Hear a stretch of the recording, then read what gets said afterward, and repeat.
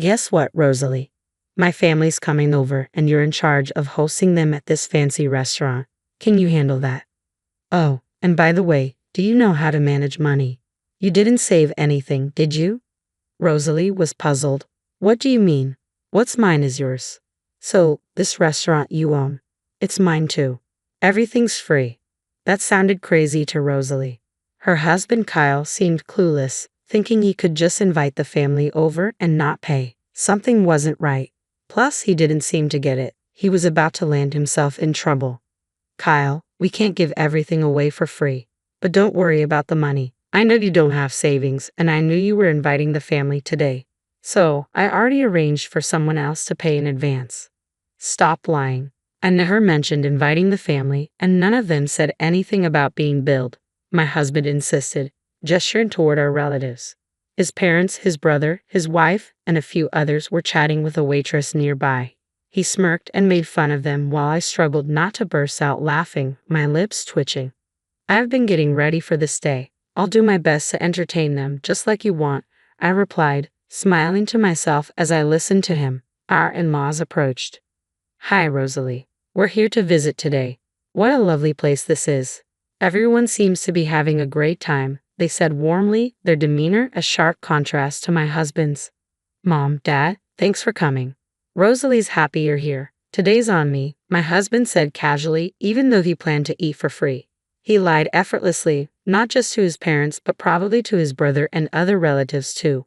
He's lied before, but he's so confident he won't get caught because everyone sees him as the perfect son. Rosalie's really been excelling. She took over the restaurant from her late parents and has been running it impressively. It wasn't easy at first, but she turned things around. She's my pride and joy, he boasted to his parents, deliberately praising me, his pride and joy, to deceive them. But in reality, he barely sees me as more than a maid. As he spoke, my in-laws turned to me, nodding in approval. They've always recognized my efforts since the beginning of our marriage. Their kindness shone through their eyes. Meanwhile, my husband subtly changed his expression, silently warning me to keep quiet. Rosalie's been working hard, and Kyle's doing well too. Everything's going smoothly at Brown Trading, right? Your salary's been increasing, hasn't it? They asked. Yeah, that's correct. I'm respected at Brown Trading, and my boss has high hopes for me. I aim to lead my team through actions and results, and I'll keep up the good work, my husband replied confidently. That's our son, all right. Spending $155,000 like that isn't something just anyone can do, his parents remarked proudly, but my husband's expression darkened slightly at that moment. Today, we have 15 relatives dining with us, including my in-laws and brother-in-law's family. It's $11,000 per person, totaling $115,000. I calculated silently, knowing my husband was trying to get it all for free, unaware of the cost. When he realized it was pricier than he thought, he quickly regained composure to avoid exposing his lie. This one's on me, everyone. It's the least I can do. I just got my bonus, so no worries at all. Leave it to me, he declared, puffing up his chest as the in-laws chuckled softly. Checking the time, it was 6:00 p.m., so I guided my husband and in-laws to their reserved seats.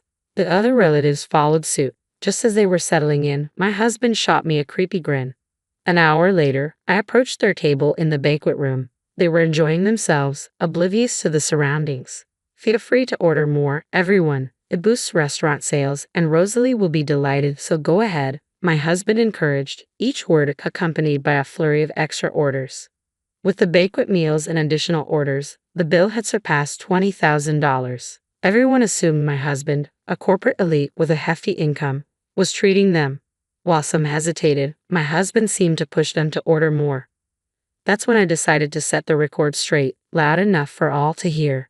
Since it's Kyle's treat, I had $60,000 transferred yesterday, so everyone, please enjoy yourselves without holding back, I announced, causing a buzz of surprise among the relatives. $60,000. Classic Kyle, were words of almost admiration that flew around. While the relatives reacted like this, my husband wore a bewildered look, clueless about what was going on. I didn't miss his expression and added a line to start my counterattack. Well, the $60,000 isn't for the food. It's for alimony, actually, I stated, causing puzzled looks among the buzzing relatives. Alimony, Kyle? What's this about alimony? One of them asked. No, I don't know about any alimony. Sometimes Rosalie jokes around, so please don't mind her. Come on, Rosalie, don't upset everyone with jokes like that. My husband tried to brush it off, but he was clearly the most troubled. His face was smiling, but his eyes told a different story. The way he looked at me was terrifying. But it wasn't done. Kyle, you're the one making uncomfortable jokes here. I think it's time the family knew that, right? I said firmly, handing him a piece of paper and a bank book. As he examined them closely, his face turned pale. The alimony is for cheating. Kyle has been unfaithful. He's not the person you all think he is. He can lie and deceive people without a second thought, I revealed. The atmosphere in the banquet room shifted abruptly. The once lively chatter ceased, replaced by an eerie silence. The document I handed to my husband was the original alimony claim, and the bank book showed a record of a $60,000 transfer. Everyone's attention was fixed on my husband and me, and silence lingered for a few seconds. But it was my husband who broke it. How funny, Rosalie. That's quite something. It looks just like a real statement in a bank book. But really, this is going too far. There's no way I would cheat. It seemed like he had shifted back to his usual confident demeanor, but that confidence quickly faded, and I couldn't help but smile. What are you talking about, Kyle? You're the one who's gone too far. Not only cheating but also trying to bully me into eating for free, lying to all the relatives that it's your treat. That's too much of a joke. Correct yourself quickly, everyone. Don't take Rosalie's words to heart. Without needing to say anything, the relatives seemed unable to believe it outright, and no one spoke up. I didn't react to my husband's words either, just watching his actions closely. Gradually, he started to panic. That's when he tried to get his parents on his side. Dad, Mom, tell her to stop these senseless jokes at a time like this. Ah yes, everyone calm down and listen to me, his dad began. Rosalie isn't making any senseless jokes. She's just stating the facts. It's undeniable that Kyle has been unfaithful, and she's not threatening Rosie. He's trying to get today's meal for free too. What are you two even saying? Are you taking what Rosie said seriously? That's not funny at all, my husband protested, but his parents seemed convinced. The only thing that's not funny is this situation. We've come here knowing everything to confront you, I declared. Yes, I had already confessed everything to my in-laws, revealing how my husband uses his outward kindness to play the dutiful son while behind the scenes, he's up to no good. Even as we waited for our reservation time, he tried to deceive his parents, but they saw through his lies. Enough. I would never deceive everyone. You're ruining the good mood we had, Rosalie. What are you going to do about this? My disclosure and having the in-laws on my side were completely unexpected for him. He visibly started to lose his composure, standing up and glaring at me intensely, as if he might lunge at me any moment. Come on, brother, calm down. Let's sit down and talk this over calmly. Nicholas, you believe me, right? Interjected his brother, my brother-in-law Nicholas, cutting through my husband's angry shouts. Nicholas, busy with his own job, was attending today with his wife Yasmin. I knew Nicholas and my husband had been close since before I started dating him, and he is as gentle and consistently smiling as the in-laws. However, Nicholas's next action would utterly defeat my husband. He pulled a thick envelope out of his bag and handed it to my husband, saying, You believe me, right, brother? How can I believe you when you've been cheating with my wife, Nicholas? You what? My husband's accusation hung heavy in the air as Nicholas handed over the envelope. Inside was a report on the infidelity investigation. It turns out my husband had been cheating with Nicholas's wife, Yasmin. Just before my father-in-law had said, We've come here knowing everything, and by we, he meant the brother-in-law's family too. And it turns out, I learned about my husband's infidelity thanks to Nicholas. Hesitantly, my husband checked the contents of the envelope, turning pale as a ghost. Inside were numerous photos of him cheating with Yasmin, pictures of them dining at a fancy restaurant, looking into each other's eyes. There were photos of them being cozy in a car and others of them embracing and kissing in front of a hotel. There's no way he could just say they were just going out. It was indeed a decisive moment, a hellish scene. Is this a joke? Unbelievable, Kyle did this, were the whispers I heard. The relatives around us were in turmoil, and the banquet hall buzzed in a whole different way. For my husband, it couldn't have gotten any worse. He was completely flustered now. No, wait. This investigation report is fake. The photos must be doctored because I haven't cheated with Yasmin. We didn't cheat, right? He pleaded, trying to enlist Yasmin's support in his last-ditch effort. Immediately after Yasmin, now the center of attention, bowed deeply to the floor in full prostration. Everyone, I am terribly sorry. I have had an affair with Kyle. Yasmin's confession stunned the room. My husband in particular was visibly shaken. He hadn't anticipated Yasmin fully admitting to the affair. He had been insisting the alimony bill and the bank book were fake, only thinking of himself and taking me for granted. He couldn't have imagined this. Yasmin's earnest apology captivated not only my husband but also the rest of the banquet hall. But it wasn't just my husband who was affected. All the relatives were stunned by Yasmin's admission. As her forehead remained on the floor, she slowly began to speak. It really was just a fling. Nicholas is a wonderful husband, but, well, it lacked excitement, you might say. Just doing housework and waiting at home for Nicholas to return, I started to feel like my life would forever be the same. And suddenly, I got bored. When I approached Kyle, he was happy to go along. Everyone listened in silence to Yasmin's voice, mixed with regret and reflection. As she raised her head and revealed more truths, I tried to end it immediately, knowing it was wrong. But Kyle got serious about it. He threatened to expose everything if I tried to break it off. I know it sounds like an excuse now, but I am truly sorry. Yasmin's confession left the relatives staring in disbelief at such a lack of morals. Yasmin had initiated the affair, and though she was threatened, it's hard to completely sympathize with her. But she came here today to admit her mistakes and apologize, which is somewhat redeemable. However, my husband tried to escape by lying and making excuses, unaware that he was just tightening the noose around his own neck. He really is a fool, brother. It's all useless. Rosalie, and our parents know everything. I'm going to demand alimony from you, and you're going to pay Nicholas. When did you realize? You didn't even do an investigation. You must have been sure, right? Yes, I heard it from someone I truly despise, you brother. Right, Rosalie? That's right. It wasn't just Yasmin. He had his hands on other women too.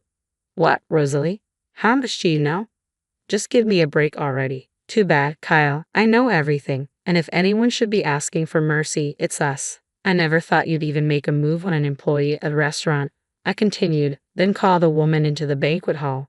This woman was the waitress who had been talking with the in-laws, Nicholas, Yasmin, and several other relatives while they waited for their reservation time. Turns out, while having an affair with Yasmin, my husband had also been making advances towards this waitress. She had also attended the same school with me back in our student days. Before even consulting Rosalie, who was the restaurant owner, she came to me. Kyle had threatened to destroy your family if you spilled the beans to Rosalie. You're really horrible. I've said it before, but we know everything, brother. All you can do now is admit your guilt and apologize, just like Yasmin did. Kyle, let me ask you something. Why would you deceive Rosalie to carry on with your affairs? From what we can see, Rosalie has been nothing but supportive. She's been managing the restaurant that she inherited from her parents and taking care of home as well. What did she ever do to you? Under the cold stares, my husband flinched at his father-in-law's question. I thought there was no valid excuse for infidelity, but if I had been unconsciously pushing him into a corner, I wanted to reflect on myself too. Awaiting his response, what he said next was shocking. I married Rosalie because I felt sorry for her. Before our marriage, she was struggling to turn the restaurant around with both parents gone. I was the only one she could rely on. I couldn't live without that feeling of superiority. And then what? Rosalie managed to turn it around. The restaurant became popular, and suddenly I found it boring. That's why I thought of dumping her, my husband said, smirking as if he had nothing to lose. Despite already knowing his true nature, a deep disgust welled up from within. It seemed he viewed everyone but himself as mere tools. The cold stares from the relatives quickly turned to pity. A feeling of superiority felt good, got bored, and decided to dump her. Kyle, do you realize what you're saying? You're successful in your big company because Rosalie supported you. Don't you have any gratitude? No, you're wrong. I succeeded because of my own skills. Besides, isn't it normal for a wife to support her husband? Does a mother serve a father expecting gratitude? No, right? Rosalie served me because she loved me. It's presumptuous to expect gratitude for that, my husband argued. Enough, Kyle. I find you repulsive. We are cutting ties with you, but we will watch you until you take responsibility. Be prepared. Fine, cut ties or whatever. I have a stable job. I can live on my own. In fact, it's a relief, right, Rosalie?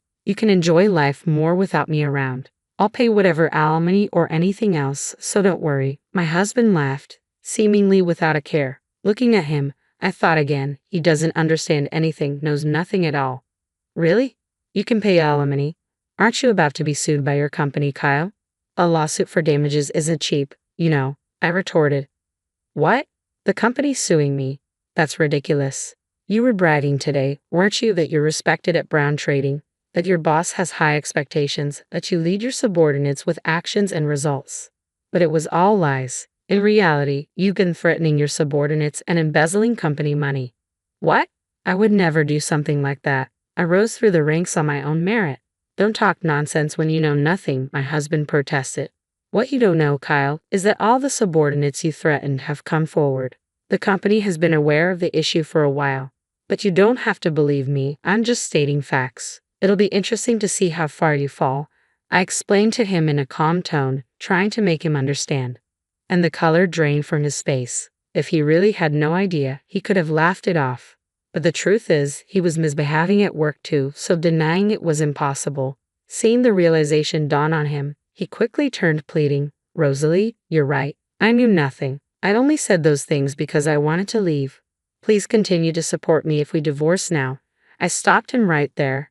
"Don't say anything more. The relatives are about to tear you apart, Kyle. It's too late for anything now, and it doesn't matter whether you knew or didn't know. No one will help you, and you'll get your wish to live alone. Oh, and by the way, make sure you pay for today's bill. It was your treat, wasn't it?" The moment I said this, Kyle collapsed to his knees. No one reached out to help him. Today, after threatening me, deceiving the relatives to get a free meal, he finds himself unable to get off scot-free. Afterwards, I filed for divorce, and Kyle was sued by his company. Kyle ended up incurring a significant amount of debt. The reason Kyle had no savings despite dealing with Brown Trading was that he was footing the bill for entertainment expenses with the employees. However, this entertainment was merely a pretext. In reality, Kyle was just squandering money at nightclubs. Given that Kyle, who had a high-paying job, had no savings, it's clear he had been recklessly spending his money. This was entirely Kyle's own doing, so he should have dealt with it himself. But instead, he asked for help from his in-laws and Nicholas's family. Of course, no one was willing to help. Kyle had defiantly claimed he could live on his own and even laughed off being disowned. So it's no surprise, yet Kyle continued his futile attempts and kept sending messages to my smartphone incessantly. "I was wrong. I shouldn't have cheated. I regret it. Please help me." The messages clearly showed he was desperate, but it felt like just another act, given his history of deceit and manipulation. It's hard to believe him still. I have not blocked Kyle's contact. I've left it unblocked so that I can receive his messages. I want to see what becomes of a person who has only thought of himself and demeaned others around him. It's uncertain what will happen to Kyle now that he has hit rock bottom. One thing I do know is that unless Kyle truly repents and changes himself, he will not be able to climb out of this pit. That much I am sure of. "Rosalie, I am truly sorry for what my brother has done. It's irreparable." Nicholas apologized to me after divorcing Yasmin. The in-laws who came with him also deeply bowed their heads.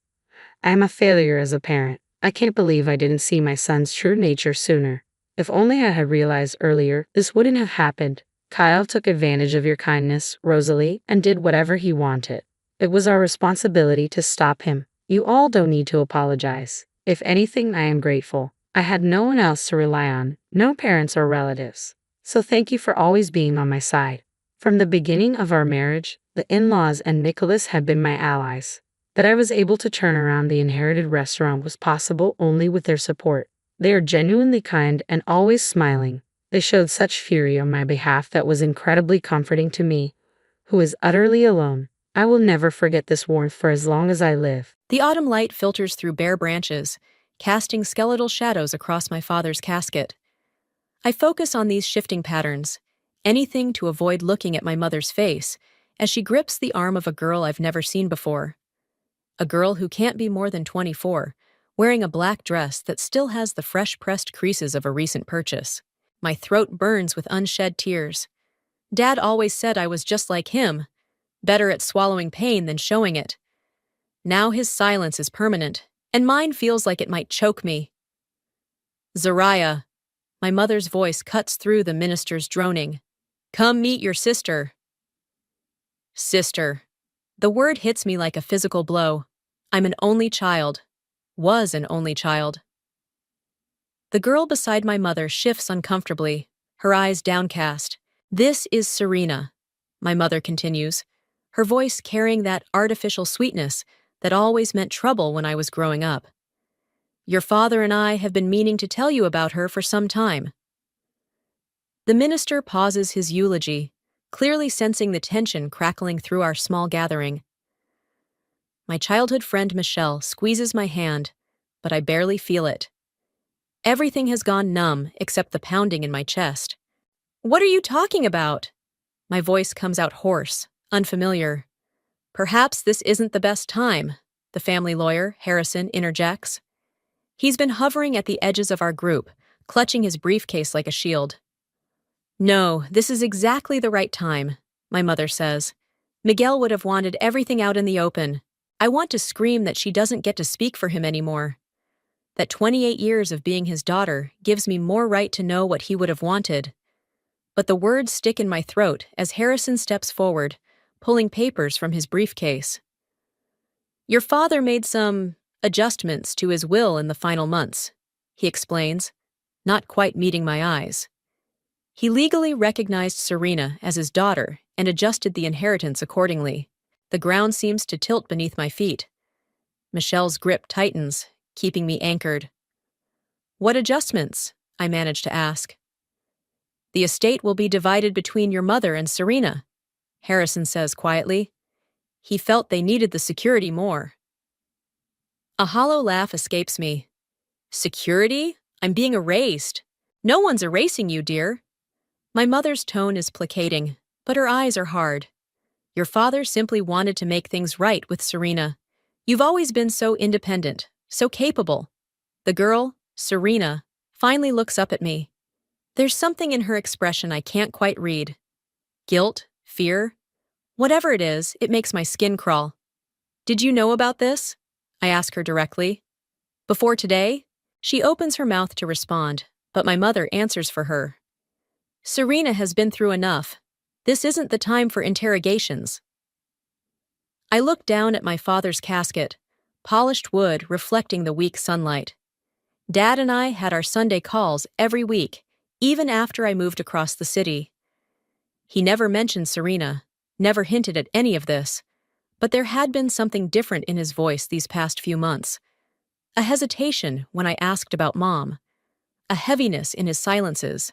The minister clears his throat, clearly eager to continue the service.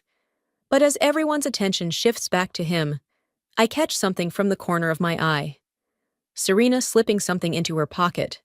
Something that glints like metal. My father's watch. The one he always said would be mine someday. The numbness inside me cracks, letting in a flood of white-hot rage. But before I can speak, before I can move, I feel it. The faintest brush against my arm, like fingertips I've known all my life. A presence so familiar it stops my breath. For just a moment, I swear I can smell Dad's aftershave, hear the echo of his laugh. And underneath it all, a certainty blooms. He's trying to tell me something. Something hidden in those strange, heavy silences of our final conversations. The minister's words wash over me, meaningless now. My mother stands triumphant beside her new daughter, but I barely see them. My eyes are fixed on the casket, on the last physical reminder of the man who raised me. The man who taught me that silence often holds the deepest truths. I will find out what really happened in those final months. What turned my father's love into disinheritance. What secrets lie beneath this performance of grief and family, even if it means burning everything to the ground. The box of photos sits heavy in my lap, each one a knife twisting deeper. Dad and me at my college graduation, teaching me to drive, building that ridiculous treehouse that nearly killed us both. His smile never changes. Warm, steady, real. Nothing like the tight grimace I'd seen in our last few video calls. I'm sitting cross-legged on his study floor, surrounded by the remnants of his life. Mom's already talking about clearing things out, but I convinced her to give me today. Just today, to say goodbye to this room that smells like leather and old books, and him. My fingers brush something sharp beneath a stack of papers. A leather-bound journal I've never seen before, its spine cracked with use. My heart stutters as I open it, recognizing Dad's precise handwriting. "What are you doing in here?" I slam the journal shut, shoving it behind me as my mother appears in the doorway. She's changed out of her funeral clothes into one of her designer suits, perfectly put together as always. "Just looking through some memories," I say, holding up a photo. "Remember this camping trip?" She barely glances at it. "Serena's moving into your old room next week. I need this space cleared by then." The casual cruelty of it steals my breath. "My room? You're giving her my room?" It's not your room anymore, Zariah. You haven't lived here in years." She steps closer, surveying the mess I've made. "And you're making this harder than it needs to be. Your father made his choices." "Did he?" I stand up, the journal pressing against my back. Because the father I knew wouldn't just replace me without a reason. Something flickers across her face. Fear? But it's gone so fast I might have imagined it. "People change," she says. "Even parents. Even the ones we think we know completely." "Not like this." I grab another photo, thrust it at her. "Look at him here. Look at how he was with me. Tell me that was a lie." She pushes the photo away. "You always did idolize him too much. Made him into something he wasn't." "The only person making him into something he wasn't is you." The words burn coming out, but I can't stop. "What did you do to him? What did you and Serena—" "Oh, enough!" Her voice cracks like a whip. "I've been patient with your accusations because you're grieving. But if you can't accept reality, maybe you should leave." "Fine." I gather the photos, sliding the journal into my bag while her back is turned. "But this isn't over." "It is over, Zariah. The will is clear. The decisions are made."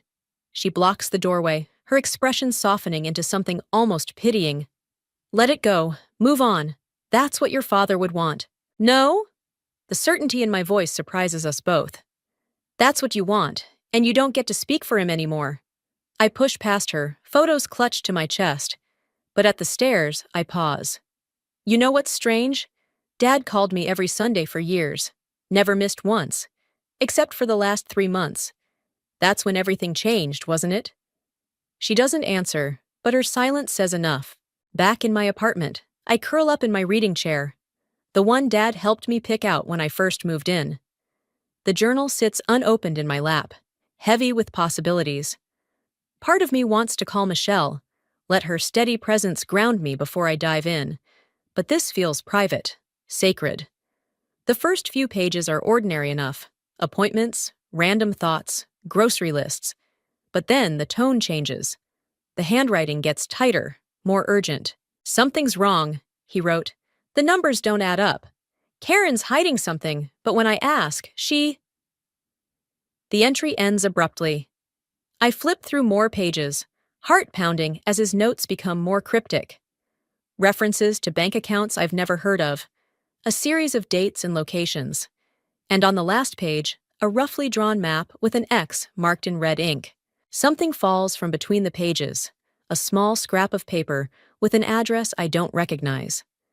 Below it, in Dad's handwriting, "The truth is here. Be careful who you trust." My hands shake as I read the words again. All those silent moments in our final calls. He was trying to tell me something, leading me here. I grab my phone, pull up the address on my map app. It's on the other side of the city, in an area I've never visited. Every instinct says to wait, to think this through. But Dad's words echo in my head. Be careful who you trust.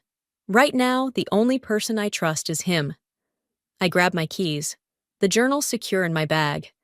Whatever truth Dad wanted me to find, whatever he was afraid to say out loud, I'm going to find it. Tonight. The journal sits open on my steering wheel, its pages ghostly blue in the dashboard lights. I've been parked outside this abandoned strip mall for 20 minutes, trying to match Dad's crude map to the reality in front of me. The empty storefronts stare back like dead eyes, their windows papered over with ancient "for lease" signs. My phone buzzes. Terrence, I've been ignoring his calls since the funeral, but something makes me answer this time. Where are you? His voice is tight with worry. Michelle said you weren't answering texts. I'm fine. The lie tastes bitter. Just needed some space. At midnight? In the industrial district? There's a pause. I can see your location, Z. You shared it with me last year, remember? I close my eyes, cursing my past self's safety precautions. I'm handling something. Let me help. The gentleness in his voice nearly breaks me. Whatever it is, you don't have to do it alone. The words catch in my throat. Terrence has been my rock since college, the one person who's seen me at my worst and stayed anyway. But this feels different. Dangerous, maybe. Can you? I swallow hard. Can you just stay on the phone while I check something? I'm already getting in my car. No, don't. But he's hung up. I grab my flashlight and Dad's journal, scanning the area one more time. According to the map, there should be something behind the old pharmacy. My shoes crunch on broken glass as I pick my way through the empty parking lot. The back of the building is worse. Graffiti-covered walls, overflowing dumpsters. But there, half hidden behind a rusted air conditioning unit, is a door with a familiar symbol scratched into its frame. The same symbol from Dad's map. My hands shake as I trace the marking. What was he doing in a place like this? A noise behind me makes me spin, heart in my throat. But it's just a cat darting between shadows. Still, the fear jolts me into action. I pull out the key I found tucked into the journal's binding and slide it into the lock. It fits. Inside, the darkness is absolute. My flashlight beam reveals shelves of old files, dusty furniture. The air smells of mold and secrets. What the hell are you doing here? I whirl around, nearly dropping the flashlight. Serena stands in the doorway, her face pale in the reflected light. I could ask you the same thing. My voice sounds steadier than I feel. She steps inside, closing the door behind her. You found his journal. Not a question. My grip tightens on the flashlight. How did you know about it? Because he showed it to me. She moves closer, and I see tears in her eyes. The day before he died, he made me promise to help you find it. Liar! The word comes out as a snarl. You're not his daughter. You're just part of whatever scheme. You're right. Her voice cracks. I'm not his daughter. I'm his witness. Before I can process this, headlights sweep across the windows. Car doors slam outside. They followed me, Serena whispers. I'm sorry, I tried to lose them, but who followed you? Your mother's lawyers, the ones who helped her. She grabs my arm. We need to go, now. I'm not going anywhere with you. But even as I say it, I hear voices approaching. Zariah, please. Her fingers dig into my arm. I know where there's another exit. I know what your father was trying to protect, but we have to move. The voices are right outside now. I think of Dad's warning. Be careful who you trust. But something in Serena's fear feels genuine. Raw. Fine. I shove the journal into my bag. But if this is a trick, it's not. She pulls me toward the back of the room. Your father saved my life. Now I'm trying to save yours. A pounding on the front door makes us both jump. I hear a key in the lock. This way! Serena yanks open a hidden panel in the wall, some kind of maintenance access. As we slip through, my phone buzzes. Terrence. Almost there. Where exactly are you? I type back quickly. Had to run. I'm safe. Trust me. But am I? I'm following my replacement through a dark tunnel, running from my mother's lawyers, chasing my dead father's secrets. The panel clicks shut behind us, plunging us into darkness broken only by our flashlight beams. Ahead, Serena moves with the certainty of someone who's been here before. Start talking, I tell her as we hurry through the passage. Tell me everything. Not here. Her voice echoes softly. But I will.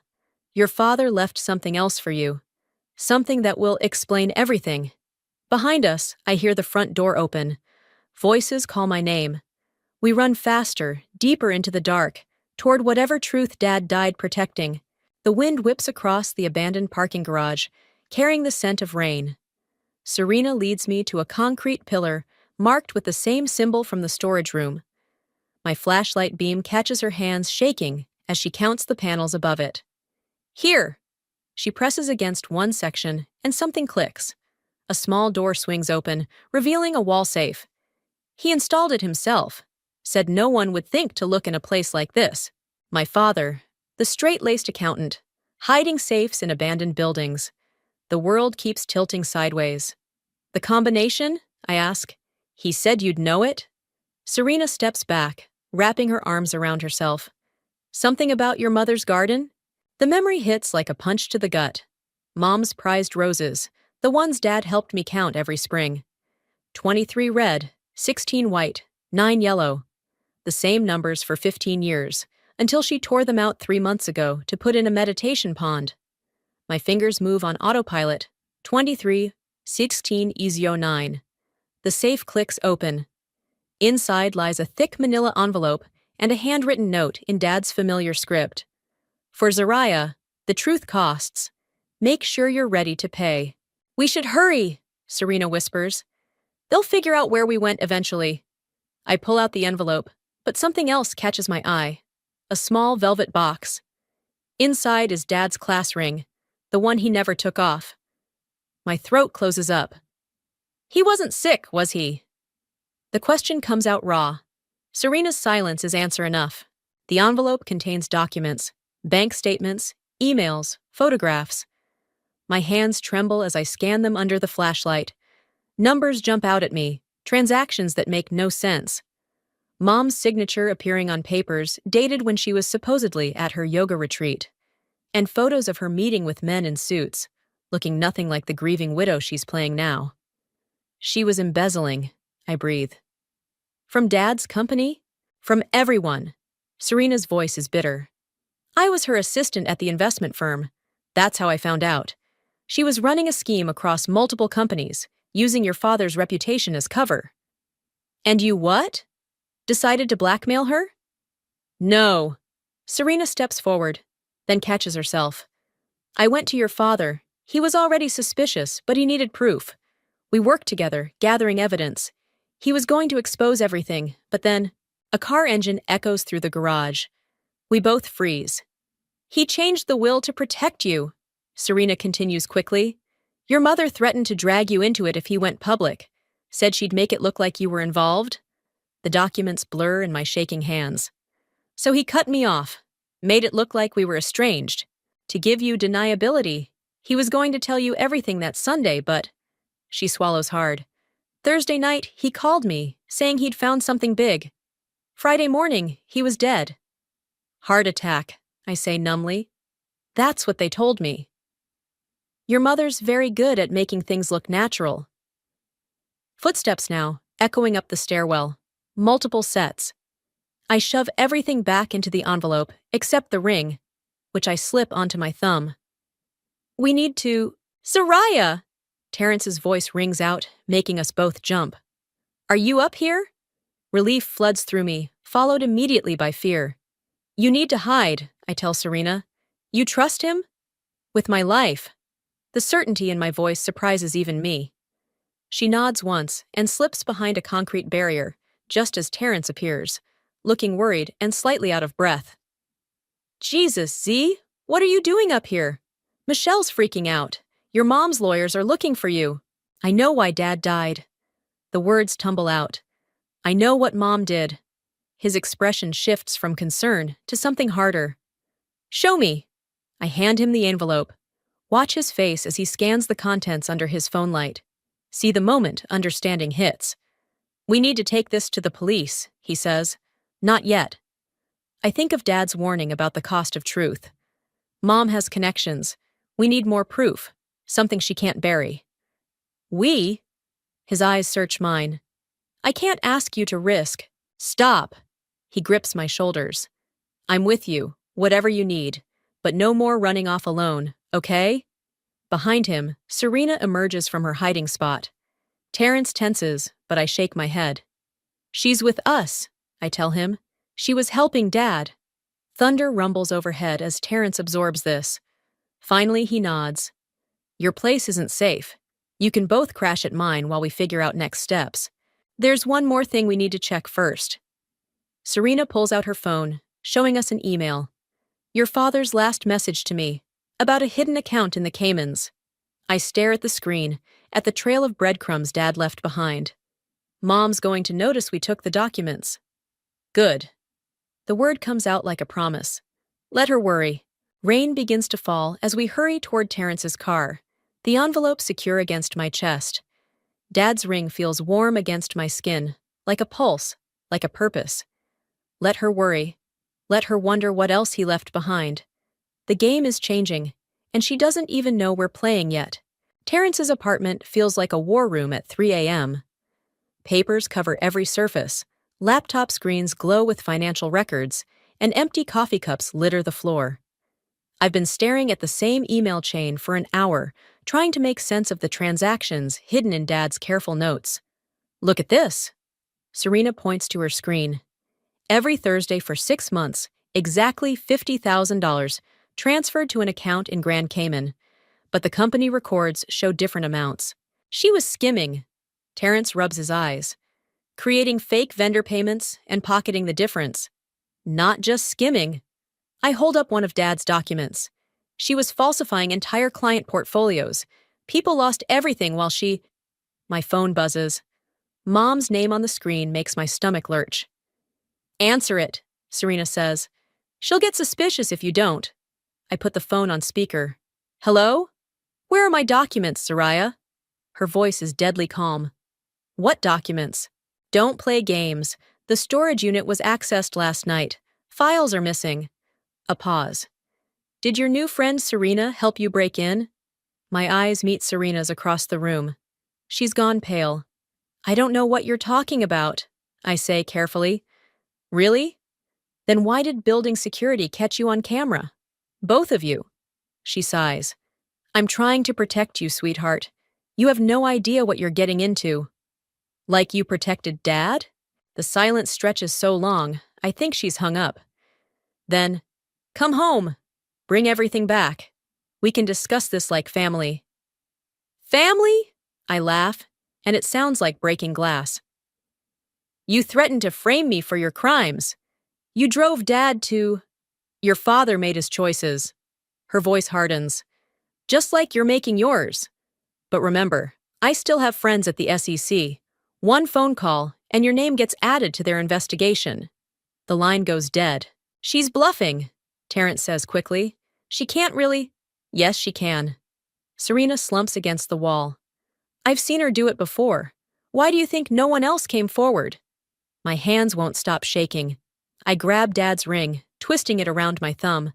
We need to move faster. I turn back to the laptop. Dad's last email mentioned another account. Something about a safety deposit box? Soraya. Terrence's voice is gentle. Maybe we should take this to the authorities. Let them... No! The word comes out sharp. You heard her. She's got people everywhere. We need something concrete, something she can't twist. My phone buzzes again. A text from Michelle. Your mom just called me. She's worried about you. What's going on? She's starting to isolate you, Serena says, reading over my shoulder. Turn people against you. It's what she does. I think of Michelle, my oldest friend. The thought of losing her trust makes my chest ache. I need air. I grab my jacket, heading for Terrence's balcony. The city spreads out below, a maze of lights and shadows. Somewhere out there, Mom is making calls, pulling strings, trying to erase me just like she erased Dad. The balcony door slides open. Terrence steps out, wrapping a blanket around my shoulders. Talk to me, he says quietly. What if we're wrong? The fear I've been fighting finally breaks through. What if Dad was confused or... Hey! He turns me to face him. You saw the evidence. Trust your instincts. My instincts are screaming to run, to let it go before... I swallow hard. She's going to destroy everything I have left. Not everything. His hand finds mine, warm and steady. Some things can't be taken away. The moment stretches, charged with something new. something that makes my heart race for reasons that have nothing to do with fear. A crash from inside breaks the spell. We rush back in to find Serena standing over a shattered mug, staring at her phone. What's wrong? Your mother's lawyers just filed emergency papers. Her voice shakes. They're moving to seize your father's safety deposit box. First thing tomorrow morning. Where is it? I demand. Downtown First National. She looks up, eyes wide. We have 8 hours before they get it. Terrence grabs his keys. I know a back entrance to the bank. Security's lighter before opening. We can't break in, I protest. But my mind is already racing ahead. We don't have to. Serena pulls out another document. Your father added you as a co-signer last month. It's still valid. I stare at Dad's signature, feeling the weight of his ring. One last gift, one last chance. Okay. I grab my coat. Let's go get our proof before Mom makes it disappear too. Dawn is still hours away as we head into the night, racing against time, and the woman who thinks she's already won. The bank's early morning silence feels like a held breath. I grip Dad's safety deposit box key, watching the manager verify my ID with agonizing slowness. Beside me, Terrence pretends to read a pamphlet about mortgage rates. Serena waits in the car, keeping watch. Everything seems in order, Miss Fletcher. The manager's smile is professional, empty. Though I should mention, we received an unusual call about this box. My heart stutters. Oh? From your mother. She expressed concerns about your emotional state, given your recent loss. Of course she did. I force my face to stay neutral, channeling Mom's own practiced calm. I appreciate her concern, but as you can see, I'm a legal co-signer. He hesitates, then nods. Follow me, please. The vault door opens with a heavy clang. As we follow him down the narrow aisle of boxes, my phone vibrates. Michelle. I just talked to your mom. Her text reads. She's really worried. Says you're having some kind of breakdown. Please call me. I switch the phone off, hands shaking. The manager stops at our box, inserting his key. Mine slides in beside it, and the lock turns with a final feeling click. I'll give you some privacy, he says, stepping away. The metal box feels too light as I lift it.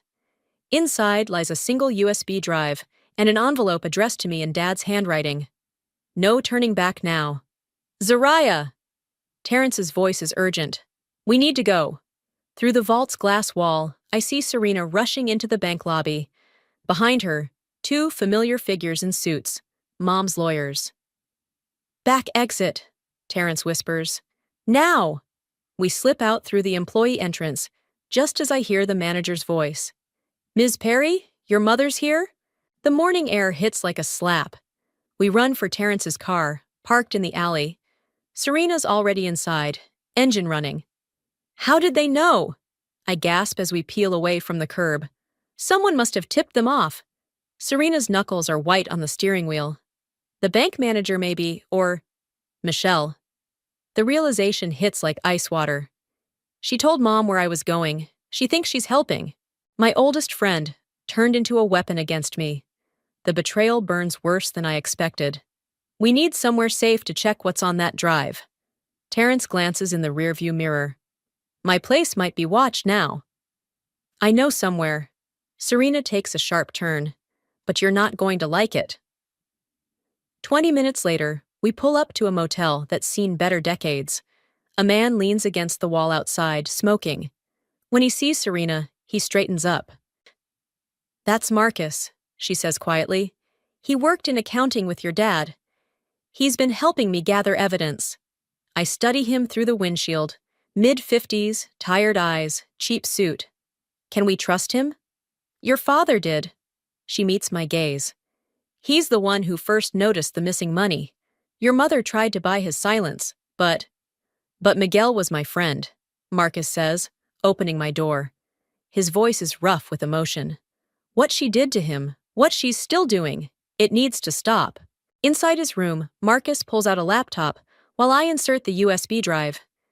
Documents flood the screen, transaction records, emails, photos, but one video file catches my eye. Watch first. Dad's face fills the screen, recorded in his study. He looks exhausted, afraid. Zariah, if you're seeing this, I'm already gone. What I'm about to tell you. I'm so sorry, sweetheart. I tried to protect you, but I only made things worse. Tears blur my vision as he explains everything. How he discovered Mom's scheme, how deep the corruption went, how many lives she'd destroyed, how she threatened to implicate me if he went public. But I found something, he continues. Proof she can't hide from. It's all here, including... The video cuts off suddenly. That was the night before he died, Marcus says softly. He called me right after recording this, said he needed to move everything to the safety deposit box. Said your mother was acting strange. My phone buzzes again, an unknown number this time. The text makes my blood freeze. Such a shame about Michelle's new job offer. Would be terrible if something derailed it. Bring back what you took. 1 hour, you know where. She's going after Michelle's career now. My voice sounds distant, strange. She'll destroy everyone I care about, one by one. Then we end this. Terrence grips my shoulder. Today, I look around at these people. Serena with her haunted eyes, Marcus with his quiet grief, Terrence with his unwavering support, all brought together by Mom's poison, by Dad's final acts of resistance. Yes, I say. Dad's ring heavy on my thumb. Today, I text back one word. Where? The response comes immediately. The house. Come alone. Fine. She wants to face me in the home she's turned into a battlefield? Perfect. Time to show her exactly what kind of daughter she raised. The front door still opens with my old key. Inside, the house smells wrong, like artificial flowers trying to cover something rotten. Late afternoon sun streams through the windows, casting long shadows across the floor where Dad's favorite rug used to be. Mom stands in the living room, dressed for battle in crisp black and pearls. Serena's desk is conspicuously empty, all traces of her presence already erased. I knew you'd come alone. Mom's smile is razor thin. You always were your father's daughter. So predictably noble. Where are your lawyers? I ask, gripping my bag with the USB drive inside. On their way, along with some SEC investigators who are very interested in your recent activities. She gestures to the couch. Sit. Let's talk about how we can fix this mess you've made. I remain standing. Like you fixed things with Dad? Something flickers in her eyes. Your father made his choice. You mean when he chose to expose your fraud, or when he chose to protect me from it? Protect you? She laughs, the sound like breaking glass. He abandoned you, left you with nothing. He left me everything I needed. I pull out my phone, press play on the recording app. Her words echo back. Your father made his choice. She goes very still. You've been recording? Since I walked in, just like Dad did that last night, right before you slipped something into his evening scotch. The color drains from her face. You can't prove that. The toxicology report can. The one Marcus helped me get this morning. The real one, not the sanitized version you paid for. My voice shakes, but my hands are steady. Did you watch him die, Mom? Did you sit there while his heart gave out? You have no idea what it takes to build something. Her mask cracks, showing something ugly beneath. To protect it, he would have destroyed everything. He was trying to save people, the families you stole from, the lives you ruined. I built this life. She steps forward, pearls gleaming like teeth. Everything we had, the house, your education, all of it, came from my work, my sacrifices. Your lies. The words taste like acid. Your murders. Prove it. Her smile returns, cold and confident. You really think anyone will believe you over me? The grieving widow against the unstable daughter? The front door opens. Heavy footsteps approach. Actually, Terrence's voice rings out, they'll believe all of us. Mom turns. Terrence enters, followed by Serena, Marcus, and 2 people in FBI windbreakers. Agent Torres, one introduces herself, holding up a badge. We've been building a case against your investment firm for months, but Mr. Marcus's evidence about Miguel Fletcher's death? That's new. You really should sweep for bugs more often, Serena says quietly. The SEC might be in your pocket, but the FBI? They've been listening to every word. Mom's composure shatters. She lunges for my bag, but I'm faster. Years of martial arts classes she insisted on finally paying off. We grapple, her nails raking my arm. Something cracks against my jaw, and I taste blood. Karen Perry, Agent Torres barks. Step away from your daughter. But Mom's fingers find my throat, squeezing. In her eyes, I see something I never understood before. She'd rather kill me than lose control. I drive my knee up, breaking her grip. She staggers back, colliding with Dad's antique clock. It topples, shattering against the hardwood. The agents move in, but Mom's already reaching into her jacket. Metal glints. A small pistol. Mom, don't! The gunshot is deafening, but it's Mom who crumples, the bullet hitting her shoulder. Behind her, Terrence stands with his off-duty weapon raised, face grim. You okay? He asks me as the agents secure Mom. I nod, unable to speak, watching them read her rights. She looks smaller somehow, clutching her bleeding shoulder, all her careful polish stripped away. He never stopped loving you, I tell her as they lead her past. Even at the end. That's why it was so easy for you to kill him. She stops, turns. For a moment, I see something like regret in her eyes. Then it's gone, replaced by the cold emptiness I never recognized as a child.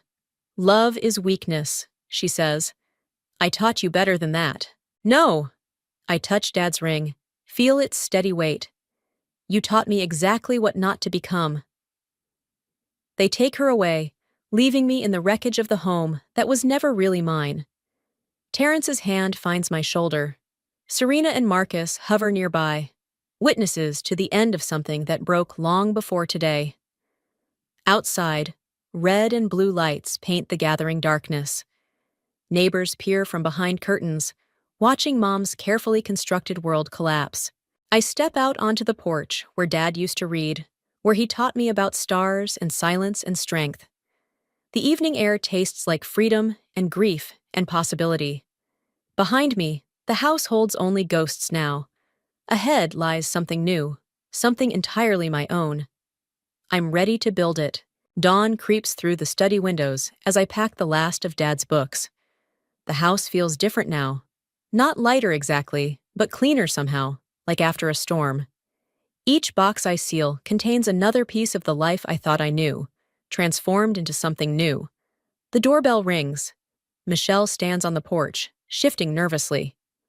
I brought coffee, she says, holding up a familiar cardboard tray. And I owe you about 1,000 apologies.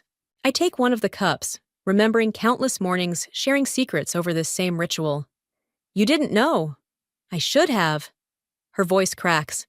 I've known you since we were 6, known your mom even longer. How did I miss what she really was? She fooled everyone.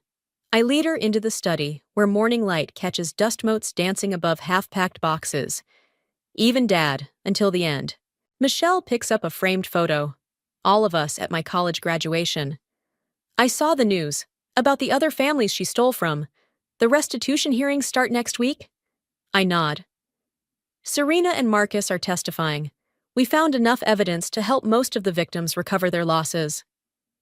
And you? She meets my eyes. What happens to you now? Before I can answer, footsteps creak overhead. Terrence appears in the doorway, sleeves rolled up, ready for another day of packing. Michelle's eyebrows rise. So that's new? Not exactly. I feel my cheeks warm. He's been here all along. I just wasn't ready to see it. A knock at the front door interrupts whatever Michelle's about to say. Harrison, the family lawyer, enters carrying a thick envelope. The final paperwork, he says, looking uncomfortable. And this was in your mother's personal safe. She instructed me to deliver it if, well, he hands me a smaller envelope. Inside is a single key and a note in Mom's precise handwriting. For when you're ready to understand. What does that mean? Michelle asks. It means she's still playing games. I move to throw the key away, but something stops me. Or maybe the key's shape is familiar, like the one Dad left in his journal, leading to truth. The lake house, I breathe. Dad's old writing retreat. She always hated that place. Want company? Terrence asks quietly. I shake my head. This one I need to do alone. The drive north feels shorter than I remember. The lake house sits unchanged, a small cabin overlooking steel gray water. The key turns smoothly in the lock. Inside, everything is exactly as Dad left it. His reading chair, his half-finished crossword. But on the desk lies something new. A leather journal identical to his. Mom's handwriting fills the pages. Not the controlled script I know, but jagged, desperate words. Miguel knows. He found the transfers. Thinks we can fix this legally, make it right. Doesn't understand what they'll do to us if the truth comes out. To Zariah. I built this life from nothing. Carved it from the world that tried to break me. I won't let them take it. Not even him. Better a clean end than a slow destruction. Better she hate me than watch them destroy her too. My daughter, my mirror. Stronger than I ever was. The words blur as tears fall. Not forgiveness, never that. But understanding maybe. The smallest shard of truth behind her armor of lies. My phone buzzes. A text from Serena. Found something else in the records. When you're ready. Always more secrets. Always more truth waiting to be uncovered. But right now, the lake stretches out before me, sunlight dancing on its surface. I think of Dad in his reading chair, finding peace in this simple place. Of Mom's hidden words, revealing the broken pieces that made her who she was. Of the family I'm building now. Terrence's steady strength, Michelle's renewed loyalty, Serena's fierce determination, Marcus's quiet wisdom. I slip Dad's ring off my thumb and place it on the desk beside Mom's journal. Some inheritances we carry forward, others we leave behind. Outside, wind ripples across the water. I stand on the deck where Dad taught me constellations, where Mom refused to vacation, where my own story stretches out before me, unwritten, unmarked, entirely mine. The future tastes like possibility, like freedom, like truth. At my sister's birthday party, my 11-year-old son accidentally spilled juice. My controlling mother exploded with rage and slapped him so hard he hit the table. I was frozen until a staff member handed me a secret folder exposing her shocking plan. But what the security footage revealed next? Unthinkable. I never thought I'd find myself back in the same room with my mother, let alone under the glow of chandeliers and colorful streamers at my sister's birthday party. But there I was, walking into a celebration that had family reunion written all over it, the very thing I had avoided for the last year. It was Amber's 25th birthday, my younger sister, the baby of the family. A loud, bright spirit, full of laughter and always caught up in her next social media post. She had invited me weeks ago, saying, "Come on, Nat. Just for a few hours. It'll mean a lot to me." Her voice had been full of hope, like she truly believed we could all just forget the years of bitterness between me and our mother, Meredith. I agreed, more for my son Jacob than anyone else. He's 11 now, with quiet eyes and an old soul. He had wrapped Amber's birthday gift himself, a bracelet he made from bits of colored string and beads he found at the craft store. He was proud of it. I didn't want to dim that light in him. Besides, part of me hoped maybe things had changed, that maybe time had softened my mother. But as soon as we stepped into the event hall in downtown Portland, Oregon, a modern, expensive-looking venue with polished floors and a live violinist playing at the entrance, I knew better. Amber spotted us first. Her face lit up, and she came bouncing toward me in heels too high for anyone not filming a fashion reel. She hugged me, then bent down to greet baby Lila, my 3-month-old daughter, sleeping in the baby carrier strapped to my chest. "And this little princess is finally here," she whispered, gently touching Lila's tiny hand. Then she smiled at Jacob. "You're taller than last time I saw you." He grinned shyly and held out the little gift box he'd wrapped with shaky fingers. "Happy birthday, Aunt Amber." Amber's face softened as she took the gift. Thank you, sweetheart. I'll open it soon. Everything seemed okay for a moment. But then she came, Meredith. My mother approached like a cold wind in the middle of spring. Her silver hair was pinned up neatly, her dress smooth and ironed to perfection. And yet, her face tightened the second her eyes landed on Jacob. Natalie, she said stiffly. She leaned in, kissed the air beside my cheek, then peeked down at Lila. Well, she's precious. Thank God, she doesn't look like.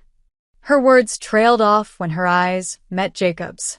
Her polite mask cracked, just for a second. Then she forced a smile. Jacob, you've grown. Jacob just nodded and looked at the floor. I clenched my jaw but said nothing. Not here. Not now. Amber was watching us too closely, and I wasn't going to ruin her day, not yet. We found a small table near the back, away from the main crowd. I laid Lila's carrier down gently and helped Jacob settle in with a soda. The hall was full of glittering decor, a big LED sign that read "Happy Birthday, Amber," and people laughing, mingling. I could almost pretend it was just a regular birthday party. Almost. As the afternoon went on, Jacob quietly stayed by my side. He offered to help pass out napkins and even pour drinks for a few guests. He was really trying to be helpful. I watched him closely, my heart swelling with pride and dread at the same time. Then, around cake time, it happened.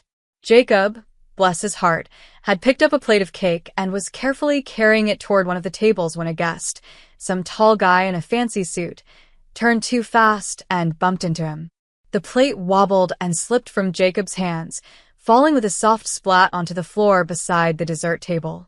Before I could move, I heard the sharp sound of heels. What on earth are you doing? Meredith's voice sliced through the noise. The music stopped. Conversations halted. Jacob froze.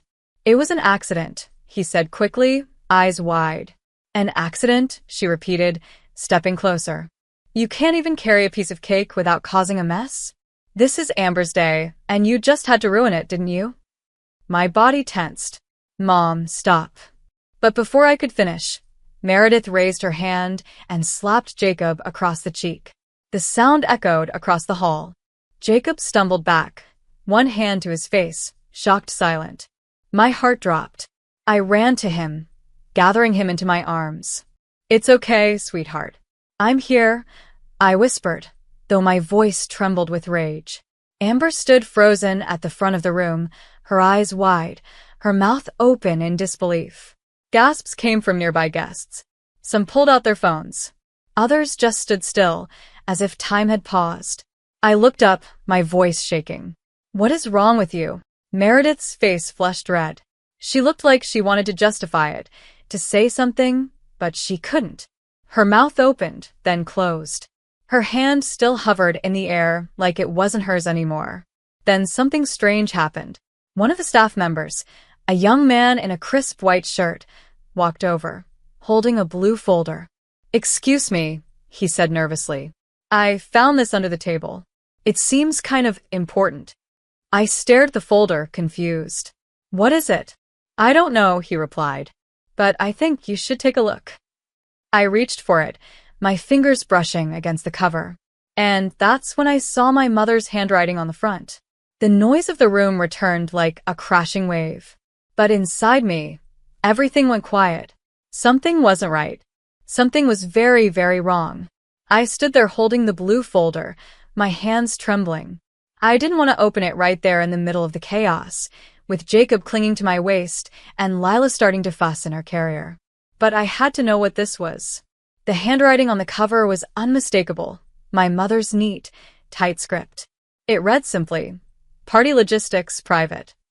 The room had gone quieter now, not silent but uneasy, like everyone was waiting to see what would happen next.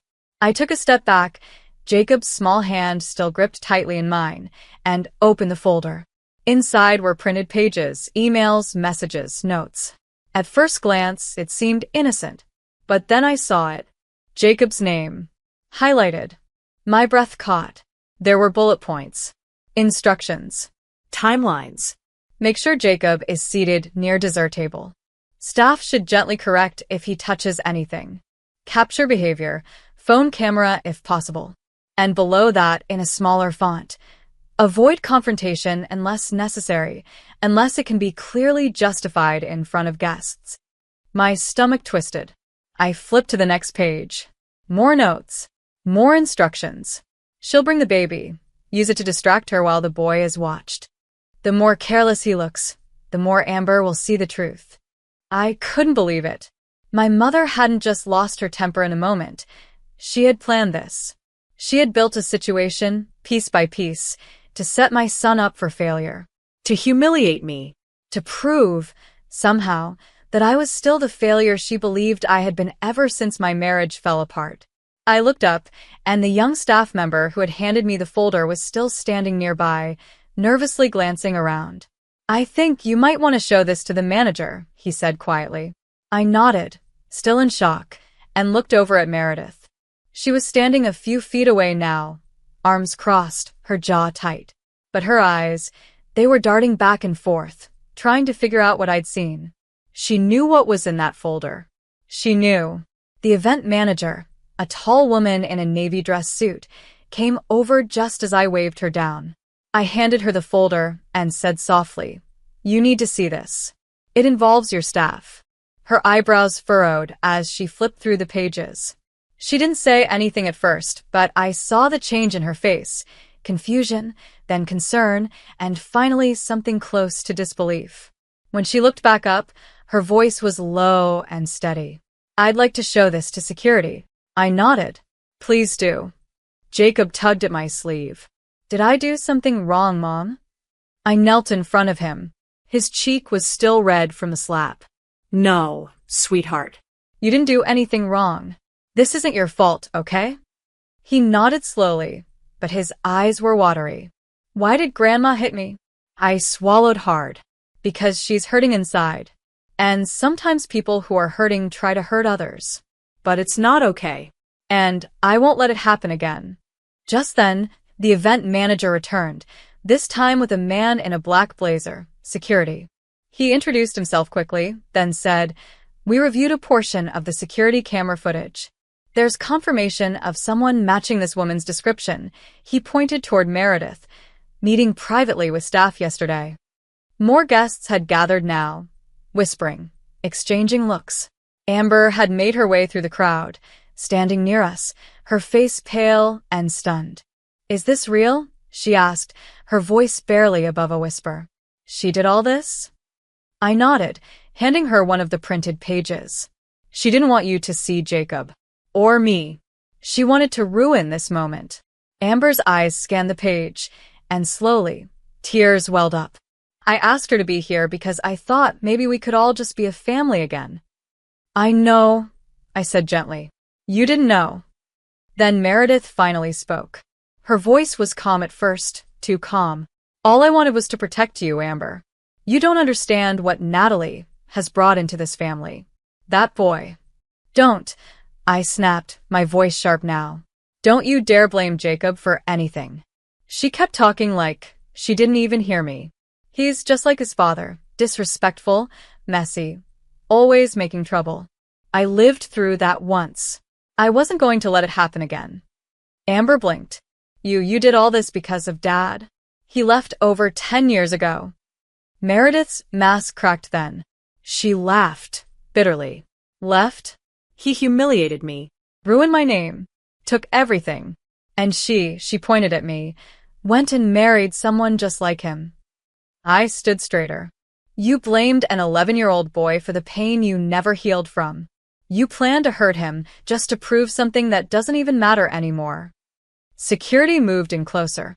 The manager said firmly, "We've already contacted the police. They're on their way." Meredith's face drained of color. "No, you don't understand. I didn't mean for it to go this far." "But it did," Amber said quietly. "You slapped my nephew. On my birthday. In front of everyone." Guests started to move away now, giving us space, but not without glances full of shock and disgust. Meredith backed up a step, then another, like she was trying to disappear. I turned back to Jacob, smoothing his hair with one hand. "We're okay," I whispered. "It's over." But I was wrong. Because just as I thought everything had unraveled, the truth exposed, the worst behind us, I felt a tug on my arm. It was the event manager again. "There's something else," she said cautiously. "The security footage. There's more. Not just the meeting yesterday, but a conversation. Audio caught from one of the lobby cameras. We think your mother may have paid one of our staff." My heart sank. "What?" I asked. She nodded grimly. "Bribery. She gave cash and mentioned trying to teach a lesson to her grandson." I didn't know what to say. I looked over at Meredith, and for the first time in my life, I saw real fear in her eyes. I stood there frozen, watching the woman who raised me unravel right before my eyes. I had always known my mother could be cold, but this was something else. This wasn't just emotional distance or biting words. This was manipulation, control, a calculated attempt to humiliate my son, my child. Meredith didn't speak.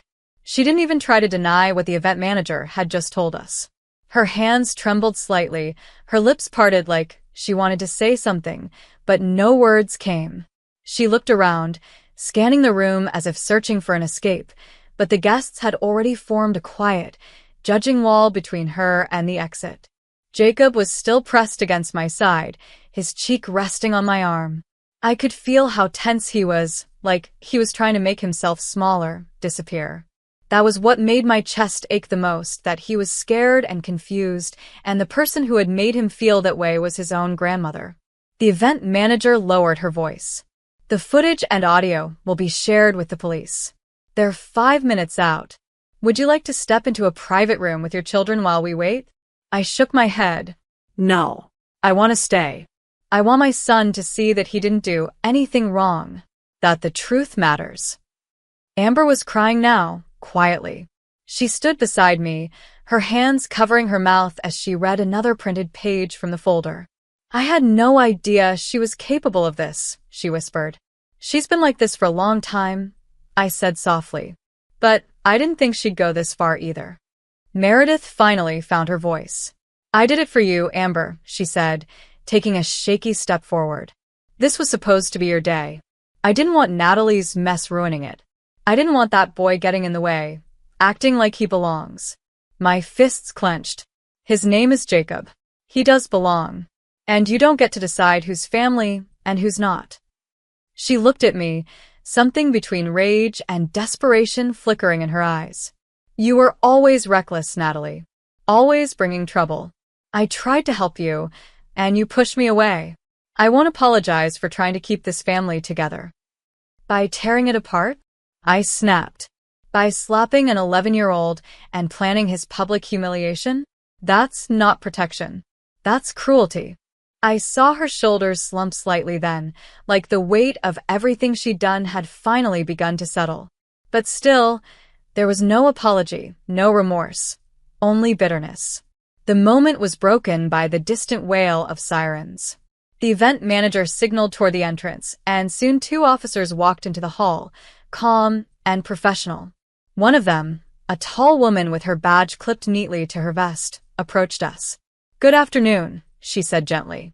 "We received a report about an incident here. Can someone fill us in?" The manager stepped forward and began explaining. She handed over the folder, described the camera footage, the audio, the bribe, and the slap. The officer listened carefully, occasionally glancing toward Meredith, who now looked like a shadow of herself, small, unsure, pale. When it was my turn to speak, I kept it simple. My son was publicly slapped by his grandmother. Then we found these documents showing that she tried to orchestrate a setup to embarrass him and me. I just want to make sure she's held accountable. The officer nodded. Understood. They turned to Meredith. "Ma'am, we'd like to ask you a few questions. Can we speak with you in private?" Meredith's voice cracked. "Do I have to go with you?" "You're not under arrest at the moment," the officer said calmly, "but this is a serious matter, and it's important we understand what happened." Meredith looked at Amber, then me, then finally at Jacob. His eyes met hers, just for a second. I couldn't read his expression. Maybe he couldn't either. But there was no forgiveness in his face. Just silence. She followed the officers out of the main hall, Her back hunched like the pride she always wore had finally broken. After they left, Amber turned to me, still stunned. "What do we do now?"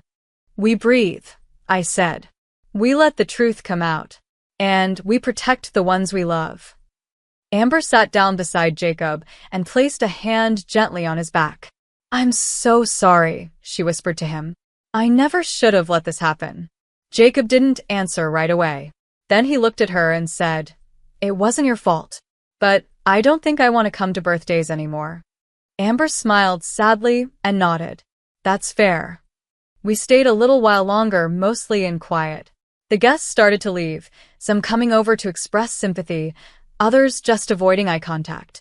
The celebration was over. Not ruined by my son like Meredith had tried to claim, but destroyed by her own need for control and punishment. When I finally loaded Jacob and Lila into the car, I felt drained. Every muscle in my body ached from holding it all together. But deep down, under the pain, was a kind of calm I hadn't felt in a long time. Because the truth was out. And for the first time in years, I knew we were going to be okay. It's been 7 months since that day, but it still lingers in my mind like a scar that's healed but never truly faded. Some nights, I still hear Jacob's soft voice asking me why his grandmother hit him. And some mornings, I wake up remembering the cold look on my mother's face right before everything unraveled. But things are different now. Better. After the police questioned Meredith, everything she had tried to hide came to light. The video footage, the notes, the bribed staff member who eventually admitted to being paid off, it was all undeniable. She was charged with misdemeanor assault and banned from approaching my children without legal clearance. She didn't fight the charges. She didn't say much at all, really. She moved into a small assisted living facility on the edge of town shortly after. I heard from one of the nurses that she keeps mostly to herself, spends her days writing in a leather-bound journal, and doesn't like when people mention my name. Or Jacob's. I wish I could say I felt relief. Or even justice. But mostly I just feel tired. Like I've finally set down a weight I've been carrying for far too long. Jacob is doing better now. He goes to therapy every week, and though he was quiet at first, he started to open up more. He still doesn't talk much about that day, but I see it in the way he carries himself, more sure, more confident. He's doing well in school, makes friends easily, and dotes on his baby sister like she's the most important person in the world. Lila, my little sunshine, is growing fast. She's just started crawling, chasing after Jacob with her clumsy little hands and giggles that echo through the house like music. I catch him reading to her sometimes, sitting cross-legged on the living room rug, whispering stories while she listens, wide-eyed. Amber and I have grown closer. After the party, she came by almost every week, bringing groceries or just dropping in to check on us. One evening, while we were sitting on the porch watching the kids play, she turned to me and said, "I can't believe I didn't see it sooner." "You weren't meant to," I told her. She was good at hiding it from the people she wanted to impress. "I feel so guilty," she whispered. "Like I was part of the reason Jacob got hurt." "You didn't hurt him," I said gently. "You trusted someone you thought had changed. That's not a crime." She was quiet for a moment, then asked, "Do you think she'll ever change?" I looked out at the fading sky. I don't know. Some people don't know how to let go of bitterness. They let it eat them from the inside out. And by the time they realize it, there's nothing left but anger.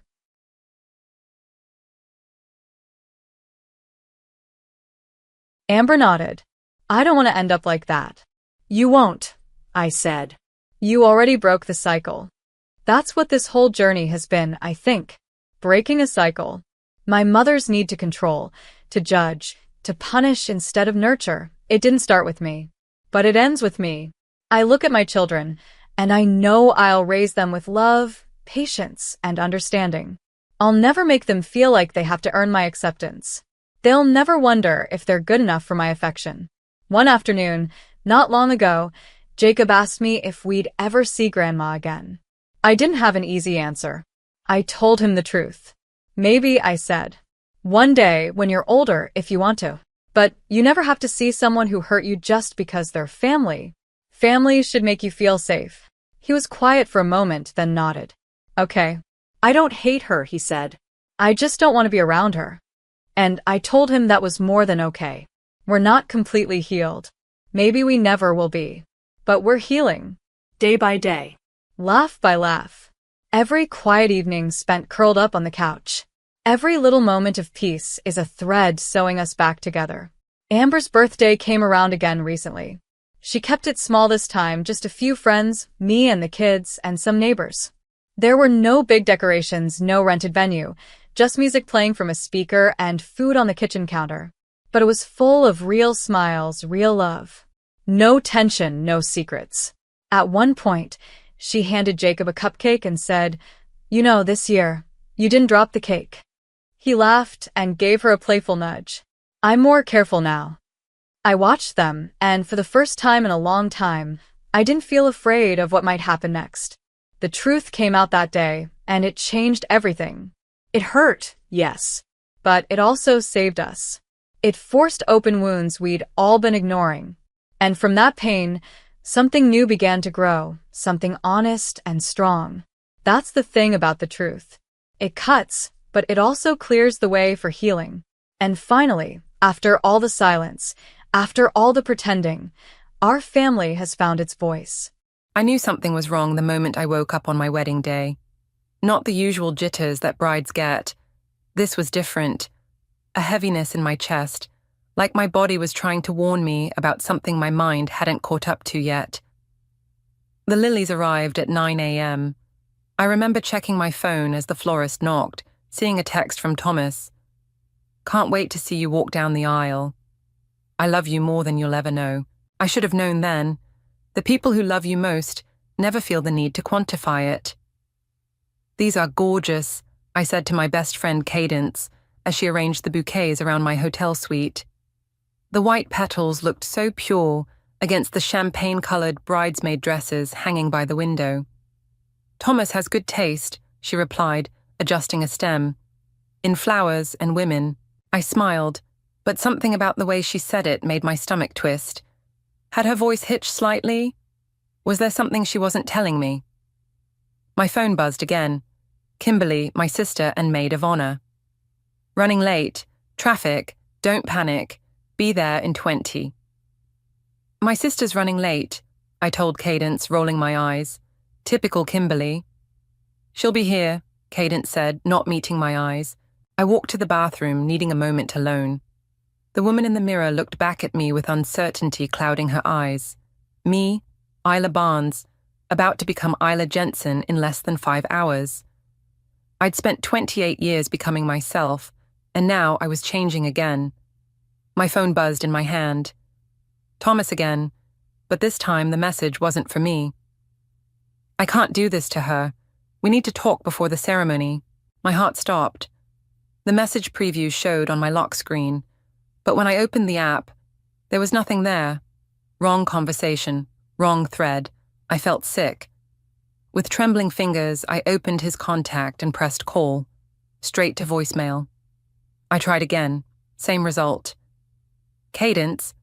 My voice sounded strange even to my own ears. "Can you try calling Thomas?" She appeared in the doorway, concern etched across her face. "Everything okay?" "Just humor me?" She dialed, then frowned. "Voicemail." I nodded, trying to keep my breathing steady. "I need to check something. I'll be right back." "Isla, you can't leave. You're getting your makeup done in 15 minutes. But I was already grabbing my purse, slipping on shoes, moving toward the door with single-minded purpose. "I'll be quick. Cover for me with the makeup artist." The elevator ride to Thomas's suite felt eternal. We'd followed tradition, separate rooms the night before the wedding. How quaint that seemed now, with dread coursing through my veins. I knocked softly at first, then harder when there was no answer. The door to the adjoining room opened instead, and Mohammed, Thomas's best man, peered out.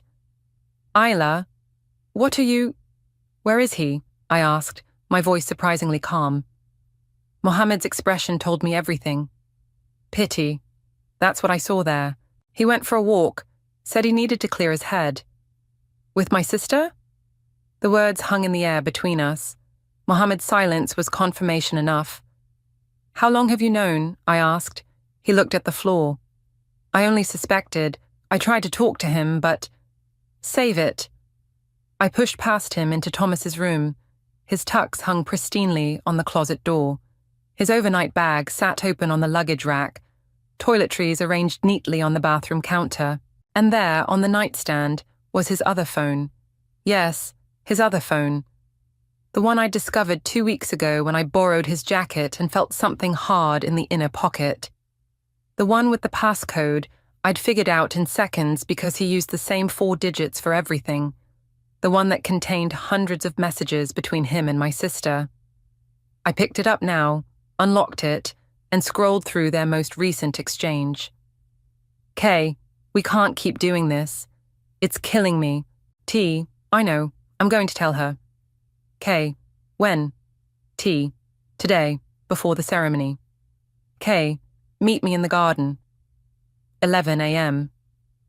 It was 11:17. I walked to the window. From here, I could see the hotel's garden, with its stone pathways and carefully tended flower beds.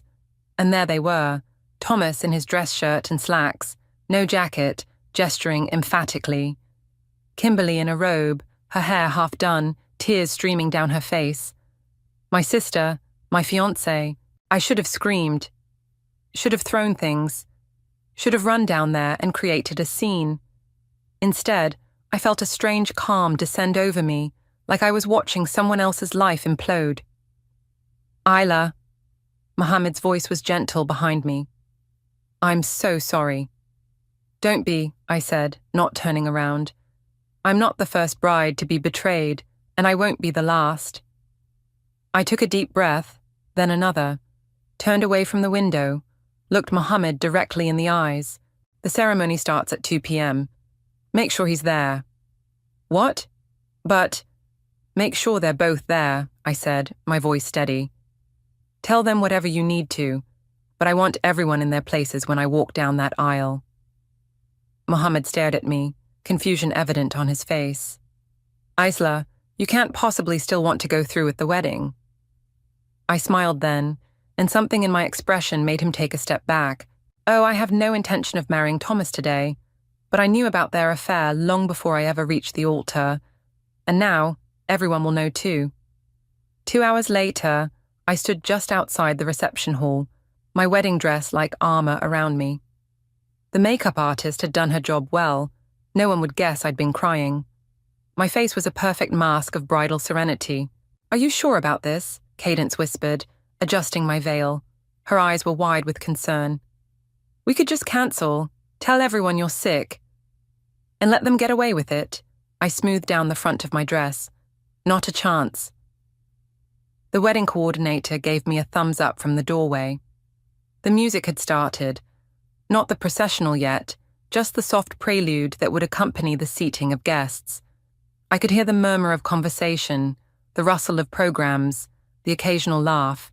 They had no idea what was coming. Did you set it up? I asked Mohammed, who stood awkwardly to the side, loyalty clearly torn. He nodded. The projector's ready, but Isla, this is going to destroy them both. They destroyed me first. My voice didn't even sound like my own anymore. Did Thomas show up? He's at the altar. Looks like he's about to throw up. Good. I'd spent 2 weeks planning this moment. 2 weeks of smiling through final fittings and rehearsal dinners while carrying the weight of their betrayal. 2 weeks of forwarding their messages to my email, taking screenshots, creating a timeline of their affair. Kimberly appeared from around the corner, her bridesmaid dress fitting her perfectly. Of course it did. She'd insisted on the design, claiming it would flatter everyone in the bridal party. Now I understood why she'd been so invested. There you are. She rushed toward me, face flushed. I've been looking everywhere. Are you okay? You disappeared earlier. The audacity, the absolute audacity. I'm fine, I said coolly. Just needed some air. She studied my face. You seem... different. Do I? I tilted my head. How strange. The coordinator signaled that it was time.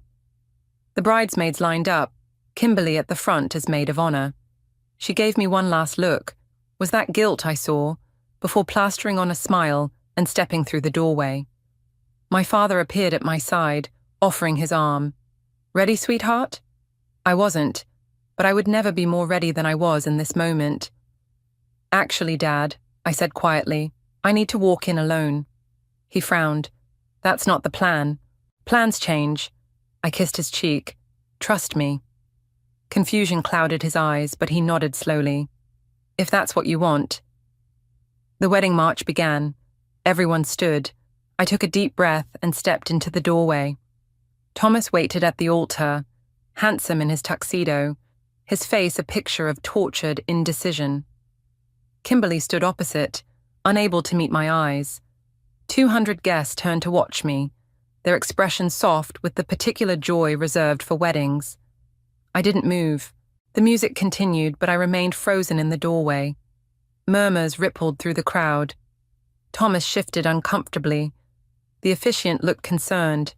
Finally, I stepped forward, not down the aisle, but to the side table where a laptop sat connected to the projector. I pressed a single key. The screen behind the altar lit up. A text message appeared, enormous and damning. "T, I can't stop thinking about last night. When can I see you again?" Then another. "Day, this is wrong. She's my sister." And another. "T, I've never felt this way about anyone, not even Isla."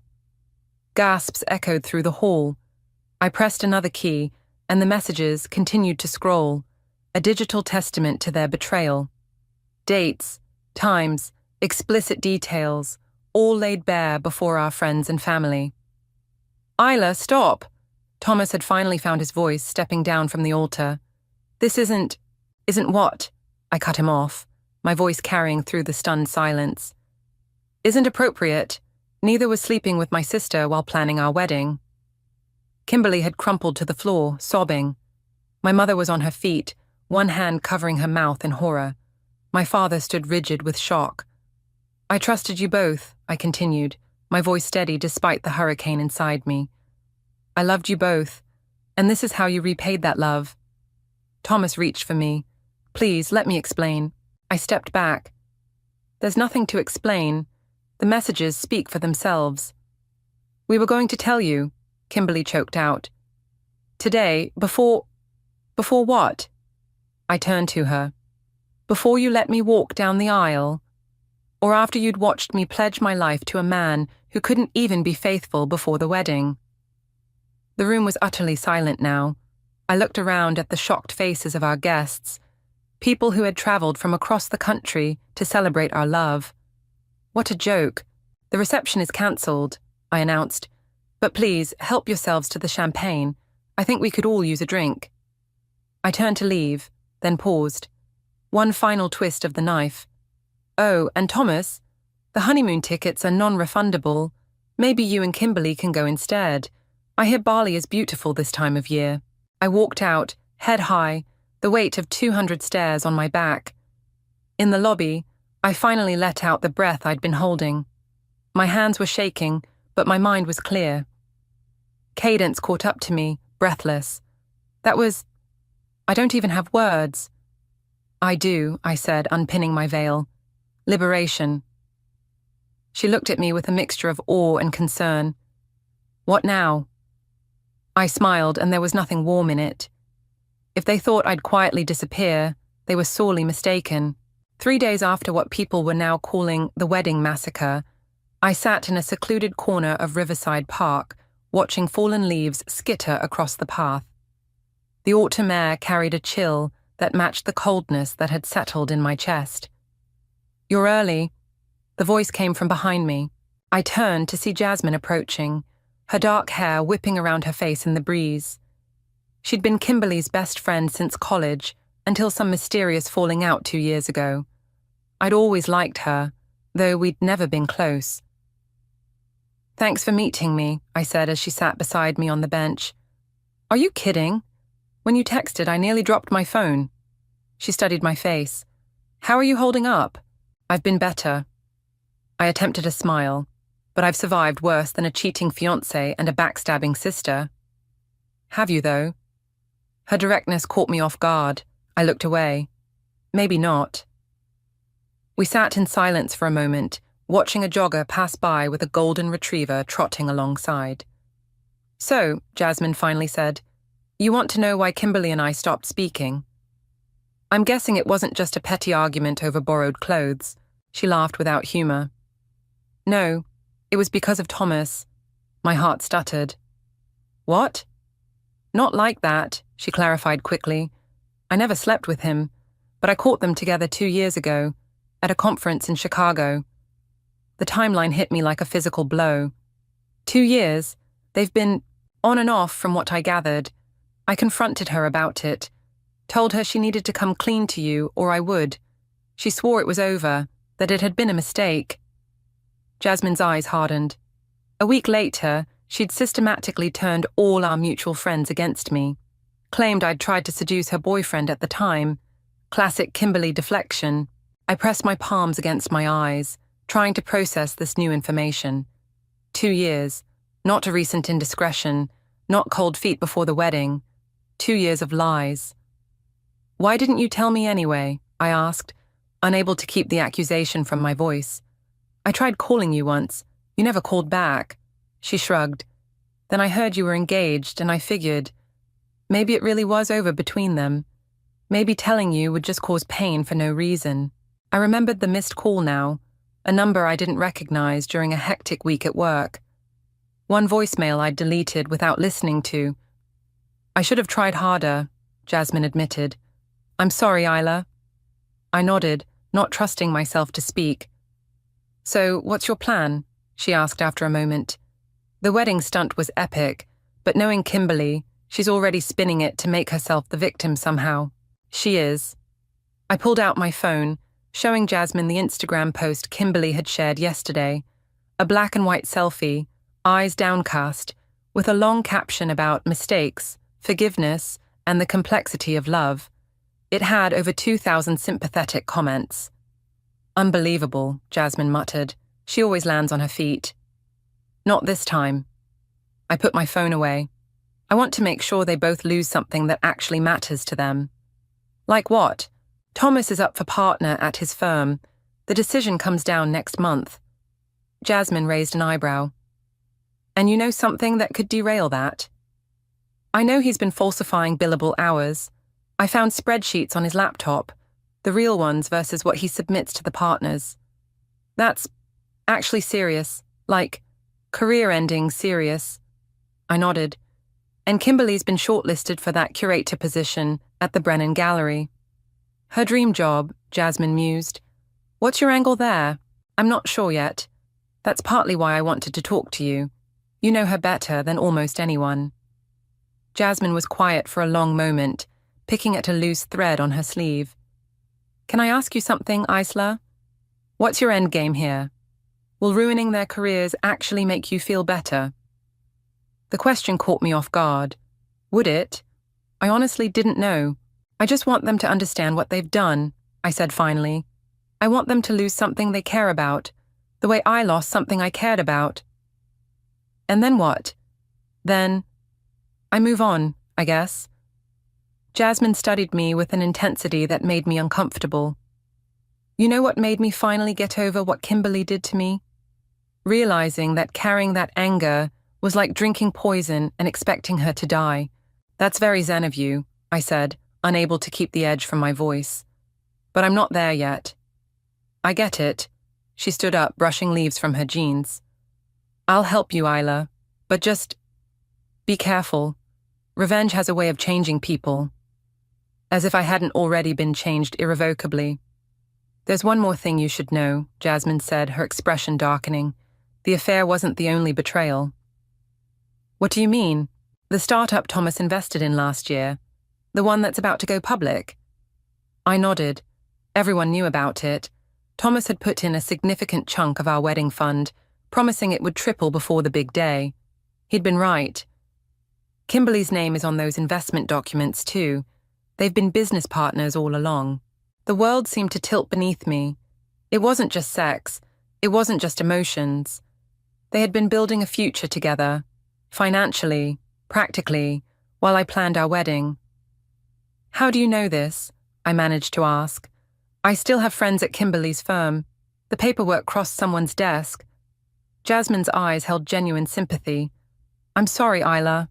I stood up, suddenly needing to move, to do something with the energy coursing through me. Don't be sorry, I said, my resolve hardening. Be ready. The web they've spun is about to tangle them beyond belief. The autumn chill seeped through my coat as I stared at the email on my phone, my third attempt at revenge fizzling before my eyes. Ms. Barnes, while we appreciate your concerns regarding Thomas Jensen's professional conduct, we require more substantial evidence before proceeding with any investigation. Without documentation of the alleged billing discrepancies, we cannot take action. I deleted the email with a frustrated tap. The managing partner at Thomas's law firm wasn't going to act on an anonymous tip, and I'd been too cautious to attach my name or the actual evidence. The spreadsheets I'd mentioned to Jasmine were on Thomas's password-protected laptop, not in my possession. Strike one. My attempt to contact the Brennan Gallery's board about Kimberly's questionable professional ethics had similarly stalled. They'd politely informed me that her personal life had no bearing on her curatorial capabilities. Strike two. And just yesterday, my carefully orchestrated plan to have their investment connection exposed through a financial blogger had fallen apart when the blogger demanded proof I couldn't provide. Strike three. You look like you're plotting someone's murder, Mohammed said, sliding into the booth across from me. The coffee shop buzzed with midday energy around us. Not murder, just mild career destruction. I put my phone away. Thanks for meeting me. Mohammed had been Thomas's best man and one of his closest friends since college. That he'd agreed to see me at all was surprising. I almost didn't come, he admitted, as if reading my thoughts. Thomas would lose his mind if he knew. Are you still speaking to him? Mohammed sighed, running a hand over his close-cropped hair. Barely. What he did was messed up, Isla. I told him that. A small vindication, but I'd take it. Have you been talking to anyone? He asked, genuine concern in his eyes. A therapist, maybe. I'm fine. You don't look fine. You look exhausted. I was. Sleep had become a luxury I couldn't afford. My nights spent cycling through anger, plotting, and occasional bouts of devastating grief.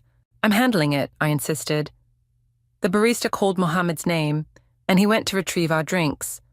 I watched him chat easily with her, his natural warmth evident even in this brief interaction. He'd always been the peacemaker in our group, the one who made sure everyone felt included. One oat milk latte, he said, placing it before me. Still your favorite, right? I nodded, touched that he remembered. Isla, he began carefully, I need to ask, what are you hoping to accomplish here? With all these attempts at payback? Justice, I said automatically. Is that what this is? I stirred my latte, avoiding his gaze. They humiliated me in front of everyone we know. They betrayed me for years. They were building a future together while I was picking out wedding centerpieces. I know, and it's unforgivable. He leaned forward. But this path you're on, it's changing you. Maybe I needed to change. Into someone consumed by revenge. That's not the Isla I know. The Isla you know was a fool, I snapped, louder than intended. A few heads turned our way. I lowered my voice. She trusted people who didn't deserve it. Mohammed was quiet for a moment. Thomas came to see me last night. He was drunk, crying. Something twisted in my chest. Am I supposed to feel sorry for him? No, but he said something that's been bothering me. He said you knew about them before the wedding, that you found his other phone 2 weeks earlier. I stiffened. So, why go through with the ceremony at all? Why not just confront them when you found out? The question hung between us. I'd asked myself the same thing during sleepless nights, because a private confrontation would have been too easy for them, I finally said. They would have apologized, cried, begged forgiveness. Kimberly would have played the confused little sister led astray. Thomas would have blamed cold feet or temporary insanity. And you wanted them to suffer more publicly. I wanted consequences they couldn't charm their way out of. Mohammed studied me. And now? What do you want now? The truth slipped out before I could stop it. I don't know anymore. My phone buzzed with a text from Jasmine. Found something. Call me ASAP. I should go, I said, gathering my things. Mohammed caught my wrist gently. Isla, wait. There's something else you should know. The seriousness in his tone made me pause. Thomas isn't just upset about the wedding. He's worried about what else you might know. About what? The startup investment. There's something not right about it. He wouldn't give details, but he's terrified of an audit. My pulse quickened. Did he say why? No, but whatever it is, it's big enough that he's talking about leaving the country for a while. This was it, the thread I needed to pull. When? Soon. Days, not weeks. I stood up, my mind racing. Thanks for telling me. I'm not telling you so you can use it against him, Mohammed said, his expression troubled. I'm telling you because I'm worried about you getting caught in the fallout. Whatever they're involved in, it might be bigger than you realize. I can handle it. Can you? Because from where I'm sitting, you've spent the last week trying and failing to exact revenge instead of actually processing what happened. His words hit harder than I wanted to admit. Maybe I'm not ready to process it yet, I said quietly, and maybe that's exactly what you need to do. He stood too, facing me. The Ela I know is stronger than this. She doesn't need revenge to move forward. I wanted to believe him. Part of me even knew he was right. But another part, the part that woke up every morning with the image of Thomas and Kimberly together, couldn't let go. I appreciate your concern, I said, stepping back, but some shadows are more tenacious than others. You're absolutely sure about this? I asked Jasmine, staring at the documents spread across her kitchen table. The late afternoon sun cast long shadows through her apartment windows. The paper trail doesn't lie. She tapped a highlighted section of the investment agreement. Thomas and Kimberly didn't just invest in this startup, they're using it to launder money. My stomach lurched. This was far beyond billing fraud or ethical violations. This was criminal. But where's the money coming from? I asked. That's the million-dollar question. Jasmine pushed another document toward me. But whatever it is, it's big enough that they created shell companies to hide it. And look who else is involved. I followed her finger to a signature at the bottom of the page. Martin Reeves, Thomas's boss and the managing partner, who had dismissed my anonymous tip. Holy shit, I whispered. This goes way beyond your sister sleeping with your fiancé, Isla. You've stumbled onto something dangerous. I sat back, trying to process the implications. No wonder my earlier attempts at revenge had failed. I'd been trying to expose twigs while there was an entire forest of corruption. What exactly did your friend at the financial firm say? I asked. That the SEC has been quietly investigating this group for months. They don't have enough evidence yet, but they're circling.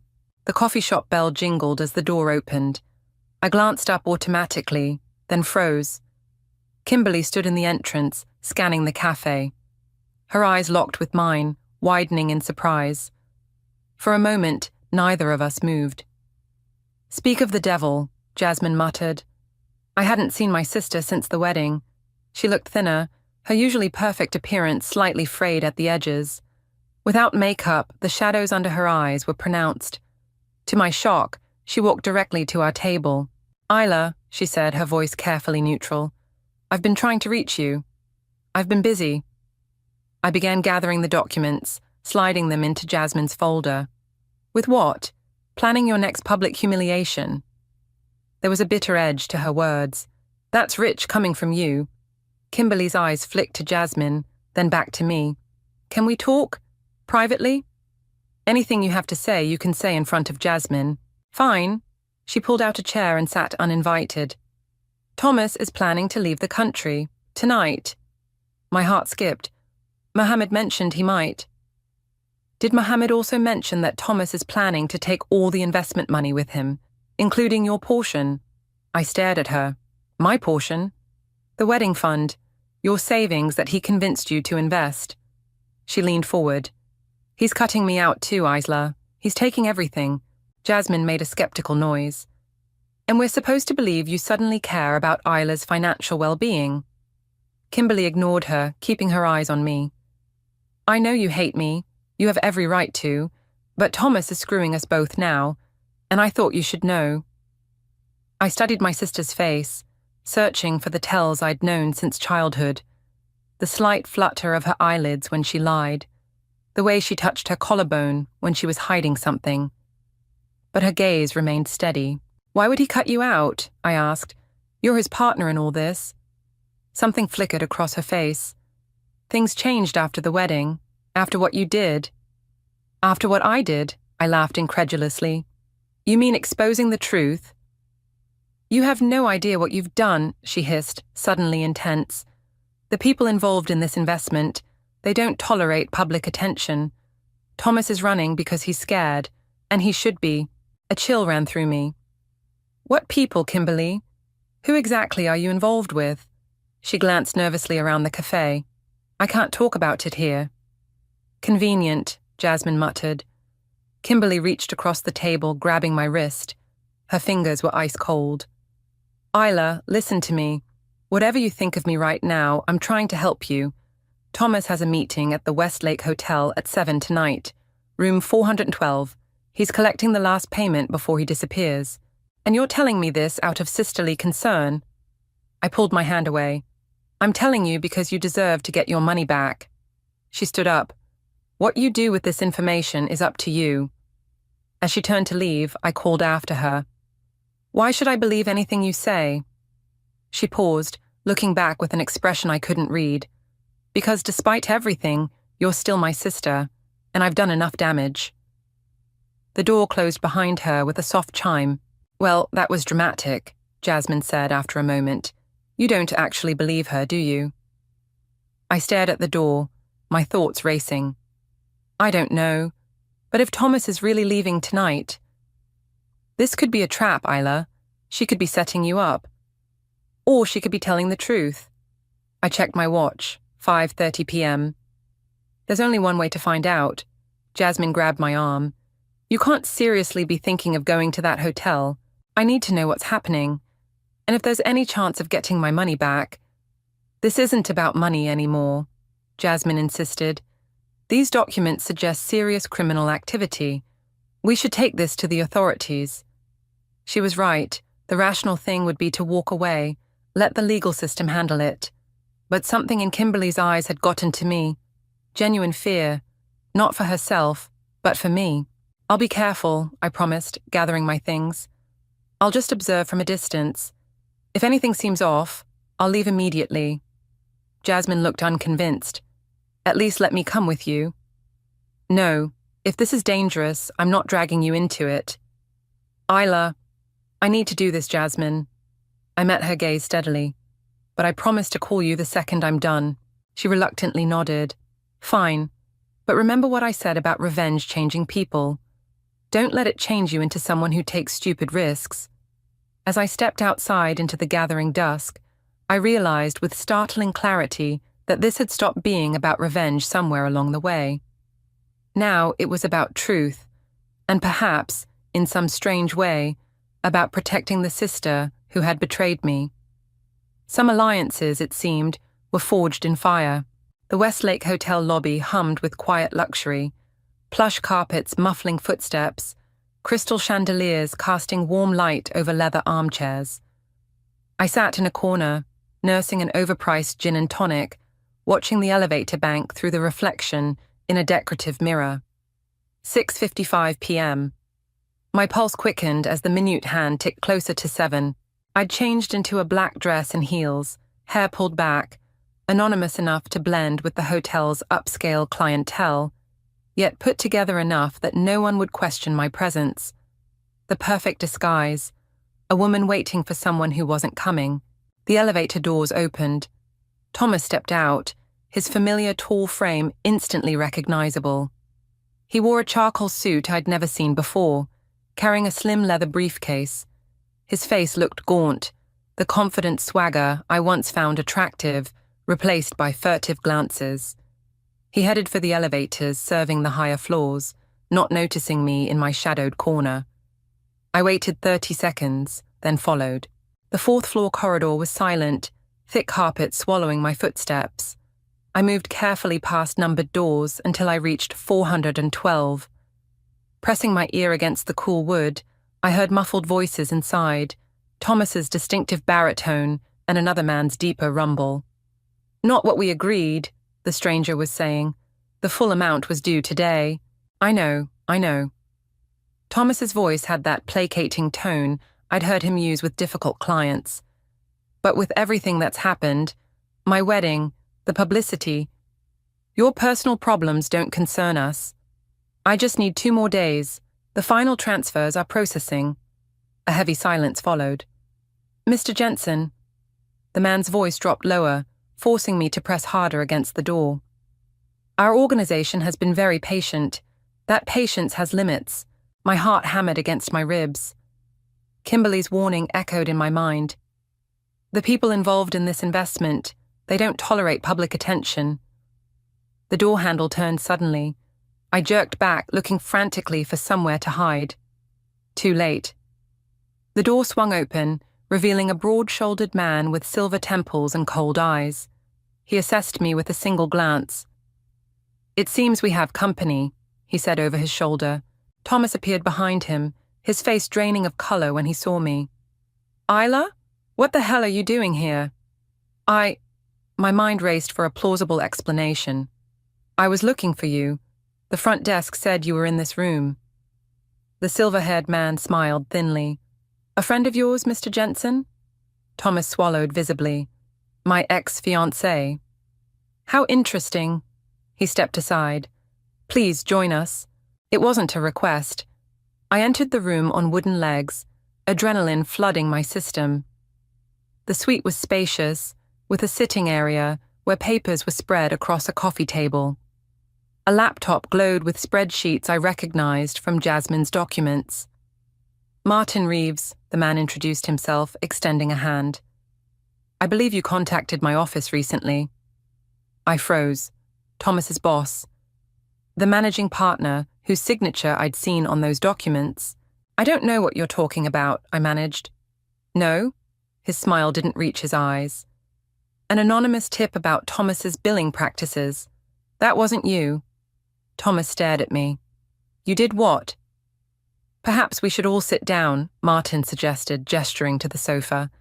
"It seems we have much to discuss." I remained standing. "Actually, I should go. This was a mistake. I'm afraid I must insist." Martin's tone hardened as he closed the door behind me. "Especially given your recent investigation into our investment activities." My blood turned to ice. How could he possibly know about that? "Isla, what have you done?" Thomas whispered, genuine fear in his eyes. "Me? What have you done?" I turned to face him fully. "Money laundering, Thomas. Shell companies. Was that before or after you started sleeping with my sister?" Martin sighed. "Domestic drama. How tedious." He moved to the window, looking out at the city lights. "Ms. Barnes, I'll be direct. You've become a problem. Your wedding spectacle created unwanted attention. Your subsequent digging has created risk." "I haven't told anyone anything," I lied. "No, not even your new friend Jasmine Hunt, or perhaps Mohammed Robinson." The casual mention of my friend sent a chill down my spine. He'd been watching me. "What do you want?" I asked, struggling to keep my voice steady. "For you to disappear." He turned back to face me. "Not permanently, of course, just away, a long vacation perhaps, with the appropriate financial incentive." "You're trying to buy me off?" "I'm offering you an opportunity to walk away unscathed." He nodded toward the briefcase. $500,000. Tax-free. More than enough to start fresh somewhere pleasant. My mind reeled. This was surreal. Being offered a bribe in a hotel room by my ex-fiancé's corrupt boss. "And if I refuse?" Martin's expression hardened. "Then I cannot guarantee your safety, or the safety of those you've involved." The threat hung in the air, clear and chilling. Thomas stepped forward. "Isla, please, take the money, walk away." I looked at him, really looked at him, for the first time since entering the room. The man I'd planned to marry was terrified, a cornered animal willing to sacrifice anyone to save himself. "You're pathetic," I whispered. "I'm a survivor," he countered. The clock on the wall ticked loudly in the silence that followed. I had seconds to decide: take the money and run, or stand my ground and face whatever consequences came. "I need to think," I said finally. Martin checked his watch. "You have until midnight, not a minute longer." He picked up the briefcase, holding it out to me.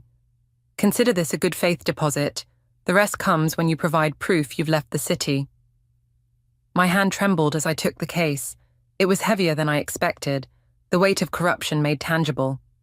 "I'll expect your answer by phone," Martin said, writing a number on the hotel notepad. "Come alone. Tell no one about our conversation." As I left the room on unsteady legs, Thomas caught my arm. "Isla," he murmured, his voice strained. "Whatever you decide, I'm sorry. For everything." I pulled away without answering. In the elevator, I leaned against the wall, my reflection fractured in the mirrored panels. A woman I barely recognized, holding blood money and facing an impossible choice. The truth was clear now. This wasn't about revenge anymore. It was about survival. And in justice, there are no black and white choices. The briefcase sat on my coffee table like a ticking bomb. I hadn't opened it, couldn't bring myself to look at the money that was supposed to buy my silence and safety. My apartment felt foreign around me, as if I'd stepped into someone else's life. My phone buzzed for the 5th time. Jasmine again. I'd been ignoring her calls since leaving the hotel, needing space to think. But time was running out. The clock on my wall read 10:37 p.m., less than an hour and a half until Martin's deadline. When my doorbell rang, I nearly jumped out of my skin. Through the peephole, I saw Mohammed standing in the hallway, concern etched across his face. "Jasmine sent me," he said when I opened the door. "She's worried sick. You promised to call her after the hotel." I stepped back to let him in. I needed to think. His eyes landed on the briefcase. "What happened?" The whole story spilled out. Martin's threats, the bribe, the midnight deadline. With each word, the weight on my chest grew lighter, as if speaking the truth aloud was itself a form of resistance. Mohammed listened without interrupting, his expression growing increasingly grave. "This is way over our heads, Isla," he said when I finished. "These people are dangerous. You need to go to the police." "With what? I have no proof. It's my word against a respected managing partner and my ex-fiancé." I gestured to the briefcase. "And now I've accepted money from them. How does that look? Better than being found dead in your apartment." His bluntness startled me.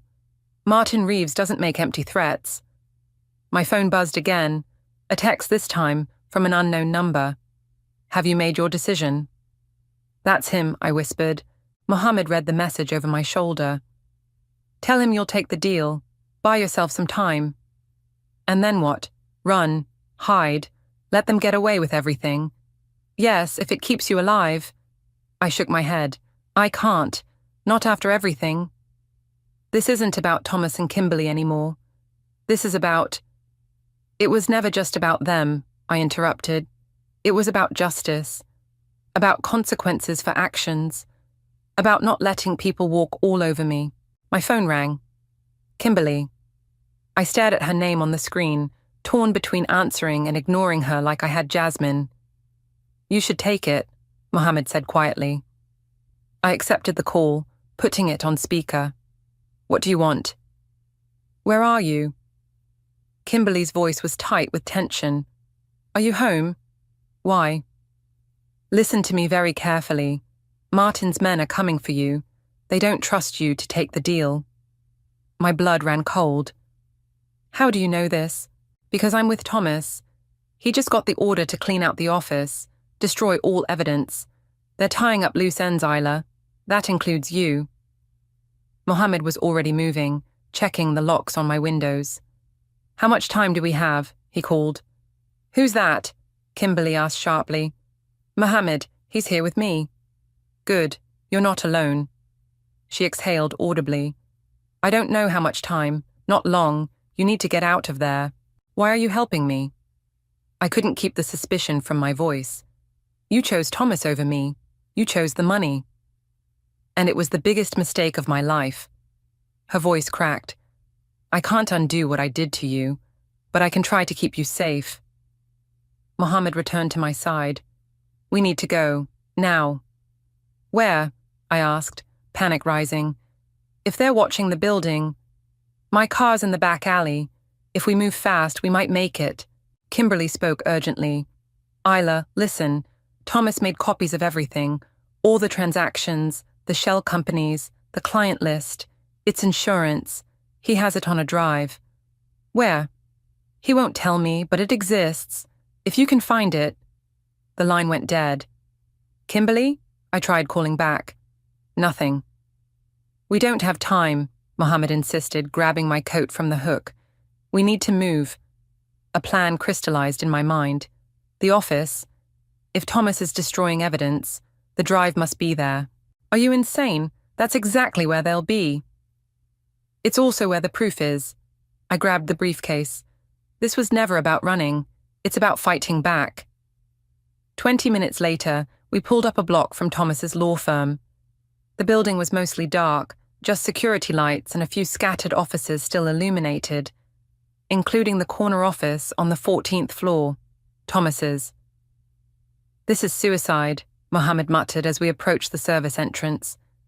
They could be waiting for us. Then go. I'll do this alone.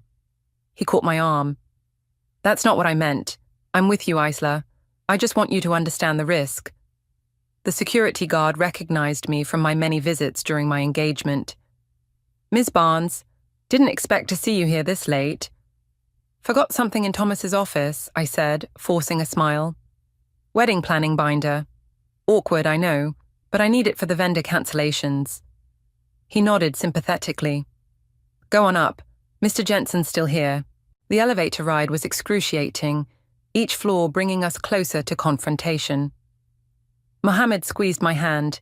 Whatever happens, follow my lead if things go south. Thomas's office door was ajar, light spilling into the darkened hallway. I could hear papers rustling, drawers opening and closing. Taking a deep breath, I pushed the door open. Thomas stood by the shredder, feeding documents into its hungry mouth. He looked up, freezing when he saw me. Isla. His eyes darted to Mohammed, then to the briefcase in my hand. What are you doing here? Looking for the truth. I stepped into the office. And the drive. His face paled. I don't know what you're talking about. Yes, you do. Your insurance policy. Where is it? A tense silence stretched between us. Then, unexpectedly, Thomas laughed. A hollow, defeated sound. You know what's funny? I was going to send it to you. Anonymous package, no return address. He sank into his chair. Guess I'm not as heartless as you think. Where is it, Thomas? He reached for his watch, twisting the face to reveal a tiny compartment. Inside was a micro SD card no bigger than my fingernail. Everything's here. Dates, amounts, names. He held it out, including Martin's clients. Very powerful, very dangerous people.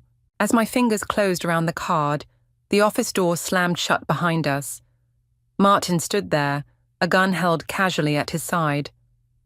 I'm disappointed, Thomas, he said softly. I thought you were smarter than this. Thunderous applause erupted in my mind as I realized this moment, this confrontation, was exactly what I'd been moving toward all along. Not revenge, justice. They never expected the real storm, I said, meeting Martin's cold gaze. And neither did I. Time slowed as Martin raised the gun. Mohammed stepped in front of me, but I gently moved him aside. This was my confrontation to face. You won't shoot us, I said, my voice steadier than I felt. Not here in Thomas's office, where the evidence would be impossible to explain away. Martin's smile was cold. You've watched too many movies, Ms. Barnes. People disappear all the time. True, I conceded, but most people don't take precautions before meeting with criminals. I pulled out my phone, showing him the live broadcast icon. I've been streaming this entire conversation to a private server. If anything happens to us, It goes public automatically. His eyes narrowed, assessing whether I was bluffing. I wasn't. Jasmine had set it up after I texted her from the car, a simple app that would release everything if I didn't enter a code every hour. Additionally, I continued, copies of everything on this drive have already been sent to 3 separate attorneys with instructions to release them if any of us go missing. This part was a lie, but Martin couldn't know that. Thomas stared at me with something like admiration. You've thought of everything. I learned from the best, I replied without looking at him. Betrayal makes for an excellent teacher. Martin lowered the gun slightly. What do you want? For starters, you're going to call off your men who are looking for me and my sister. Your sister, Martin repeated, his expression shifting. Interesting that you'd include her in your protection. Family is complicated, I said simply. Mohammed moved toward the door, positioning himself to block any escape attempt. The police will be here in about 10 minutes. Anonymous tip about suspicious activity. Martin's composure cracked slightly. You're bluffing. Maybe, Mohammed shrugged. Want to wait and find out. The standoff stretched, tension crackling between us. I could almost see Martin calculating his options, weighing risks against rewards. Even if you expose us, he said finally, you'll never be safe. The people I work for don't forgive. I'm willing to take that chance. I set the briefcase on Thomas's desk, unlatched it. Stacks of cash lay inside, exactly as promised. I'm keeping this, by the way. Consider it compensation for emotional damages. Thomas made a strangled sound. That's $500,000. Yes, I agreed. A small fraction of what you stole, I imagine. A siren wailed in the distance, growing louder. Martin's face hardened. This isn't over, he warned, backing toward the door. Actually, it is. I held up the micro SD card. Everything ends tonight. Mohammed blocked his path. You're not going anywhere. What happened next unfolded in seconds. Martin lunged, Mohammed deflected, and the gun clattered to the floor. They grappled, crashing into a bookshelf. I dove for the weapon, my fingers closing around cold metal just as Thomas reached for it. Our eyes met over the gun. Don't, I warned. Something shifted in his expression, resignation perhaps, or the final death of whatever we'd once been to each other. I did love you, he said quietly. That part wasn't a lie. It doesn't matter anymore. The siren stopped outside the building. Footsteps pounded in the hallway. Not police, but security responding to the noise. It's over, Thomas, I said. All of it. He nodded slowly, stepping back with his hands raised. I know. The security guard burst in, taking in the scene with wide eyes. Martin pinned against the wall by Mohammed. Thomas standing with his hands up, me holding a gun. Ms. Barnes, he stammered. What's happening? I carefully set the gun down. These men are involved in a money laundering operation. The police are on their way. Don't let anyone leave. More sirens approached. This time it really was the police. In the chaos that followed, statements, evidence collection, arrests, I found myself sitting alone in the conference room, watching the sunrise through floor-to-ceiling windows. The adrenaline had worn off, leaving me hollow and exhausted. The door opened. Kimberly stood there, her face pale but resolute. They found me at Thomas's apartment, she explained. I've been giving a statement for hours. I nodded, too drained for anger. Did you tell them everything? Yes. She hesitated, then sat across from me. I'm probably going to jail, Isla. Probably. Silence stretched between us, 2 decades of sisterhood and one terrible betrayal hanging in the balance. I don't expect you to forgive me, she said finally. I wouldn't, in your position. I don't know if I can, I admitted, but I don't want to hate you anymore. It's exhausting. She nodded, tears spilling down her cheeks. For what it's worth, I hate myself enough for both of us. A detective appeared in the doorway. Ms. Barnes, we're ready for you now. I stood, gathering the last of my strength. Which one of us? Both, actually, separately. Kimberly rose too, wiping her tears. Isla, before we go in, thank you for the warning, for trying to protect me despite everything. I looked at my sister, really looked at her, for the first time since the betrayal. Behind the makeup and perfect hair had always been a girl desperate for validation, willing to sacrifice anything for approval, including me. We'll talk, I said, after all this is over. It wasn't forgiveness, not yet, but it was a door left slightly ajar. In the hallway, Mohammed waited with 2 cups of coffee. He handed one to me, his fingers brushing mine. You were incredible in there, he said quietly. I had good backup. His smile was warm, genuine. What happens now? I took a sip of coffee, considering the question. The future stretched before me, unwritten and uncertain. The revenge I'd sought had transformed into something else entirely. Not just justice for myself, but for others who might have been harmed. Now? I watched as Thomas was led away in handcuffs, our eyes meeting briefly across the room. No anger remained, just a quiet certainty that I had survived the worst betrayal and emerged stronger. Now I rebuild, but on my terms this time. Mohammed nodded, understanding in his eyes. One day at a time. One truth at a time, I corrected, feeling the first fragile tendrils of peace taking root where bitterness had reigned. The storm had passed, leaving clarity in its wake. Perhaps the strongest justice, after all, was healing. The knife hovers over my daughter's 18th birthday cake, catching the light like a warning I should have heeded. My hand trembles slightly as 30 pairs of eyes watch, waiting for that perfect mother moment, the ceremonial first slice that would look just right on Instagram. Mom, wait. Tabitha's voice cuts through the party chatter. Something in her tone makes my skin prickle. I force my camera-ready smile to stay fixed. The one I've perfected over 20 years of marriage to Dalton. He stands behind me, his hand possessive on my waist, and I catch a whiff of unfamiliar perfume that definitely isn't mine. I have an announcement, Tabitha continues, her voice stronger now. The party guests lean in, expecting some cute teenage declaration about college plans or a boyfriend, but I know my daughter's face, every micro-expression, every subtle tell. This is something else entirely. Before we cut this cake, I want to thank everyone for coming, especially... She pauses, her eyes finding someone in the crowd. Especially my real family, who found me after all these years. The knife slips from my grip, clattering against the ceramic cake plate. The sound echoes through our suddenly silent living room. What are you talking about, sweetie? I manage to ask, but my voice sounds distant, like I'm underwater. Dalton's hand tightens on my waist. Not supportive, restraining. I found my biological parents, Tabitha announces, and they're here tonight. The room spins. Adoption? But that's impossible. I carried her. I have the stretch marks, the C-section scar, the memories of 27 hours of labor.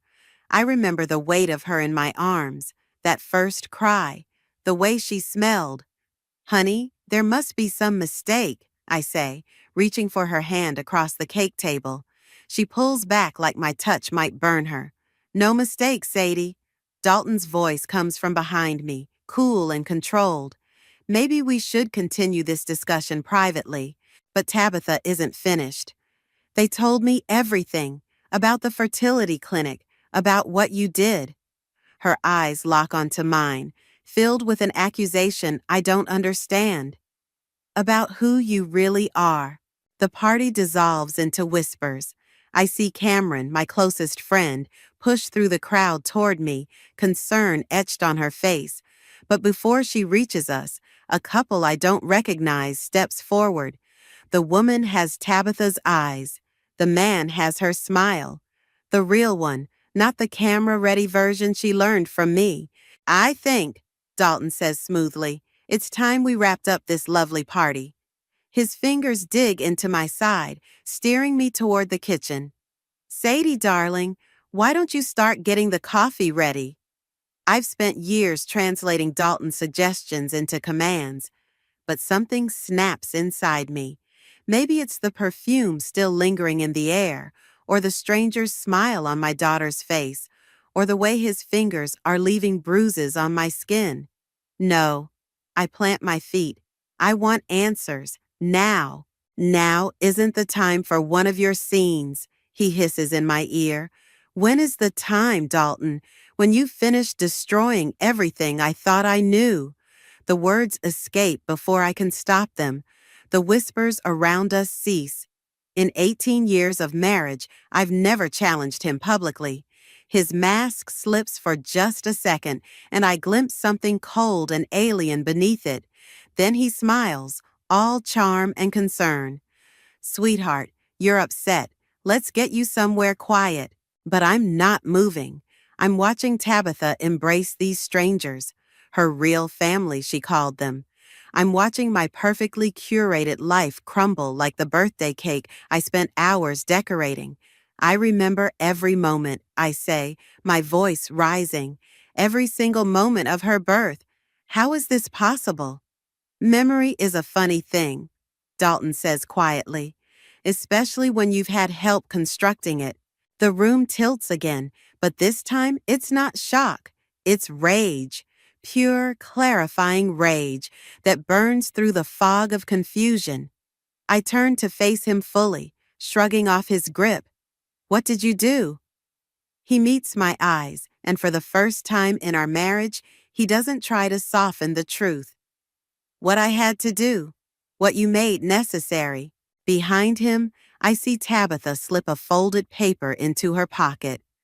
She catches my eye, and in that moment, I realize she knows something I don't, something that could explain why my husband smells like another woman's perfume, why strangers have my daughter's smile, why 18 years of memories feel suddenly fragile as spun sugar. The knife still lies on the cake plate. I pick it up, and this time, my hand doesn't shake at all. The house feels wrong in the aftermath. Too quiet, too empty, like a stage after the audience has gone home. I sit at my kitchen island, staring at the half-eaten birthday cake, its carefully piped roses now collapsed and smeared. My phone buzzes for the 20th time. Cameron again. I let it ring. 3 hours since the party imploded. 2 hours since Tabitha left with those strangers. 1 hour since Dalton stormed out after I threw his clothes onto the front lawn. Now it's just me and the ruins of a life I thought I understood. I pick up the knife, still sticky with frosting, and study my reflection in its surface. The woman looking back seems familiar and foreign at once, like a photograph that's been subtly altered. My phone buzzes again. This time it's a text, not from Cameron, but from an unknown number. Check his office, third drawer down, behind the false back. You deserve to know. I read it 3 times, my heart pounding harder with each pass.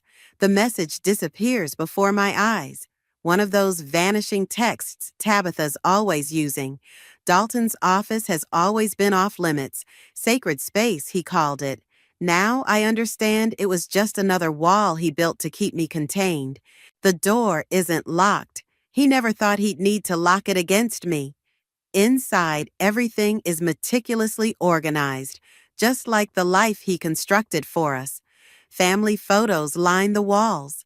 Tabitha's first steps, our wedding day, beach vacations where we all smiled on cue. I wonder how many of these moments were real. The third drawer sticks slightly when I pull it. Inside, everything is exactly where it should be. File folders labeled with his precise handwriting, spare phone chargers, extra business cards. But when I run my fingers along the back, I feel it, a slight gap where the wood doesn't quite meet. My hands shake as I pry the false back loose. Behind it, a thin manila envelope falls into my lap. What are you doing in here? I jump at Dalton's voice. He stands in the doorway, jacket still on, face flushed from whatever he's been doing for the past hour. Finding out who I married, I say, clutching the envelope. He moves toward me with that fluid grace I once found so attractive. Sadie, you're upset. You're not thinking clearly. Give me the envelope. Like I gave you 18 years?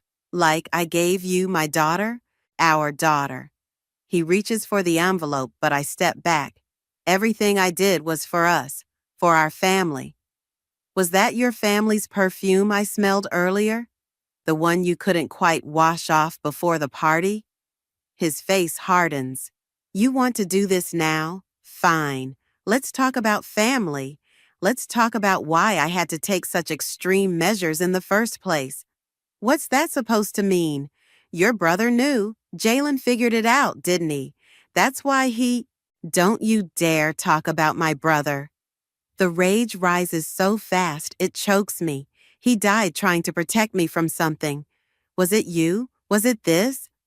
A phone rings. His private line, the one I'm never supposed to answer. His eyes flick to it automatically. Go ahead, I say. Answer it. It's probably your real family calling. Instead, he steps closer, his voice dropping to that soothing tone he uses when he wants to make me doubt myself. Sweetheart, you're spiraling. Remember what happened last time?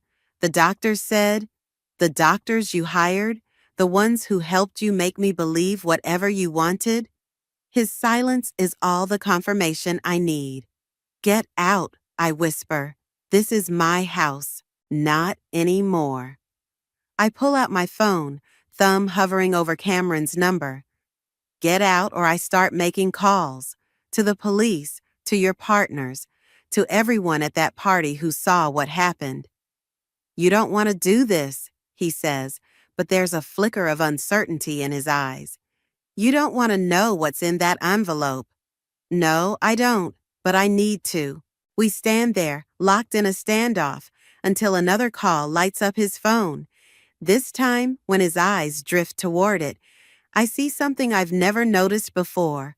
Fear. He backs away slowly, straightening his jacket. This isn't over, Sadie. When you're ready to be reasonable, call me. The front door closes behind him with a quiet click.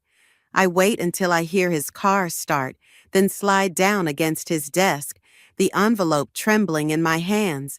Through the window, I catch movement, a figure standing in the shadows of our neighbor's yard. Before I can make out who it is, they step into the light. It's Zoe, my old colleague from the firm I left when Dalton insisted I focus on family. She holds up her phone, showing me a message. It's the same text I received about the drawer. Rain drums against the coffee shop window as I slide into the booth across from Cameron. She pushes a steaming mug toward me without speaking, her eyes fixed on the manila envelope I've placed between us. You look like hell, she finally says. Turns out my whole life is a carefully constructed lie. It doesn't do much for the complexion. I wrap my hands around the mug, seeking warmth. I haven't slept since the party, since Zoe appeared in my yard like some harbinger of truth. Have you opened it? I shake my head. I needed, I don't know, a witness? Someone to tell me I'm not crazy? Cameron reaches across the table, her hand covering mine. You're not crazy, Sadie. You never were. Something in her tone makes me look up sharply. What do you know? She withdraws her hand, suddenly fascinated by her coffee. I've suspected things. About Dalton. About what happened with Jalen. And you never said anything? Would you have believed me? Her voice is gentle, but the truth stings. Every time anyone questioned Dalton, you defended him. Even after what happened with the medication, the episodes he said you had. My chest tightens. Those were real. I have the prescriptions. Prescribed by his friend, the doctor who conveniently retired last year and moved overseas. The coffee turns bitter in my mouth. I push it away, reaching for the envelope instead. I need to know. Whatever's in here, will you stay while I read it? She nods, and I break the seal. Inside, I find medical records, fertility clinic documents, bank statements, and photographs, So many photographs of Tabitha as a newborn, but not in my arms, of a woman I don't recognize, holding her in a hospital room I've never seen. This can't be right, I whisper. I remember giving birth. I remember what he wanted you to remember, Cameron says softly. What the drugs made you believe. My phone buzzes. A text from Tabitha. Meet me at the park. Our spot. Come alone. I start to stand, but Cameron grabs my wrist. Wait, there's something else you need to see. She pulls out her own phone, scrolling through emails. Zoe sent these last night. Financial records showing money moving from Dalton's accounts to a private trust. The beneficiary is listed as... A shadow falls across our table. I look up to find Dalton standing there, immaculate in his business suit despite the rain, having a nice chat. His smile doesn't reach his eyes. Cameron, I believe you're needed at the office. Something about those files you've been accessing? The color drains from Cameron's face. She looks at me, then back at Dalton. You can't keep controlling everyone forever. Can I? He slides into the booth next to her, his movement casual but somehow threatening. How's your sister doing? Still struggling with those gambling debts? Cameron's hands clench into fists. I'm sorry, Sadie, she whispers, gathering her things. I tried to help, but... It's okay, I say, though nothing is okay. Go. After she leaves, Dalton reaches for the envelope. I snatch it back, clutching it to my chest. You know, he says conversationally, it's interesting how selective memory can be. For instance, I remember a woman so desperate for a child. She would have done anything, believed anything. Stop it. A woman who had already lost one baby, who couldn't bear to lose another. The world tilts. What did you say? Oh, his face shows mock concern. Did you forget about that too? The miscarriage before Tabitha? It was right after your brother's unfortunate accident. Such a difficult time for you. My head pounds as fragments of memory surface. Pain, blood, Dalton's voice saying everything would be all right if I just took the pills, just trusted him, just let him handle everything. I have to go, I say, standing so abruptly, I knock over my coffee. Tabitha's waiting. Is she? He looks at his own phone. Are you sure about that? I run from the coffee shop into the rain, my heart hammering. The park is only 2 blocks away. I have to reach her before... My phone buzzes again. Unknown number. Don't go to the park. It's not her. Meet me at Jalen's grave instead. Bring the envelope.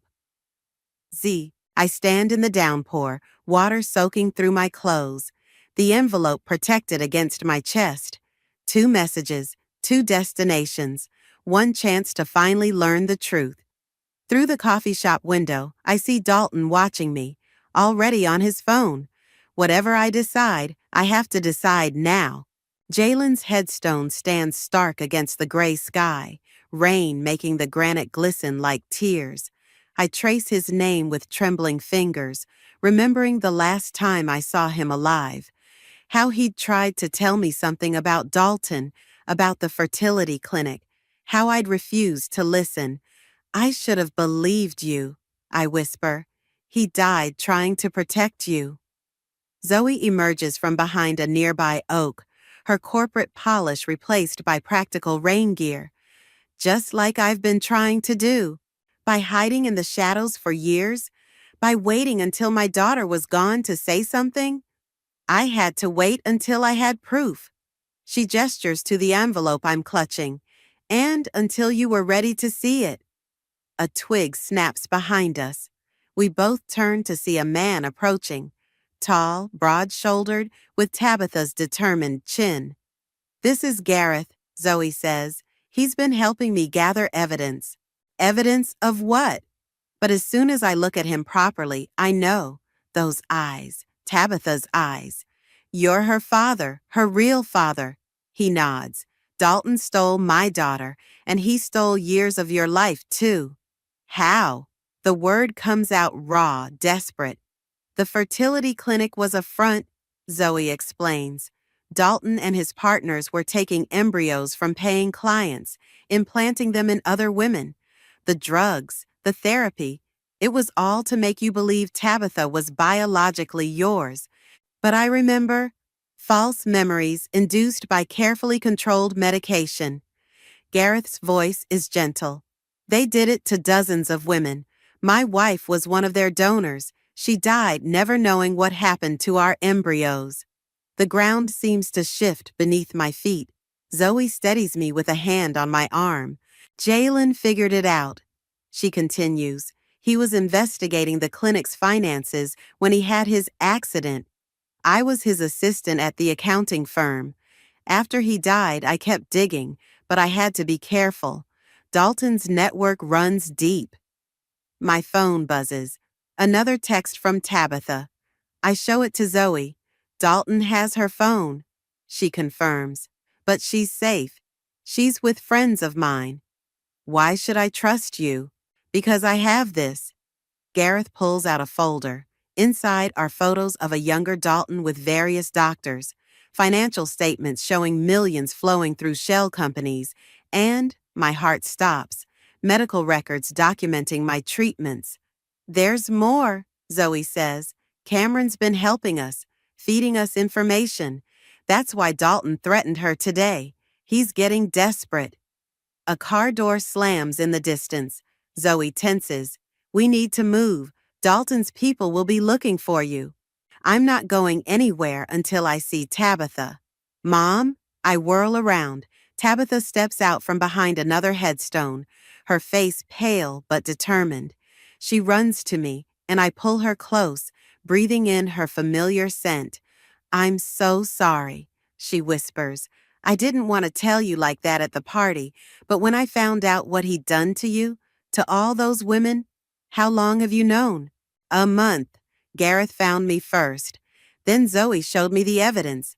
She pulls back, her eyes, his eyes, filled with tears. Dad, Dalton, he's been moving money around. I think he's planning to run. Another car door, closer this time, footsteps on wet grass. We need to go, Zoe insists. Now! Where? Somewhere safe, somewhere we can plan our next move. She hands me a burner phone. The evidence in that envelope isn't enough to bring him down, but combined with what Cameron's gathering from inside the firm, Cameron?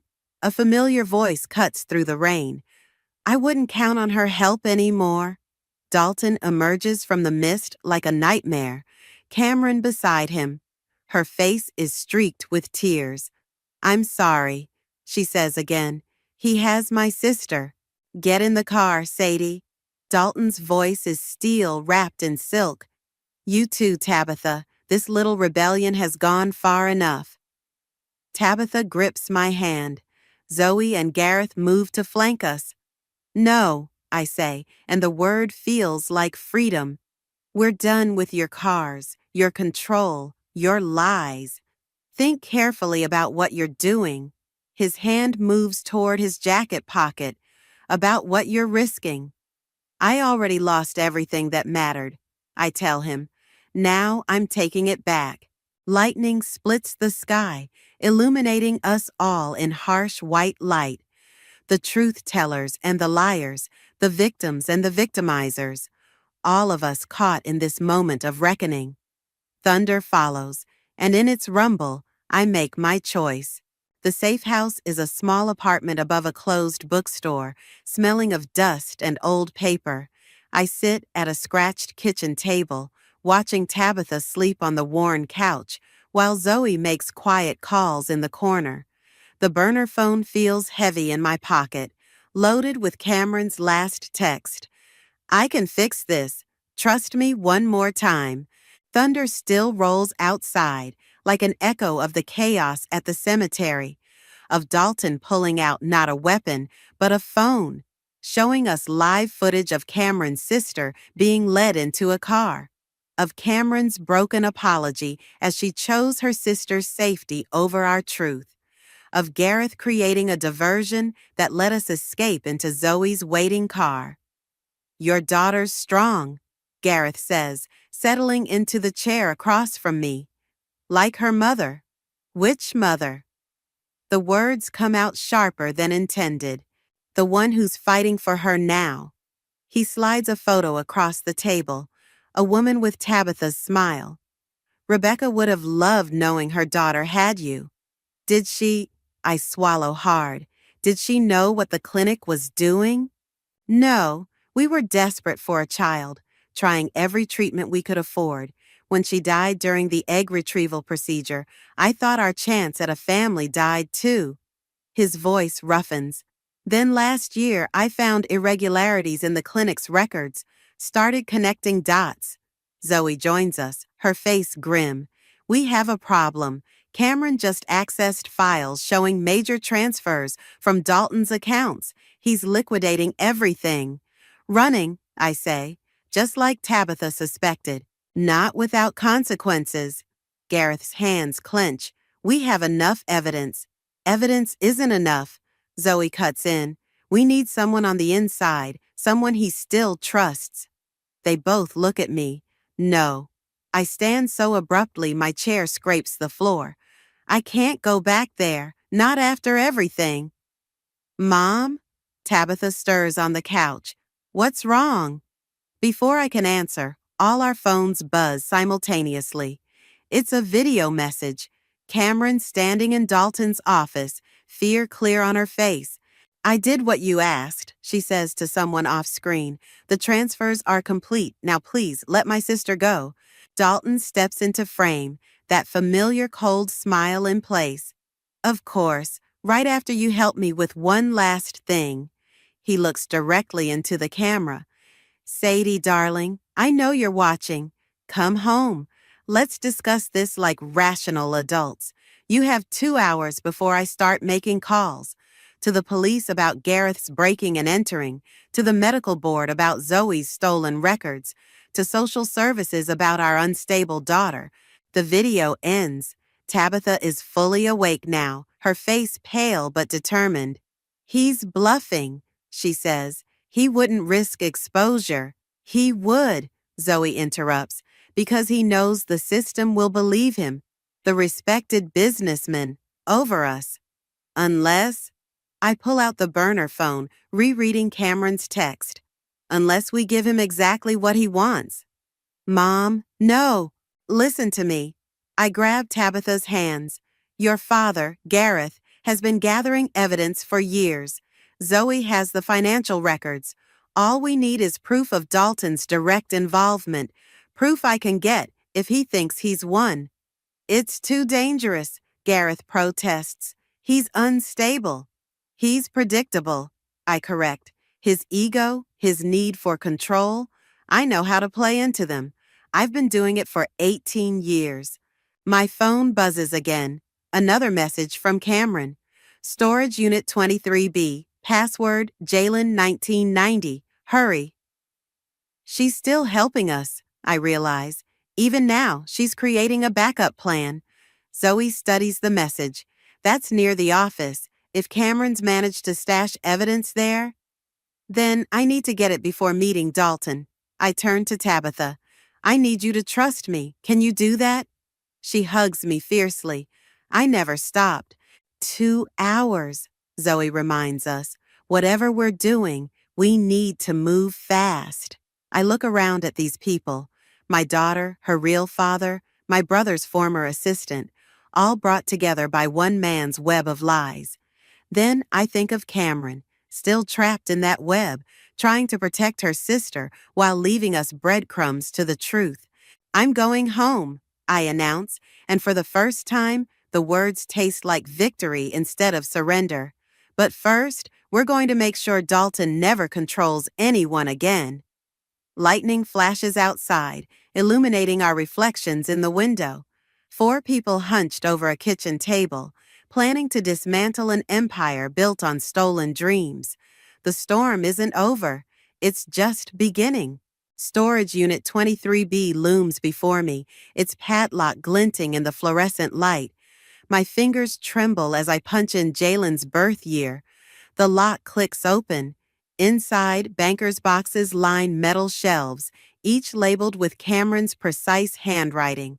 Patient names, dates, financial records, everything we need to expose Dalton's operation, and everything that could destroy him.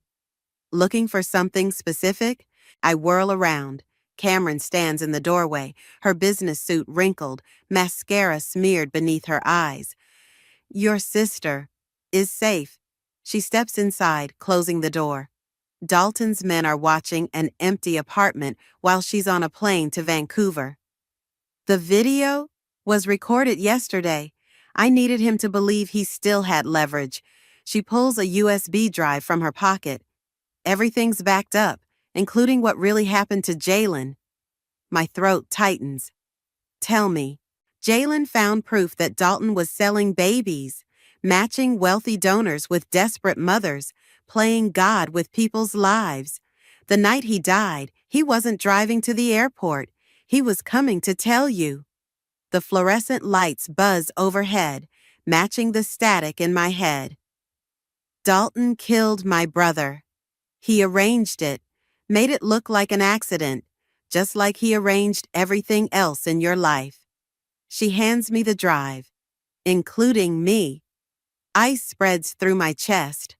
What? He hired me to watch you. Report back if you ever started questioning things. Her laugh is bitter. He didn't count on me falling in love with your family, with Tabitha, with the person you could have been without his control. All these years, my hand finds a shelf for support. Were you ever really my friend? I became one. That's why I started gathering evidence, helping Zoe. Why I reached out to Gareth when I found the connection to Tabitha. My phone buzzes, 1 hour left until Dalton's deadline. He'll kill us all, I whisper. No. Cameron's voice hardens. He'll try, but first, he'll want to know what's in here. She gestures to the boxes. His ego won't let him destroy the evidence until he knows exactly what we have. So we give him what he wants. Let him think he's won. While wearing this, she produces a small recording device. Military grade, undetectable. Zoe's contact came through. I take it, feeling its weight, lighter than the secrets I've carried for years.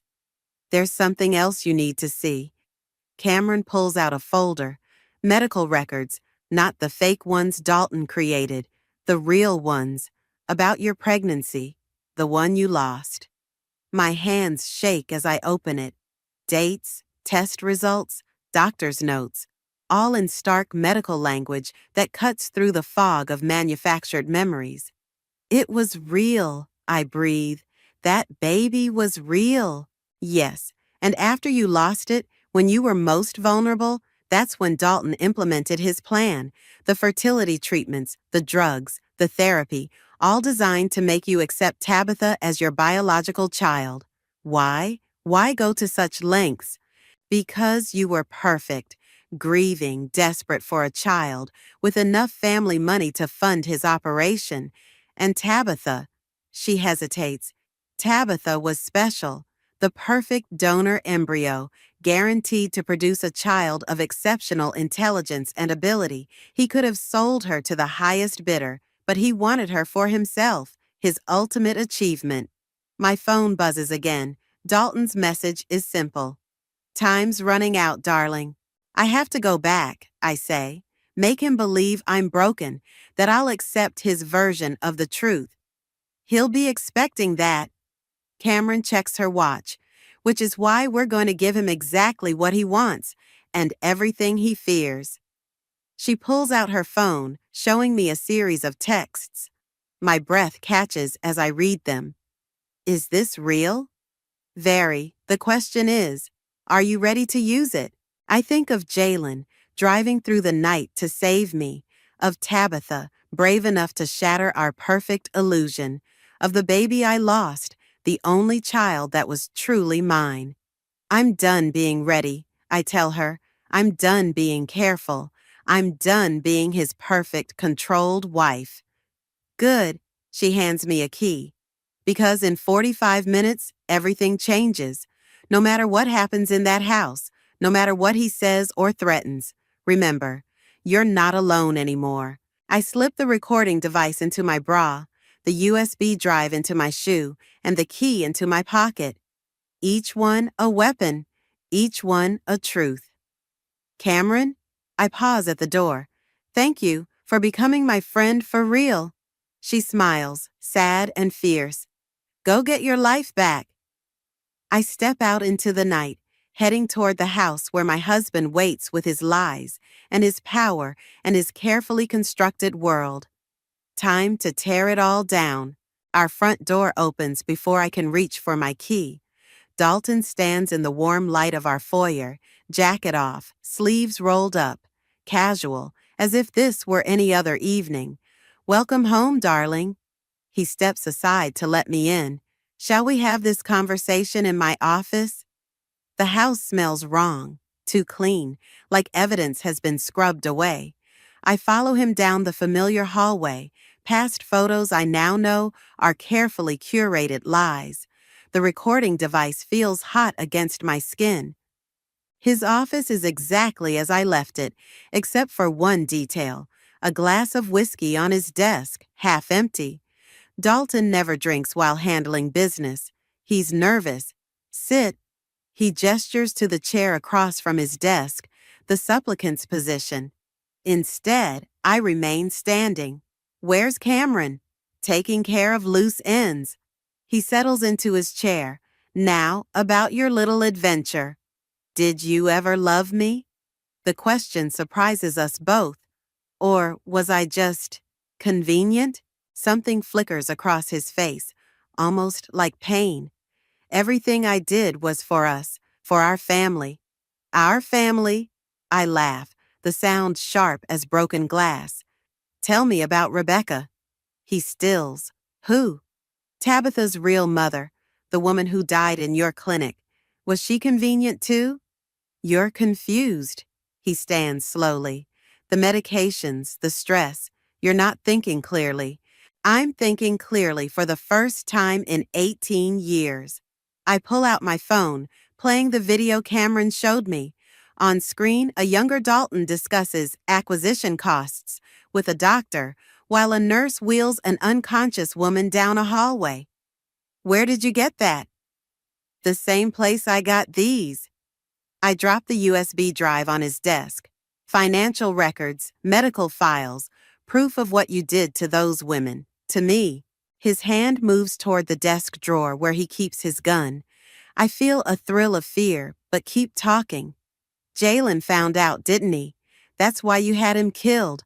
My brother died trying to save me from you. Your brother was a drunk who crashed his own car. But his voice wavers. The police might disagree, especially when they see the brake line maintenance records Cameron found. He lunges for the drawer. I step back, heart pounding, as he pulls out the gun. Give me the drive, he says quietly. Or what? You'll shoot me? Add murder to your list of crimes? I'll do whatever's necessary to protect what I've built. The gun doesn't waver. Everything I did was for us, for Tabitha. No. My voice grows stronger. Everything you did was for you, your ego, your control, your perfect family illusion. An illusion you were happy to live in. He steps around the desk. You wanted that baby so badly, you would have believed anything, done anything. You're right. The admission stops him. I was broken after losing my baby, vulnerable, perfect for your scheme, but you made one mistake. Oh? You gave me Tabitha, and she's stronger than both of us. On cue, the security system chimes, front door opening, multiple footsteps. What did you do? His eyes narrow. Nothing, just invited your other families over. The office door opens. 3 women enter, all around my age, all with the same haunted look I used to see in my mirror. Behind them stands Gareth, Zoe, and Tabitha. Meet your wives, Dalton, the ones whose babies you stole, the ones you drugged and manipulated, just like me. Mom, Tabitha's voice cracks. His gun. He won't use it. I step closer to him. Because in about 30 seconds, the police will arrive with search warrants for every property you own. Cameron's been very helpful, explaining exactly where to look. His hand shakes. You're bluffing. Like you bluffed about having her sister? Vancouver's lovely this time of year, by the way. Sirens wail in the distance, growing closer. It's over, I tell him softly. The perfect family, the perfect lie, all of it. He looks at each face in turn, the women he betrayed, the daughter he stole, the life he manufactured, and something breaks behind his eyes. The gun clatters to the floor. You were never supposed to wake up, he whispers. But I did. We all did. Police flood the house. Gareth moves to restrain Dalton while Zoe retrieves the gun. The other women huddle together, sharing stories, sharing strength. Tabitha runs to me, burying her face in my shoulder like she did as a child. Is it really over? I hold her close, breathing in the scent of her hair. My daughter, not by blood but by choice, by love, by truth. No, I say, watching as officers lead Dalton away. It's just beginning. Morning sunlight streams through Jalen's bedroom window, turning dust motes into floating stars. I run my fingers along his old desk, where case files now spread like fallen leaves, evidence of lives disrupted, families fractured, truth finally emerging. Found another one, Cameron says from the doorway, holding up a manila folder. A girl in Seattle. Her mother just reached out. How many now? 23 confirmed cases, more coming forward every day. I add the folder to our growing collection. After Dalton's arrest, his empire began crumbling like a sandcastle at high tide. Each wave reveals new secrets, new victims, new threads to unravel. Footsteps on the stairs, Tabitha and Gareth, returning from their morning coffee ritual. Their relationship is still new, tender as a spring seedling, but growing stronger each day. Mom, Tabitha holds out a paper cup. We brought you your usual. And something else. Gareth produces an envelope. From Rebecca's parents. My hands shake slightly as I open it. Inside is a photo of Rebecca at Tabitha's age. Same determined chin, same fierce eyes. With it, a note. Thank you for loving our granddaughter when we couldn't. They want to meet you, Tabitha says softly. All of us, actually. Before I can respond, my phone buzzes. A text from Zoe. Turn on the news, now. Cameron grabs the remote. The screen fills with Dalton's face, hollow-eyed in prison orange, as he's led into court. The headline scrolls, Fertility Clinic CEO pleads guilty, agrees to name accomplices. He's talking? Cameron breathes. Finally, because he knows what's in the last box, I say. They all turn to look at me. What last box? Gareth asks. I move to Jalen's closet, reaching for the false panel he showed me years ago, the one I'd forgotten until last night's dream brought it rushing back. Inside is a single recorder, dusty but intact. The night before he died, Jalen came to me. He was excited, said he had proof of something big. I was too medicated to understand, but he left this. My fingers shake as I press play.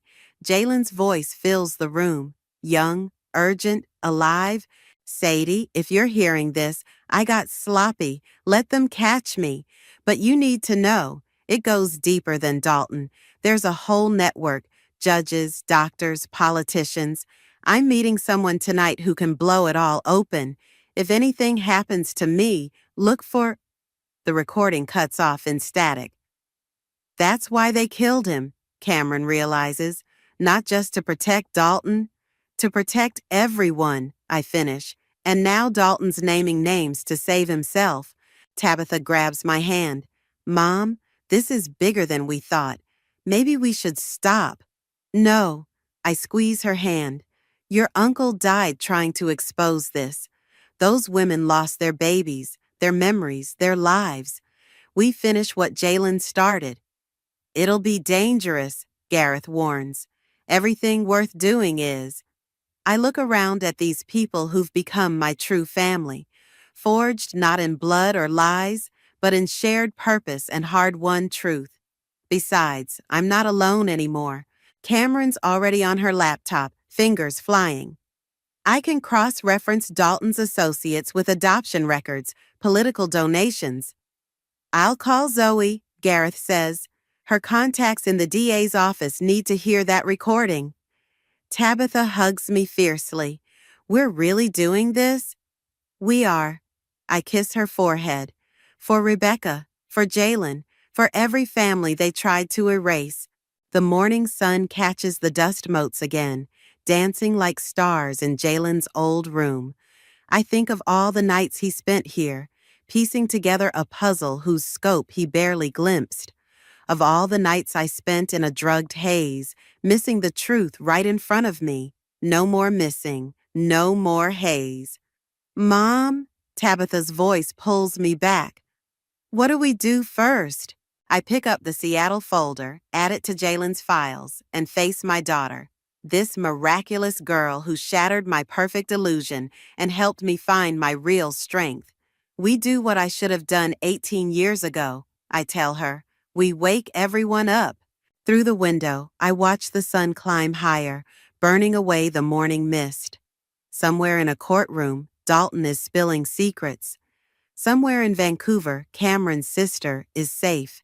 Somewhere in Seattle, another mother is remembering her truth. And here, in my brother's room, surrounded by evidence and love and purpose, I'm finally fully awake. I stood frozen at my daughter's wedding reception, watching my mother tap her champagne glass with a silver spoon. The familiar sound made my stomach twist. I knew that smirk on her face all too well. She was about to do what she did best, tear me down in front of everyone. My name is Lillian, and I should have been solely focused on how radiant my daughter Zaylee looked in her wedding dress. Instead, I was counting my breaths, trying to stay calm as my mother Valerie rose from her seat at the head table. Before we continue with the celebrations, she announced, her voice carrying that sugary sweet tone that always preceded her worst moments, I feel compelled to share some wisdom with my beautiful granddaughter. Beside me, my best friend Juliet squeezed my hand under the table. Don't let her get to you, she whispered. But we both knew it was already too late. Zaylee, darling, my mother continued, you look absolutely stunning today, just like your Aunt Cynthia did at her wedding. Now she knew how to choose a good man. She paused, her eyes finding mine in the crowd. Unlike some of us, the wedding hall fell silent. I could see Zaylee's new husband, Micah, shifting uncomfortably in his seat. My sister Cynthia, perfect as always in her designer dress, looked down at her plate. Mom, Zaylee started to protest, but Valerie waved her off. No, dear. This needs to be said. Marriage is sacred, and some people... Another pointed look in my direction. Some people treat it like a trial run. Your mother's divorce was such a disappointment to this family. The champagne in my glass trembled as my hand shook. 15 years of silence about what really happened in my marriage, all to protect her precious family image. 15 years of letting her spin the narrative that I was the failure, the one who couldn't keep a marriage together. Lillian, my mother's voice cut through my thoughts. Perhaps you'd like to tell your daughter what not to do in her marriage? Share some of your to your experiences? Juliet's grip tightened on my hand. Don't you dare let her win again, she hissed. I looked at Zaylee, my beautiful, strong daughter, who had grown up watching me swallow my mother's insults. She was staring at me with a mixture of concern and something else. Was it hope? Actually, Mother, I heard myself say, standing up slowly, I would love to share some experiences. The surprise on her face was almost worth the years of torment. Almost. Lillian, sit down, she commanded, but her voice wavered slightly. No, you wanted me to speak, so I'm speaking. I grabbed the microphone from the nearby DJ stand. My hands were shaking, but my voice was steady. You're right about one thing. Marriage is sacred. That's why I left mine. The room collectively held its breath. Even the server stopped moving. Rosalie, honey, I continued, looking directly at my daughter, your grandmother has spent 15 years telling everyone I failed at marriage. What she hasn't told anyone is why I left your father. Lillian, my mother's voice cracked like a whip. This is neither the time nor the place. It's exactly the time, I cut her off, because my daughter deserves to know the truth on her wedding day. She deserves to know that sometimes the bravest thing you can do is walk away. I could see Cynthia leaning forward, confusion etched on her face. She had always believed our mother's version of events, just like everyone else. Mom, Rosalie called out softly, go on.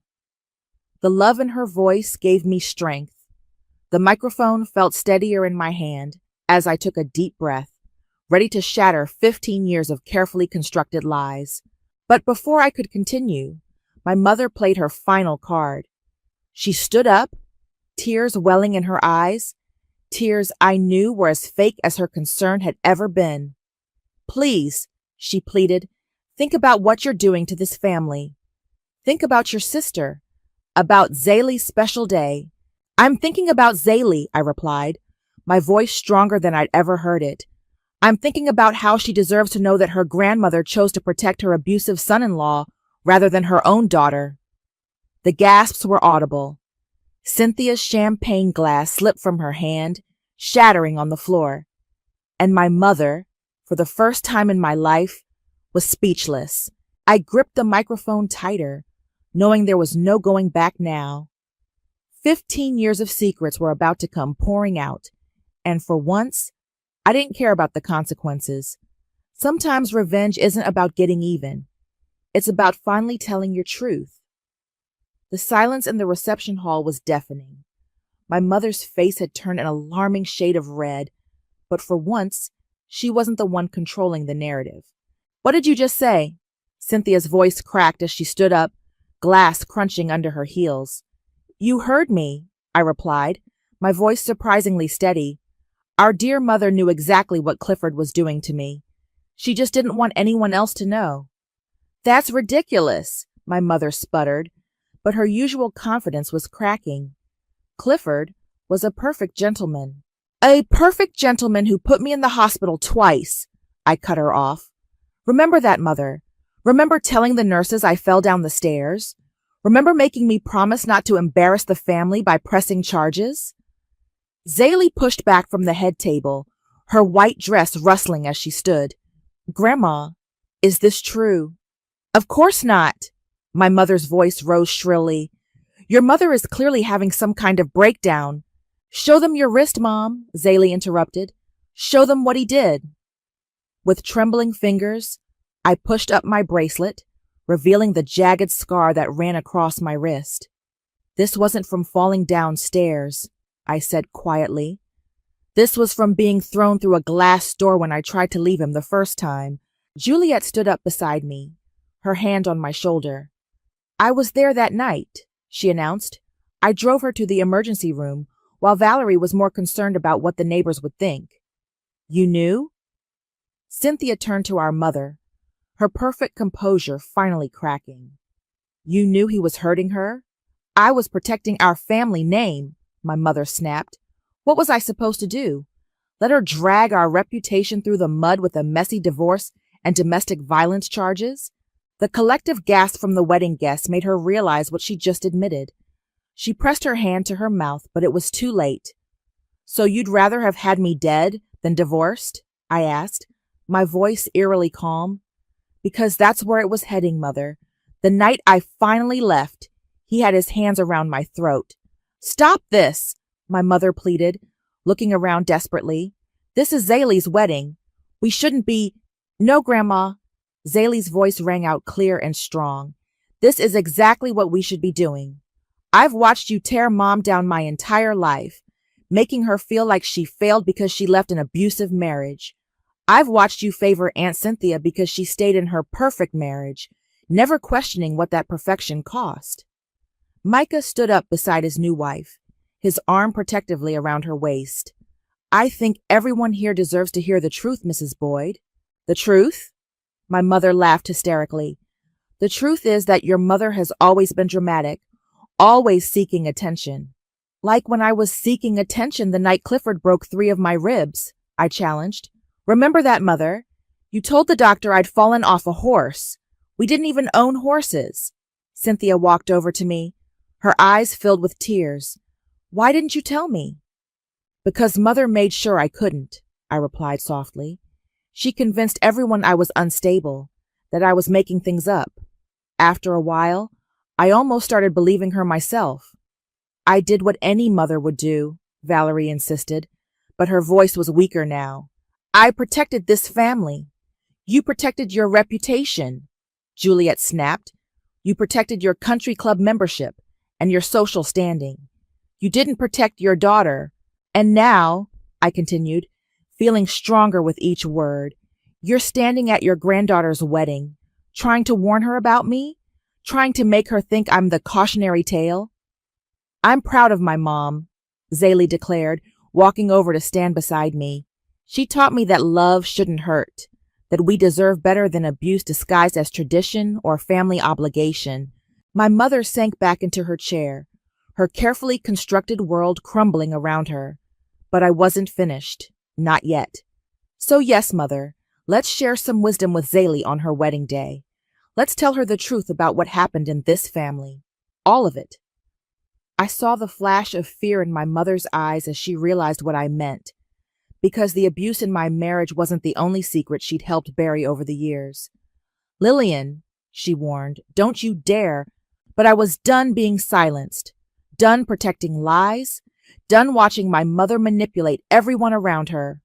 Actually, Mother, I said, gripping the microphone tighter, I think it's time we talked about Dad's accident, too. Because that wasn't quite the tragedy you made it out to be, was it? The color drained from her face as I prepared to reveal the secret that would destroy what was left of her carefully crafted image. Sometimes the best revenge isn't just telling your own truth. It's exposing everyone else's lies, too.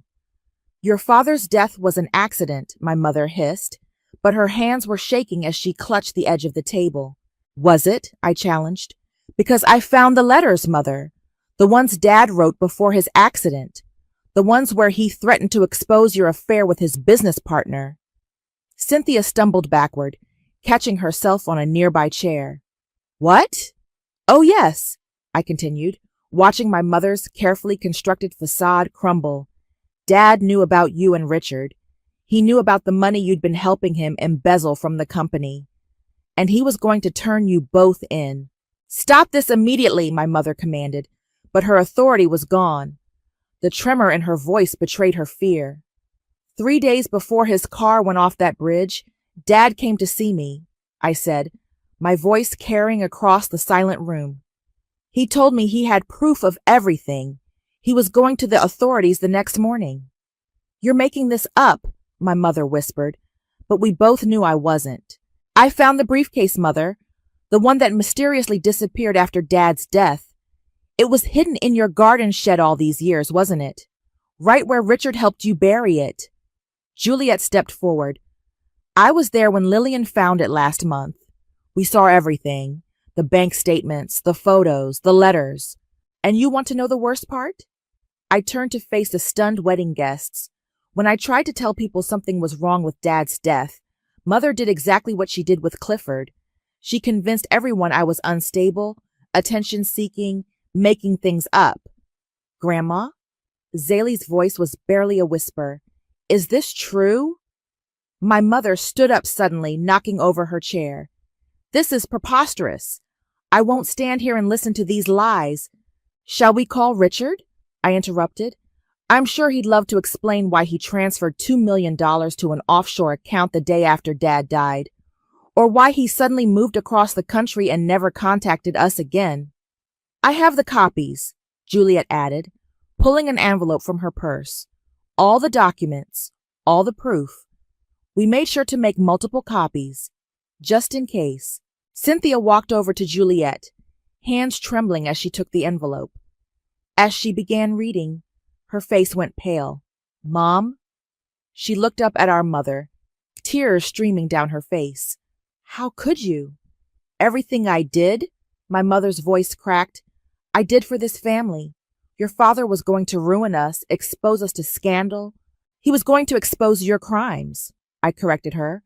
And you couldn't let that happen, could you? Just like you couldn't let me expose Clifford's abuse, because nothing matters more to you than your precious reputation.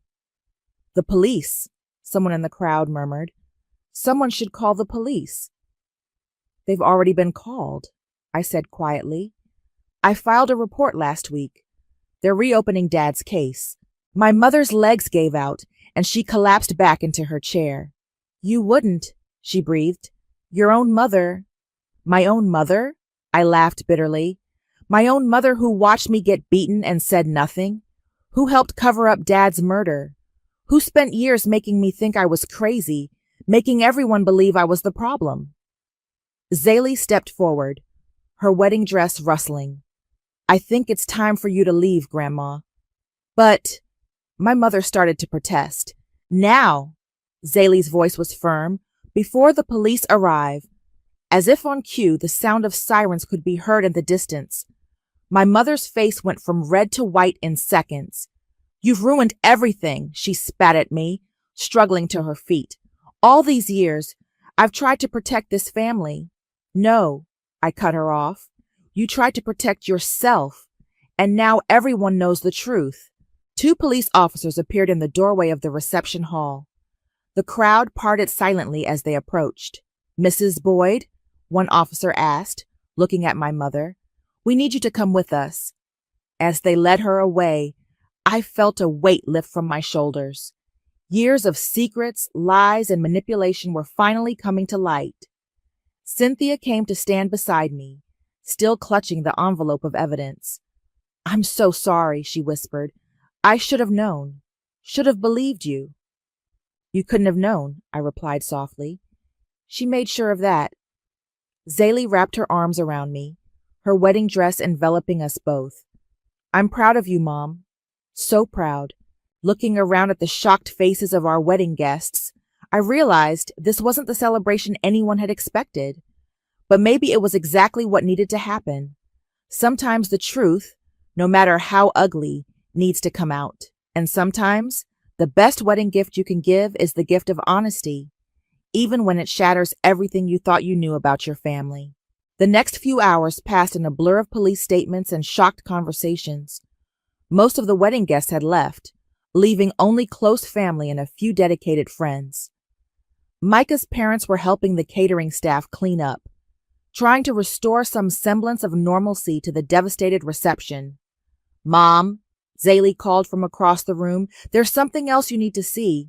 She was holding a small, weathered envelope that had fallen from my mother's purse during the arrest. My hands trembled as I took it from her. It's from Dad, I said, recognizing his handwriting. The envelope was dated just 1 day before his death. Cynthia appeared at my shoulder. Open it, she urged softly. The letter inside was creased and yellowed, as if it had been read many times over the years. My dearest Lillian, if you're reading this, something has happened to me. I've left evidence of everything in a safety deposit box at First National, box 247. Your mother doesn't know about it. The key is taped inside your old dollhouse in the attic, the one place she never goes. I'm sorry I couldn't protect you from Clifford. I should have done more, should have stood up to your mother. But I'm making it right now, even if it costs me everything. Take care of Cynthia. She doesn't know how deep this goes. Love, Dad. She kept this from you all these years, Juliet said, reading over my shoulder. She must have found it before you did. The safety deposit box, Cynthia whispered. We need to check it. The bank's closed, I started to say, but Micah stepped forward. My cousin works there, he said. She can get us in after hours. This is important. An hour later, we stood in the bank's vault room. Me, Cynthia, Rosalie, and Micah. His cousin Sarah watched nervously as we opened box 247, Inside was another envelope, thick with documents and a small recorder. "Is that a microcassette?" Rosalie asked, picking up the small device. My hand shook as I pressed play. Dad's voice filled the small vault room. "Richard, I know what you and Valerie have been doing. I have proof of every transaction, every lie. It stops now, or I'm going to the FBI." There was rustling, then my mother's voice. "Don't be foolish, Ray. Think about the girls, about our reputation." "I am thinking about the girls." Dad's voice cracked with emotion. "I'm thinking about how you let that monster hurt Lillian, how you've been manipulating Cynthia's life since she was a child. It ends now." The recording clicked off. "There's more," Cynthia said, pulling papers from the envelope. "Bank statements, photographs." She stopped suddenly, her face going pale. "Oh, God. What is it?" I asked. She held up a photograph. It showed our mother and Richard in what appeared to be a heated argument on the bridge where Dad died. The timestamp showed it was taken just hours before his accident. "There's a letter here," Micah said quietly, pulling out a sealed envelope. "It's addressed to both of you." With trembling fingers, I opened it and read aloud. "Lillian and Cynthia, if you're reading this, I failed to stop them, but I made sure the truth wouldn't die with me. Everything you need is here.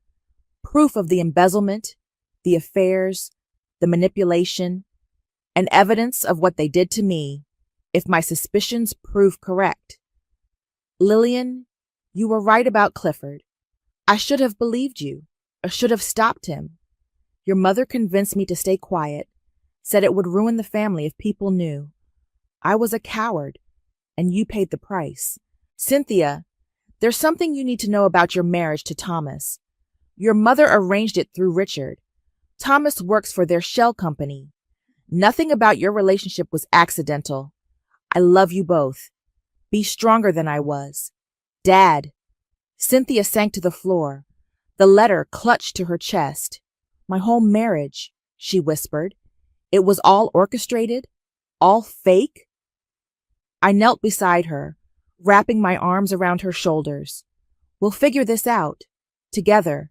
The police need to see all of this," Micah said, carefully gathering the documents. "Wait," Rosalie interrupted, pulling one last paper from the box. "There's something else. It looks like coordinates." I took the paper, recognition dawning. "These are directions to the lake house, Dad's old fishing cabin." "The one Mother always refused to visit?" Cynthia asked, wiping her eyes. "He wrote something here," I said, squinting at the faded ink. "The rest is buried under the dock. Be careful who you trust." We all looked at each other, the weight of what we'd discovered settling over us. This wasn't just about exposing our mother's lies anymore. This was about uncovering a conspiracy that had shaped our entire lives. "We need to go to that lake house," I said firmly, "tonight, because somehow I knew that what we'd found so far was just the beginning. The real truth and the real danger was still waiting to be uncovered." The headlights of Micah's SUV cut through the darkness as we pulled up to the lake house. Rosalie was still in her wedding dress, having refused to waste time changing. The moon reflected off the water, casting eerie shadows across the weathered dock. "I can't believe it's still standing," Cynthia murmured, staring at the cabin we hadn't visited in 15 years. "Look," Rosalie pointed to tire tracks in the gravel. "Someone's been here recently." My heart stopped. Mother knew about the safety deposit box.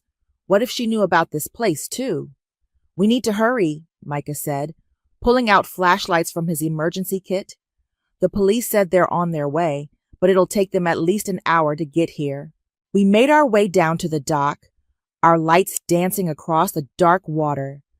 The wooden planks creaked under our feet. "Dad's note said under the dock," I reminded them, getting down on my hands and knees to shine the light underneath. "There!"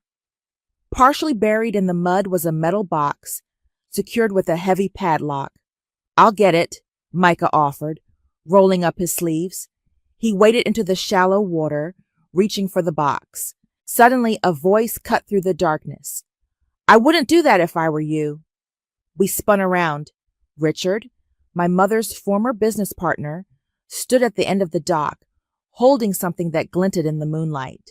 Is that a gun? Rosalie gasped. Step away from the dock, Richard commanded. All of you. 15 years, I said, my voice shaking with anger. 15 years you've been free after what you did to my father. Your father was going to ruin everything, Richard snarled. The company, our reputations, the life we'd built. We couldn't let that happen. We? Cynthia asked. You mean you and Mother? A bitter laugh escaped his lips. Your mother? She was just a pawn, useful for keeping Ray distracted while I moved the money. Did you really think she was smart enough to orchestrate all this? But the affair, I started, was convenient, he cut me off. She was so desperate for attention, so easy to manipulate, just like she manipulated all of you. Micah had quietly moved behind us, shielding Rosalie. I could hear police sirens in the distance. It's over, Richard, I said firmly. We have the evidence. All of it. No, he growled. You have what Ray wanted you to find. Insurance, he called it. But the real proof. He gestured to the box in the water. That would destroy everything. And everyone. Including you, Cynthia realized. That's why you're here. Mother told you about the lake house when they arrested her. The sirens were getting closer. Richard's hand tightened on the gun. I've spent 15 years protecting the secret, he said. I'm not going to let it all fall apart now. You killed our father, I said, taking a step forward. You let my mother torture us with lies. You orchestrated my sister's entire marriage. For what? Money? Power, he corrected. The money was just a bonus. Your father's company was the key to everything. The connections, the influence, the illegal dealings, Micah suggested. The fraud? Richard's face twisted. You have no idea how deep this goes. How many people are involved? Your father stumbled onto something much bigger than a simple embezzlement scheme. The sirens were very close now. Red and blue lights began to flash through the trees. It's over, I said again. Whatever's in that box, the police will find it. No, Richard raised the gun. They won't. Everything happened in a blur. Richard fired at the water, aiming for the box. Micah lunged forward, tackling him. The gun went off again, the shot going wide. Rosalie screamed. Police cars burst through the trees, flooding the area with light. Officers poured out, weapons drawn. Drop the weapon, they shouted. Richard struggled against Micah, trying to aim one last shot at the box in the water. But before he could pull the trigger, Cynthia swung an oar from the dock, catching him square in the face. He crumpled, the gun clattering onto the wooden planks. As the police handcuffed Richard, I waded into the water, retrieving the metal box. It was dented from the bullet, but intact. Mom, Rosalie called out, pointing to something floating near the dock. It was a key, probably fallen from Richard's pocket during the struggle. With trembling hands, I fitted the key into the lock. Inside the box were more documents, a USB drive, and a detailed ledger with names, dates, and amounts. Oh my God, Cynthia breathed, looking over my shoulder. These are judges, politicians, business leaders. Your father uncovered a corruption ring, one of the detectives said, carefully taking the box. This could bring down half the city's elite. I stared at the evidence of my father's final investigation, understanding at last why he had died, and why my mother had spent 15 years trying to keep us from the truth that would now finally come to light. The police station buzzed with activity at 3 a.m. Rosalie sat beside me, still in her wedding dress, now stained with lake water and mud. Cynthia paced the small interview room while 2 FBI agents reviewed the documents we'd found. Mrs. Boyd is ready to talk, a detective announced entering the room. She's asking for both of you. Cynthia stopped pacing. I can't face her. We have to, I said, standing up. We need to hear the truth from her. All of it. The holding cell area was cold and stark. Our mother sat at a metal table, her perfectly manicured hands folded in front of her. She looked smaller somehow, older, her carefully maintained facade crumbling. My girls, she whispered as we sat down across from her. Don't, Cynthia snapped. Just tell us why. I never meant for any of this to happen, she began, her voice trembling. Richard approached me about the company finances. Small things at first. Moving money between accounts, adjusting records. It seemed harmless. Until Dad found out, I added. She nodded. Richard had involved me in so much by then. When your father threatened to expose everything, Richard showed me what he really was, what he was capable of.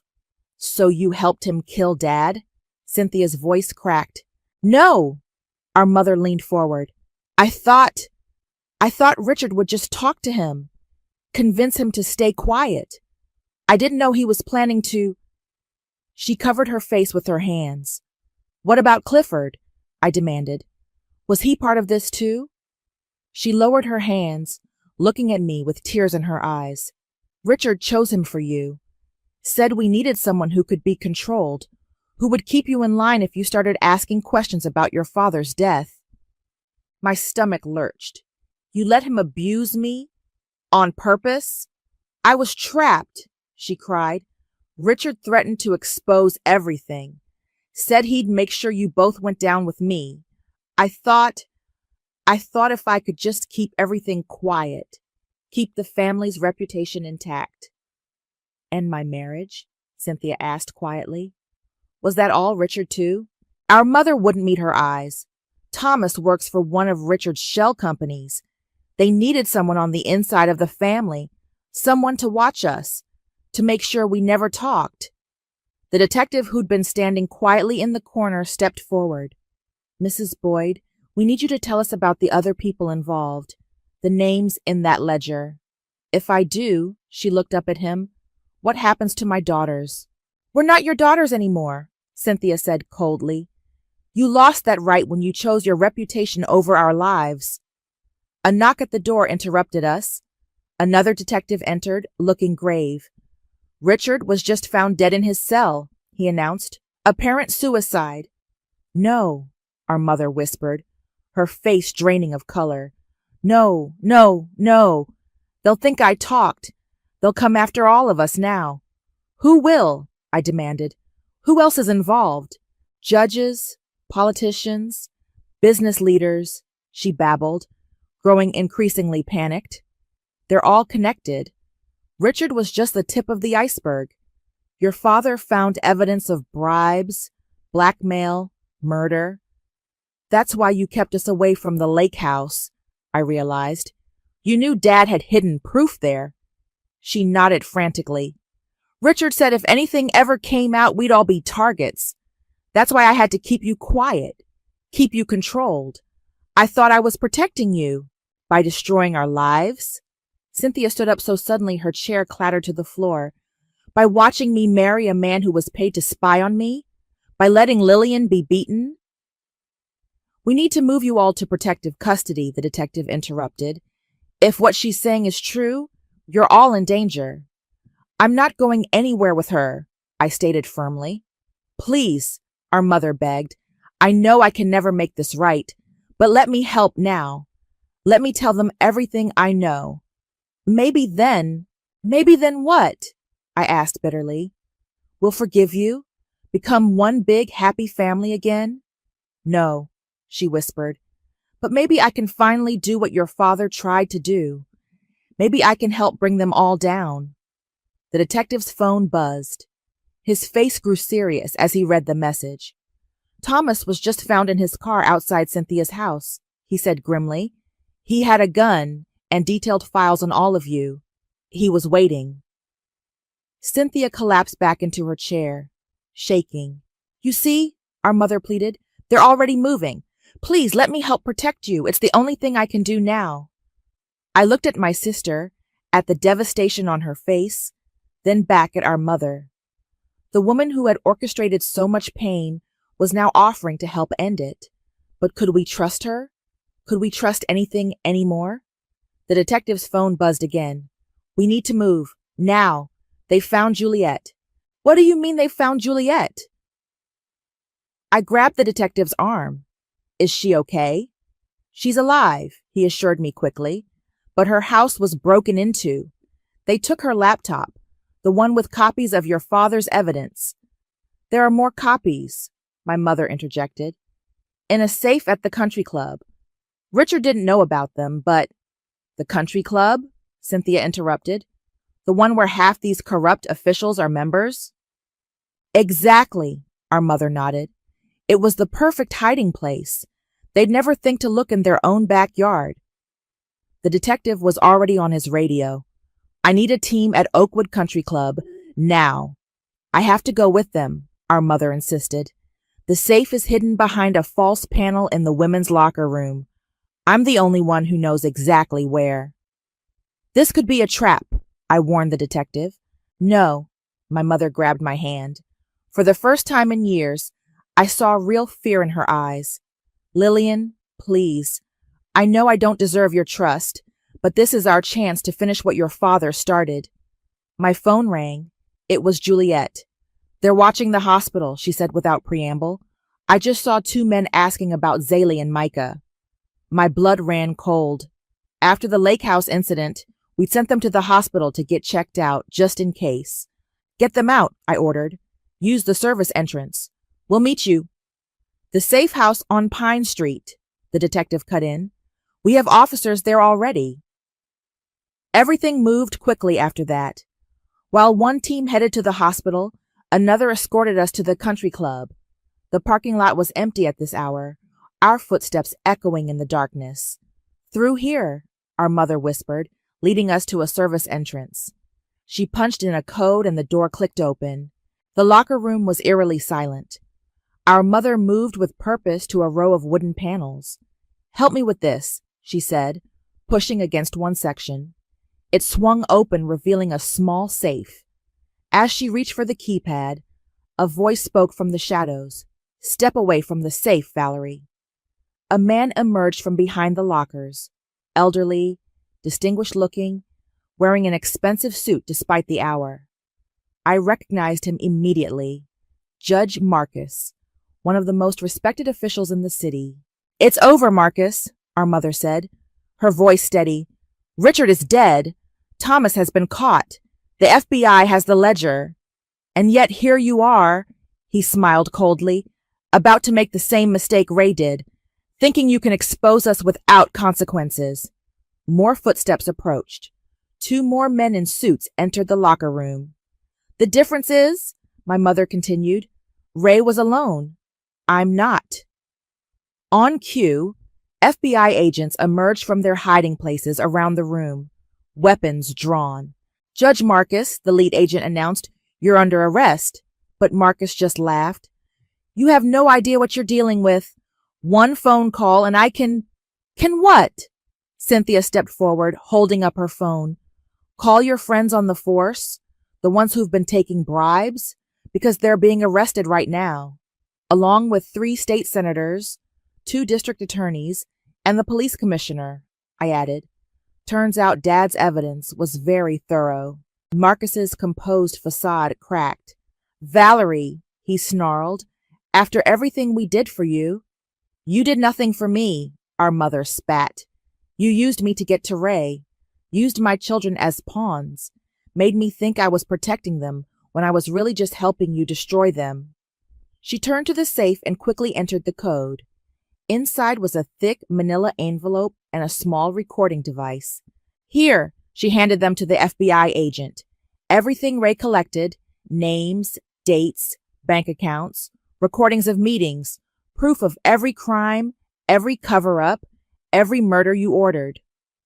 As the agents led Marcus and his associates away, I looked at my mother with new eyes. You knew, I said quietly. You knew exactly what was in that safe all along. She nodded.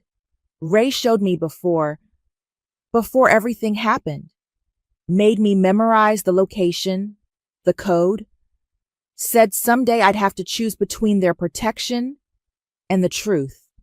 And you chose their protection, Cynthia said bitterly. Yes, our mother whispered, because I was a coward, because I thought I could keep you safe by keeping you controlled. I was wrong. Your father was right. The only way to truly protect someone is to fight for the truth, no matter the cost. The FBI agent returned. We need to get you all to the safe house. This is just the beginning. Once we start making arrests, others will try to retaliate. As we left the country club, I realized this wasn't the revenge I'd originally sought at Zaley's wedding. This was bigger than exposing our mother's lies. This was about finishing what Dad had died trying to do, bringing down an entire network of corruption that had destroyed countless lives. And somehow, ironically, it had taken our mother's final act of redemption to make it possible. The courthouse steps were crowded with reporters as I made my way inside. Juliet squeezed my hand as we passed through security. Today was the final testimony in a trial that had shaken our city to its core. Ready? Zaley asked, meeting us in the hallway. She was wearing the same determined expression I'd seen on her wedding day, the day that had started all of this. Inside the courtroom, I saw my mother sitting at the witness stand. She looked smaller than I remembered, but her voice was clear and steady as she detailed decades of corruption, naming names and providing dates with unflinching precision. Judge Marcus and his associates sat stone-faced at the defense table. Behind them, I could see Cynthia in the gallery, clutching a folder of divorce papers. Her eyes met mine, and she gave a slight nod. And what made you finally decide to come forward? The prosecutor asked our mother. She looked directly at me. My daughter showed me that protecting lies isn't the same as protecting people. She had the courage to speak the truth at her own daughter's wedding, even knowing what it would cost her. I realized it was time I did the same. The prosecutor turned to the jury. And the evidence you provided, the documents from the country club safe. Where did those originally come from? My husband, Ray, she replied, her voice catching. He died trying to expose this corruption. I helped cover it up because I was afraid, but he left the evidence where he knew we'd eventually find it, where he knew his daughters would be brave enough to use it. After the testimony, we gathered in the courthouse lobby. Reporters clamored outside, but for now, we had a moment of quiet. The jury won't take long, Juliet said. Not with all that evidence. It's not just about the conviction anymore, I replied, watching my mother being led back to custody. It's about the truth finally being heard. Cynthia joined us, her divorce papers now officially filed. Thomas took a plea deal, she announced. He's testifying against the rest of the organization. Good, Zaley said firmly. Let them all go down together. My mother's attorney approached us. She's asking to speak with you both, he said to me and Cynthia. In private. We followed him to a small conference room. Our mother sat at the table, her hands folded in front of her, just like at the police station. I know I can never make up for what I did to you both, she began. But I want you to know, your father would be so proud of you. You did what I should have done 15 years ago. Why didn't you? Cynthia asked. When Dad first showed you the evidence, why didn't you help him then? Because I was more concerned with appearances than truth, she replied simply. I thought I could control everything. Your lives, your relationships, the narrative. I was wrong. Yes, I said. You were. She nodded.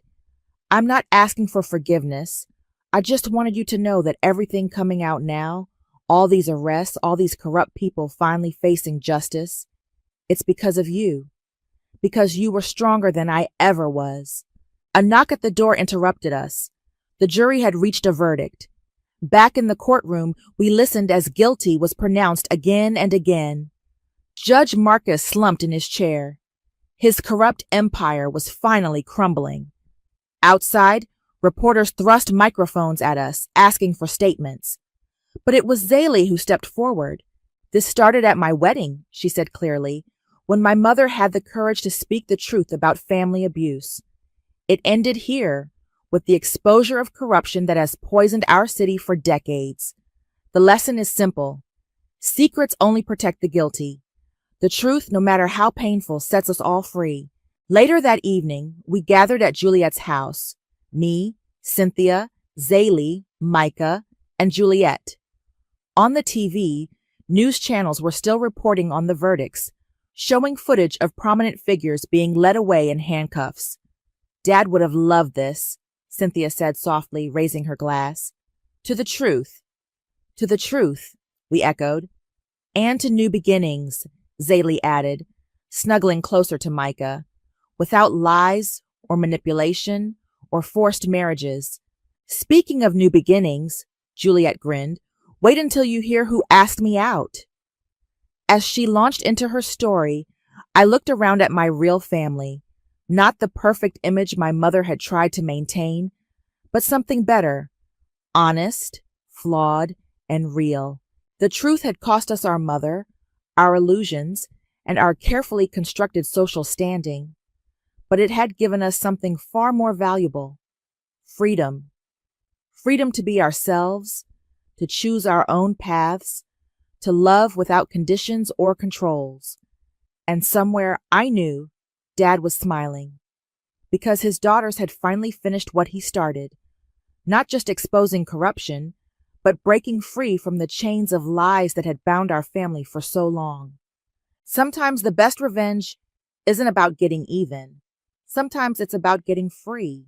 The cream-colored envelope sits on my kitchen counter like a bomb waiting to detonate. I've been circling it for hours, running my fingers along its expensive textured surface, tracing the gold calligraphy that spells out my name. The invitation inside is even worse. Thick cardstock dripping with false sincerity, requesting my presence at the wedding of Royce and Helen, my ex and my former best friend. How thoughtful of them to include me. I pour another glass of wine, my third since the mail arrived. The autumn sun streaming through my apartment windows feels too bright, too cheerful for this moment. My phone buzzes again. Probably Gemma, checking if I'm okay. I'm not okay. I'm so far from okay that okay feels like a distant country I once visited in a dream. You have to go, Gemma had insisted earlier. Show them you're above it all. Show them they didn't break you. But they did break me. I, Emily Parker, who prided myself on being unbreakable, am sitting here with mascara-stained cheeks,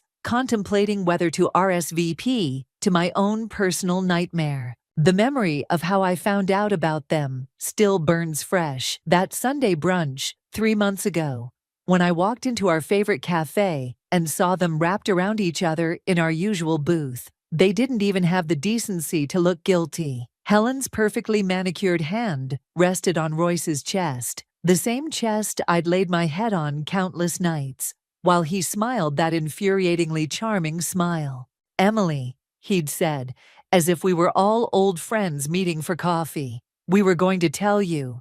Were you? Before or after you moved her into our old apartment? Before or after you gave her my grandmother's recipe book that I'd left behind?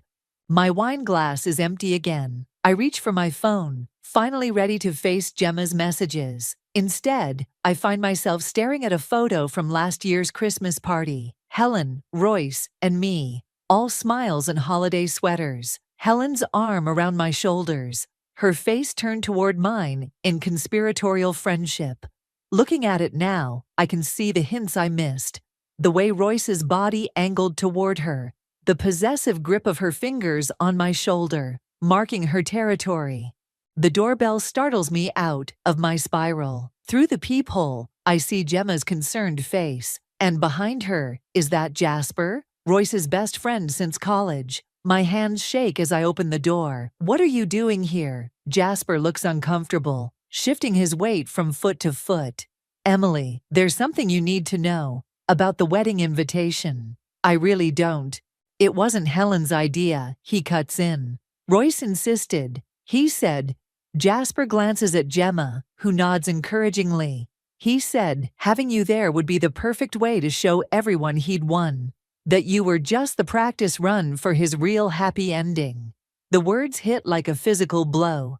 Practice run. The room spins slightly, wine and rage mixing into something dangerous in my blood. 6 years of my life reduced to a practice run. Gemma's voice seems to come from far away. Maybe you should sit down. But I'm already moving, grabbing my laptop from the coffee table. My fingers fly across the keyboard as I pull up the wedding RSVP page. Jasper and Gemma hover nervously as I click accept and type in my response. One guest, dietary restrictions, none. Special notes, looking forward to toasting the happy couple. Emily, Gemma says slowly, what are you thinking? I close the laptop with a decisive click. The fog of wine and grief has burned away, replaced by crystal clarity. I'm thinking it would be rude to decline such a thoughtful invitation. After all, I meet their worried gazes with a smile that feels foreign on my face. I have so much I want to say to the happy couple. Jasper takes a step back, and I catch something in his expression. Not just concern, but recognition. He knows something about Royce that made him come here today. Something beyond this petty wedding drama. Jasper, I keep my voice light, casual. Is there anything else I should know about the happy couple? He swallows hard, glancing at the door like he might bolt. I should go. But as he turns to leave, I catch his whispered words. Just be careful. Royce isn't who any of us thought he was. The door closes behind him, leaving me with Gemma and the thundering of my heart. Practice run. Happy ending. Oh, Royce. You have no idea what's coming. I pick up the invitation again, running my finger along the embossed date. 3 weeks. 3 weeks to uncover whatever Jasper is hiding. 3 weeks to plan exactly how I'm going to turn their perfect day into the reckoning they deserve. The wedding venue looks exactly like something Helen would choose. All sweeping staircases and crystal chandeliers. The kind of place that screams old money trying to look older. I'm here for the rehearsal dinner, watching the sunset paint the marble columns gold, while my stomach ties itself in knots. You don't have to do this, Gemma whispers beside me. She's been my shadow all week, ever since Jasper's cryptic warning. We can still leave, but I can't. Not when I've finally started pulling at the threads of Royce's perfect facade. 3 days of careful digging have revealed interesting patterns, unexplained absences, mysterious phone calls, and a company credit card with some very creative expenses. Emily. Helen's voice cuts through my thoughts, sugary sweet and sharp as glass. I'm so glad you came. She's wearing a white cocktail dress that probably costs more than my monthly rent, her smile fixed and brittle. Behind her, Sylvia, her mother and my former almost mother-in-law, watches with barely concealed disdain. Helen. I force myself to smile back. Wouldn't miss it. Though I must admit, she continues, I was surprised you accepted, given everything. The memory floods back unbidden. Not just the cafe betrayal, but the moment 2 weeks later when I discovered they'd been together for months. All those girls' nights Helen had canceled. All those late meetings Royce claimed to have. I'd been so blind. Water under the bridge, I lie smoothly. We're all adults here, Sylvia sniffs. Some more than others, clearly. Helen, darling, the florist needs you. They sweep away, leaving the scent of expensive perfume and judgment in their wake. Gemma squeezes my arm. You okay? Fine. I'm not fine. I'm remembering all the Sunday dinners at Sylvia's house, how she used to call me daughter, how she promised my mother before she died that she'd look after me. Now she can barely meet my eyes. The rehearsal dinner begins. A choreographed display of wealth and false sentiment. I watch Royce work the room, that familiar charisma drawing everyone into his orbit. He hasn't acknowledged me yet, but I feel his awareness like a current in the air. Quite a show, isn't it? I turn to find Nathaniel, one of Royce's business partners, studying me with unusual intensity. We've met at company parties before, but never really talked. There's something different about him tonight. A tension in his shoulders, a careful distance from the celebration. almost makes you forget what's underneath. He continues quietly. My pulse quickens. And what's underneath? He glances around before leaning closer. Meet me by the garden fountain in 20 minutes. There's something you should see. Before I can respond, he's gone, leaving me with questions burning in my throat. Across the room, Royce finally catches my eye. His smile doesn't waver, but something dark flickers across his face. Possession, triumph, warning. The next 20 minutes crawl by like honey in winter. I make small talk, dodge pointed comments about my single status, and watch the clock. When I finally slip away to the garden, my hands are shaking. Nathaniel is waiting, a manila envelope in his hands. Before I give you this, he says, I need to know what you plan to do with it. That depends on what's in it. Evidence. His voice is grim. Of what Royce really is. What he's been doing to the company, to people who trust him. To you. The fountain burbles quietly behind us as he hands over the envelope. Inside are bank statements, emails, photographs, a paper trail of destruction. My vision blurs as I read, horror mounting with each page. He's been embezzling, Nathaniel explains softly, using the company to fund a separate life. Helen doesn't know, or doesn't want to know. But there's more. I find it near the bottom. Credit card statements showing hotel charges in New York. On weekends, when Royce was supposedly with me, when Helen was supposedly visiting her sister. He never chose between you, Nathaniel says. He was playing you both, and others. The truth hits like a physical blow. All those business trips, those late nights at the office. He hadn't left me for Helen. He'd been with both of us, probably others, crafting separate lives like some twisted architect of deception. Why are you showing me this? Nathaniel's eyes are serious in the gathering dusk. Because the board meeting is next week, right after the wedding. He's planning something big, something that could ruin a lot of lives. And you, he pauses, you might be the only one who can stop him. Inside, the rehearsal dinner continues. Laughter floating through the open windows. I clutch the envelope, feeling the weight of its secrets. My simple revenge fantasy has just become something much darker, much more dangerous. And Royce, damn him, is watching me through the window, raising his glass in a mock toast. I spend the night studying Nathaniel's documents until my eyes burn, piecing together the scope of Royce's deception. By dawn, my apartment floor is a maze of paper trails and broken trust, each revelation stoking the fire in my chest. My phone buzzes. Gemma, turn on the news, now. The morning business report hits like a sledgehammer. Allegations of financial misconduct at Robertson Industries. Sources suggest internal investigations. The anchor's voice fades as my mind races. This isn't just about me anymore. This is bigger than broken hearts and betrayed friendships. I'm halfway through my second coffee when someone pounds on my door. Helen stands there, mascara streaked down her face, clutching her phone like a lifeline. Did you do this? She demands, pushing past me. Are you behind these rumors? Funny how quickly you assume I'm to blame. I close the door, watching her pace my living room like a caged animal. Shouldn't you be asking your fiancé about this? Royce says it's all lies, competitors trying to tank the stock before the merger. She stops, finally noticing the papers scattered across my floor. Her face drains of color. What is all this? The truth. I hand her one of the hotel receipts, dated during her supposed sister's weekend. Though I'm guessing you already knew some of it. She stares at the paper, hands trembling. I don't what, Helen? Don't want to admit you knew he was playing us both? Or that he's still playing you? You don't understand, she whispers. The wedding has to happen. My father's company depends on this merger. If Royce goes down, she looks up, and for a moment, I see the friend I used to know. Scared, vulnerable, trapped. Please, Emily, whatever you're planning, don't. The old me would have softened, would have tried to help.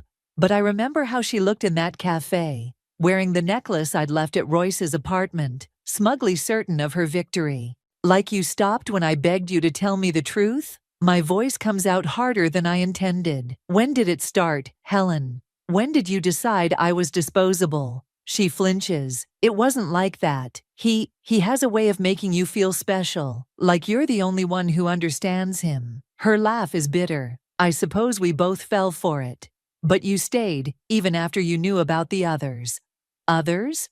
Something shifts in her expression. What others? Before I can respond, my phone rings. Nathaniel. Helen recognizes his name on the screen and goes very still. You're working with him. Her voice rises. Do you have any idea what he's capable of? I answer the call on speaker.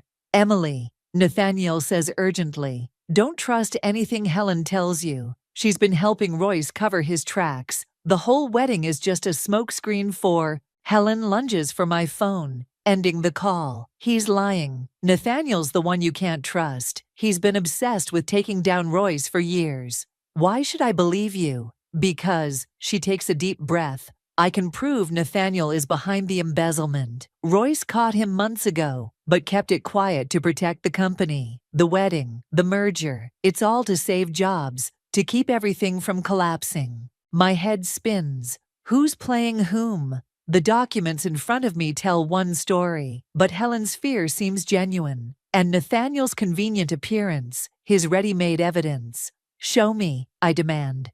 Show me your proof. She pulls out her phone, fingers flying over the screen. Come to the office tonight. Everything you need to know is there. She heads for the door, then pauses. I know you hate me, Emily, but please, wait until you see everything before you decide who the real villain is. After she leaves, I sit among the scattered papers, trying to make sense of it all. My phone buzzes with a text from Gemma. Just heard from Jasper. Says he needs to talk. ASAP. I text back. When? Now. Says it's about Nathaniel and Helen. Things aren't what they seem. The rage that's been driving me suddenly feels hollow, replaced by a creeping uncertainty. I've been so focused on revenge, so sure of who deserved my anger. But what if I'm just another piece being moved across someone else's board? My phone buzzes again. Royce this time. My finger hovers over decline, but his message preview stops me cold. I know you have the documents, but you don't know the whole story. Someone's going to get hurt, Emily. And this time, it won't be you. I stare at the message, feeling the ground shift beneath my feet. In less than 12 hours, everything I thought I knew has unraveled. The question isn't just who to trust anymore, it's who's really pulling the strings. The office building looms dark against the evening sky, most windows already dark. My heels click against marble as I cross the lobby. Helen's keycard burning a hole in my pocket. She'd texted it to me an hour ago. 4th floor, executive files. The truth you need is in Royce's personal drive. Gemma's warning echoes in my head. It's a trap, Em. Why would she suddenly want to help you? But I'd seen the fear in Helen's eyes this morning. Whatever game she's playing, there's real desperation behind it. The elevator doors open to a silent floor. My phone buzzes. Jasper, again. I've been dodging his calls since our coffee meeting earlier, where he'd dropped another bomb. Nathaniel isn't just Royce's business partner, he'd said, hands wrapped around his untouched coffee. He was engaged to Helen 3 years ago, before Royce, before everything fell apart. The revelation had shifted my entire perspective. Nathaniel's help wasn't random. It was calculated, personal. I find Royce's office easily, muscle memory from countless lunch visits guiding me. The door unlocks with a soft click. Everything looks exactly the same. The pretentious modern art, the wall of business awards, the oversized desk where we'd once, focus. The computer wakes with a hum. Helen's login works, but as I start searching through files, something feels off. Everything's too neat, too obvious. A folder labeled Merger Documents practically screams setup. I wondered if you'd come. I spin around. Nathaniel stands in the doorway, his expression unreadable. Here to show me more evidence. My voice stays steady, despite my racing heart. Or should I ask Helen about your history? He doesn't flinch. So Jasper told you. Did he also tell you why the engagement ended? I'm guessing Royce had something to do with it. Helen had everything to do with it. He steps into the office, closing the door. She chose him. Chose this life of lies and manipulation. I tried to warn her about what Royce really was, but she wouldn't listen. And now you're trying to warn me. I'm trying to stop him before he destroys more lives. Nathaniel moves closer, his intensity almost magnetic.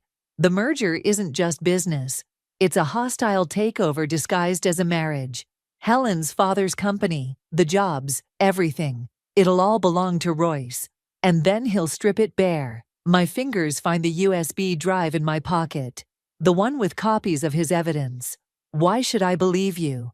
Because you've seen how he operates, how he takes what he wants and discards people when he's done. His hand touches my arm, gentle but urgent. Help me stop him, Emily. We can expose everything at the wedding. Make sure everyone knows exactly who they're dealing with. The warmth of his touch sends warning signals through my brain. This feels familiar, too familiar. The same intensity, the same pull I'd felt with, the realization hits like ice water. I step back, really looking at him now. You're not just trying to stop Royce, are you? You want to hurt him, like he hurt you. Something dark flashes across his face. You don't understand. I understand perfectly. My laugh sounds hollow. God, I'm such an idiot. You're exactly like him, using people, manipulating situations. Did you plan this from the beginning? Finding me, feeding me information, playing on my pain. Emily, was any of it real? The evidence, the warnings. My voice rises despite myself. Or am I just your weapon against Royce? The elevator dings distantly. Nathaniel's expression hardens. Everything in those documents is true. How I got them, why I shared them, that doesn't change the facts. No, but it changes everything else. I move toward the door. I'm not your revenge proxy. His hand catches my wrist.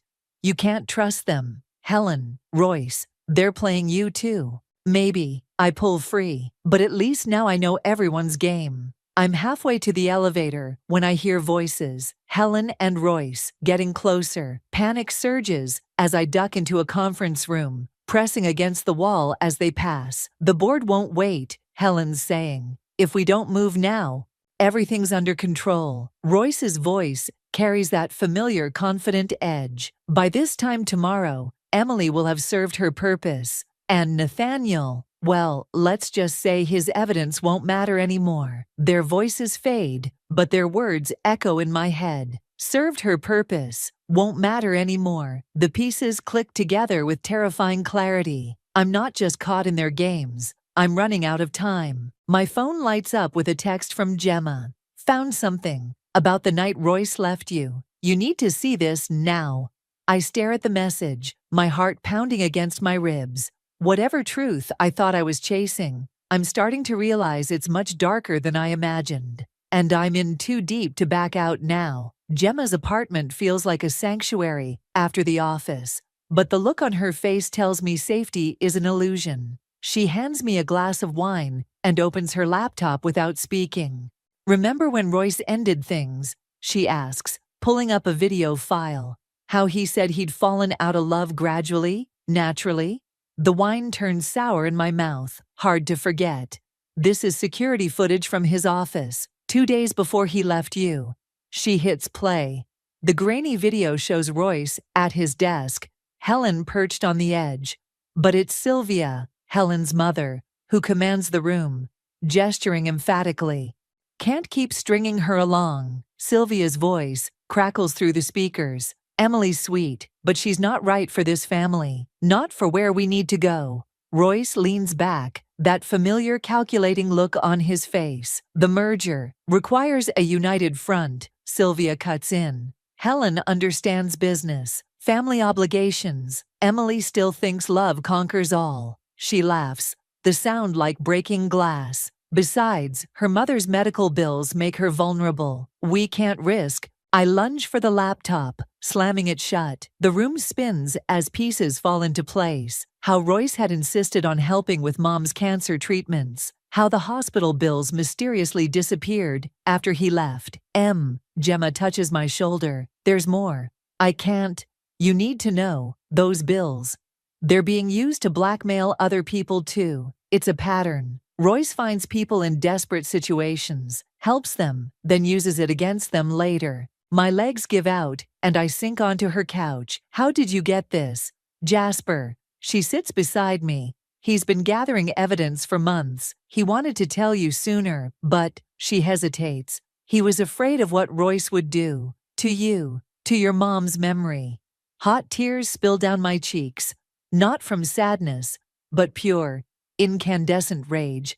They hadn't just taken my relationship, my friend, my future. They'd turned my mother's death into a weapon. My phone buzzes. Helen, where are you? We need to talk. Alone. Don't, Gemma warns. After what we just saw? No. I stand, wiping my eyes. I need to hear what she has to say. Need to see her try to explain this away. Emily. I'll be careful. I grab my coat. But I'm done hiding. The drive to Helen's apartment gives me time to steel myself. By the time I knock on her door, my hands have stopped shaking. She opens it wearing yoga pants and a worried expression. Thank God. Listen, about the office. Save it. I push past her. Let's talk about my mother instead. She freezes. What? The hospital bills. The convenient timing. Tell me, Helen, was that your idea or your mother's? It's not what you think. She runs a hand through her hair. We were trying to help. By using my dying mother as leverage, my voice cracks. Was any of it real? Our friendship? Those nights you held me while I cried about losing her? Of course it was real. She grabs my arms. Everything with your mom, that wasn't supposed to happen. But Roy said we could help, make things easier. By the time I realized what he was really doing, you stayed anyway. I had no choice. Tears spill down her cheeks. My father's company was already tangled up with Royce's. If I left, if I exposed anything, hundreds of people would lose everything, including you. What are you talking about? She pulls away, moving to a drawer. These came today. She hands me a stack of papers. Proof that your mother's bills weren't paid off. They were transferred. If anything happens to disrupt the merger, my blood runs cold as I read. Every payment, every treatment, all still hanging over my head. One signature from Royce could destroy me financially. So now you know, Helen whispers. We're both trapped. No. Something shifts inside me, grief crystallizing into purpose. We're only trapped if we play by his rules.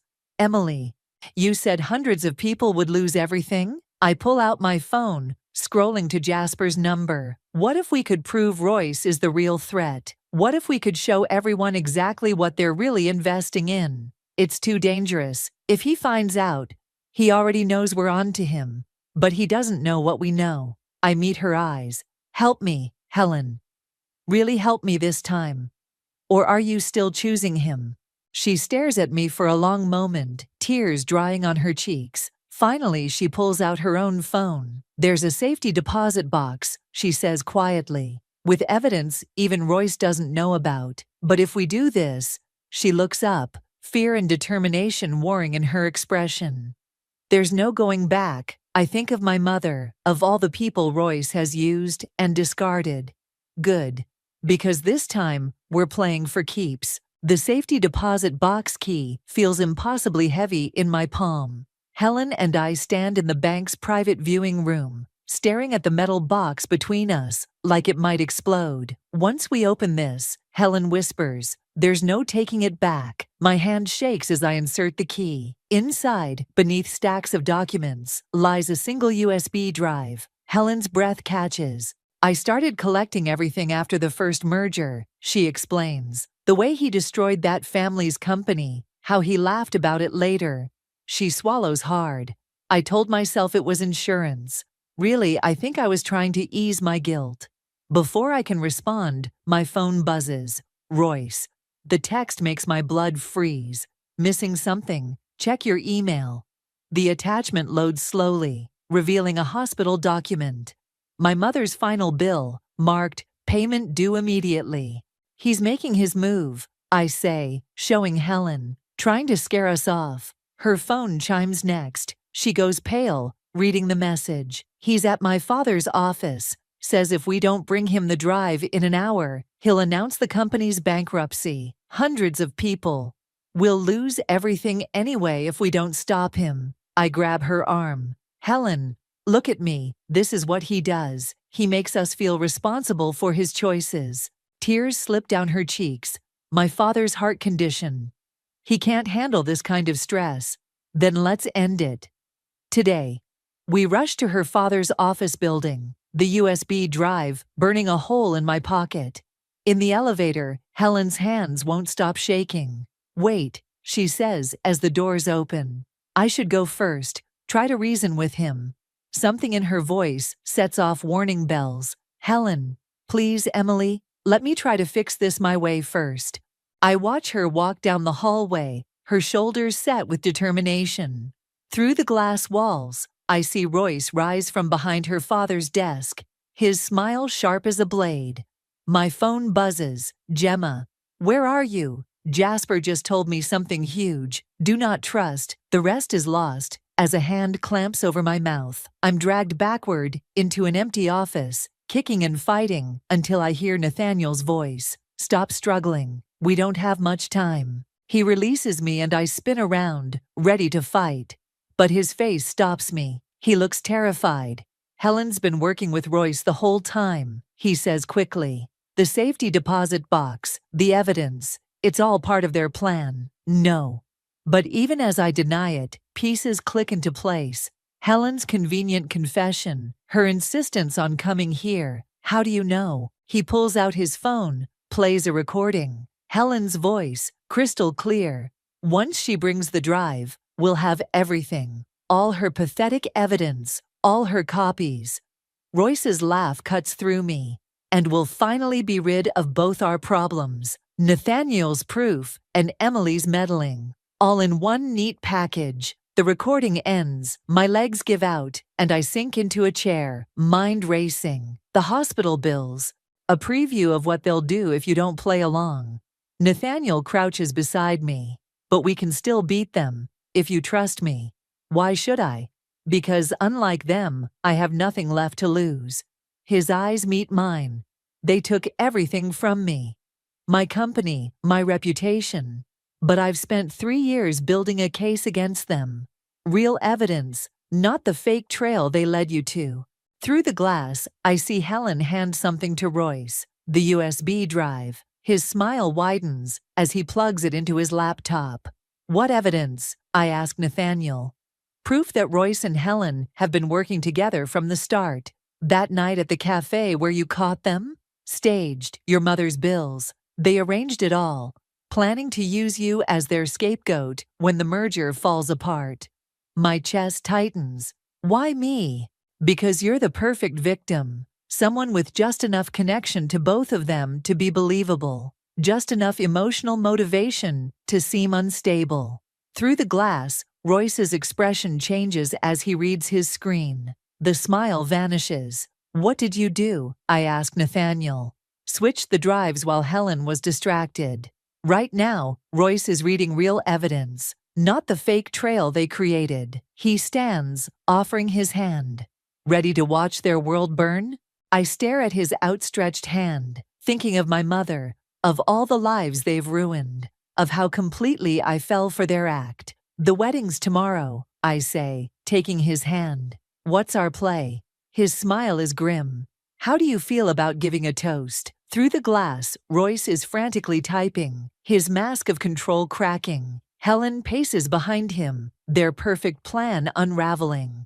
Tomorrow I'll stand in front of everyone they've deceived. Tomorrow I'll finally tell the truth. But first, I have a wedding toast to write. The wedding venue sparkles like a fairy tale, all white roses and crystal light. I sit at my assigned table, back corner, practically hidden behind a column, watching Helen float down the aisle in designer white. My hands shake slightly as I smooth the paper in my lap.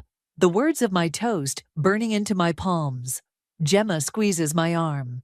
You don't have to do this, but I do. Because right now, Royce is standing at the altar with his practiced smile, while Helen's father beams proudly from the front row, unaware that his company's already being carved up for parts. Because Sylvia's dabbing theatrical tears while wearing the necklace my mother left me, the one that disappeared during the move. The ceremony passes in a blur of hollow vows and false promises. During the reception, I watch Royce work the room, charm oozing from every pore. He's already damage controlling yesterday's evidence leak, spinning tales of corporate espionage and vindictive ex-partners. Almost time, Nathaniel murmurs, appearing beside me. Everything's in place. I nod, my throat tight. The USB drive in my clutch contains everything. Not just Royce's financial crimes, but emails proving Helen's involvement, footage of their planning sessions, records of every life they've ruined together. The DJ announces it's time for toasts. Helen's father goes first, his voice thick with emotion,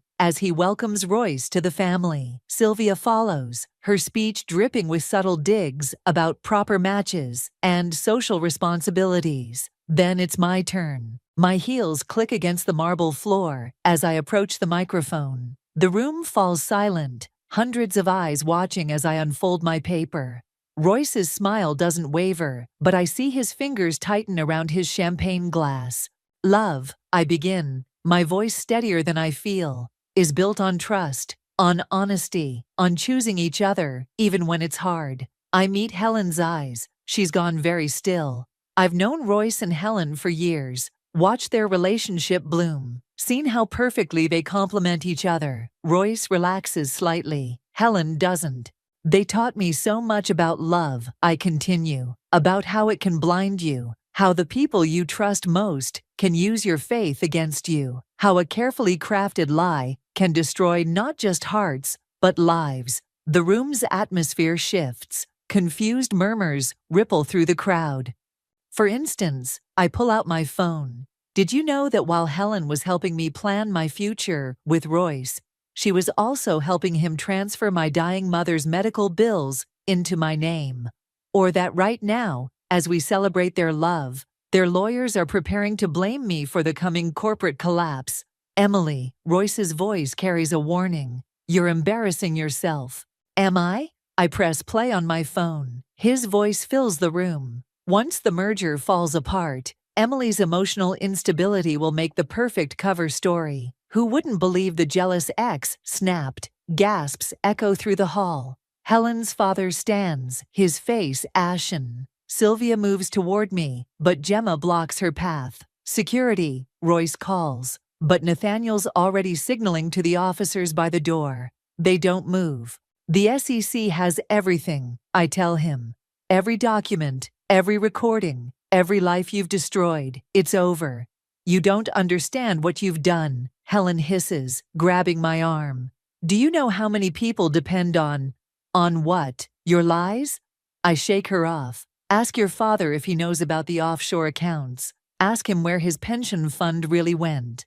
Her father sways, clutching his chest. People rush to help him. As chaos erupts, Royce tries to slip away, but security finally moves to block the exits. You're just like us, Helen spits as officers approach, using people, manipulating situations for revenge. No, I step back, watching Royce's mask finally crack as handcuffs click around his wrists. I'm nothing like you, because I'm choosing truth, even though it hurts. The next hour blurs into statements and signatures. Helen's father is rushed to hospital, stable but shaken. Sylvia's arrested, trying to delete files from Royce's office. Throughout it all, my mother's necklace gleams at her throat, a final testament to their casual cruelty. Later, standing outside in the cool night air, Gemma hugs me tight. You did it. We did it, I correct, watching Nathaniel talk to investigators. He catches my eye, nods once. Whatever his motivations, he helped expose the truth. That's enough for now. My phone buzzes. A message from the hospital's billing department. Account cleared. The weight of years lifts from my shoulders as justice finally arrives. Not with a bang, but with a quiet ding of digital confirmation. Inside, the perfect wedding lies in ruins. But out here, under the stars, I feel something I haven't in years. Free. And that's worth more than any revenge. Dawn breaks over the city as I climb the familiar steps to my mother's favorite spot, a small garden overlooking the harbor. The morning after the wedding, and I haven't slept, can't sleep. My phone keeps lighting up with news alerts, messages, voicemails from people I haven't heard from in years. The necklace weighs heavy in my pocket. After Sylvia's arrest, an officer returned it to me with an evidence receipt. Now, sitting on the same bench where Mom used to read me stories, I hold it up to the rising sun, watching light dance through the pendant. I thought I'd find you here. I turn to see Jasper, looking as exhausted as I feel. He sits beside me, leaving careful space between us. Nathaniel's been arrested, he says quietly. My heart stops. What? The evidence he gave you. It was real. But how he got it? Jasper runs a hand through his disheveled hair. He didn't just expose Royce's crimes. He committed plenty of his own along the way. Did he know, when he helped me, that he'd go down too? Yeah. Jasper's laugh holds no humor. Said it was worth it to watch Royce fall. Guess revenge comes in many forms. The irony sits heavy in my chest. Everyone playing their own game of justice. Each of us thinking we were different, better, righteous. There's something else, Jasper continues. Something I should have told you sooner. He pulls out an envelope, aged and creased. Your mother wrote this, near the end. Asked me to give it to you when you were ready to hear the truth. My hands shake as I open it. Mom's familiar handwriting fills the page. My dearest Emily, by now, you know about Royce, about the bills, about all of it. What you don't know is that I chose this. When Royce offered to pay for my treatment in exchange for my silence about what I'd discovered at his company, I agreed, not to save myself, but to protect you from what I knew would happen if I exposed him then. I'm sorry for the burden this placed on you, but I'm not sorry for choosing your future over my conscience. Sometimes love means making impossible choices. The truth is your weapon now, darling. Use it wisely. Use it not for revenge, but for justice. There's a difference. One leaves you empty, the other sets you free. All my love, Mom. Tears blur my vision as pieces click into place. Mom's insistence that I keep fighting after she was gone. Her strange calm when Royce offered to help. The knowing look in her eyes when Helen started coming around more often.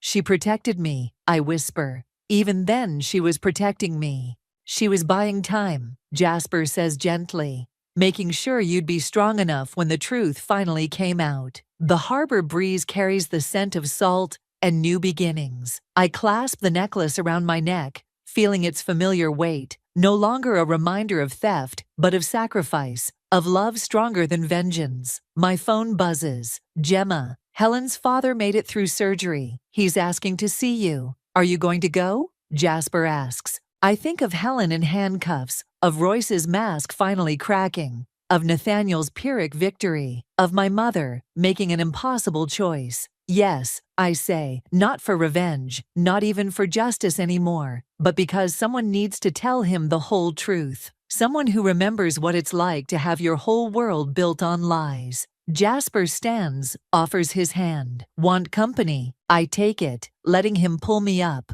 The sun has fully risen now, painting the city in shades of possibility. My phone buzzes again. Reporters, investigators, more people wanting pieces of the story. But standing here, in my mother's favorite place, I finally understand. The story was never about revenge. It wasn't even about justice. Not really. It was about truth.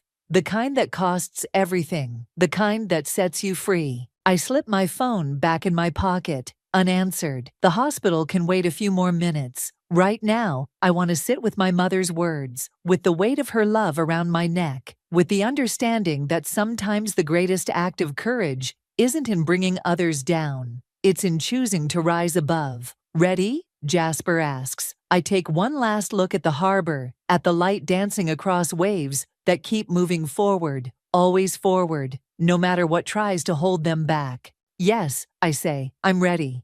And for the first time since this all began, I truly am.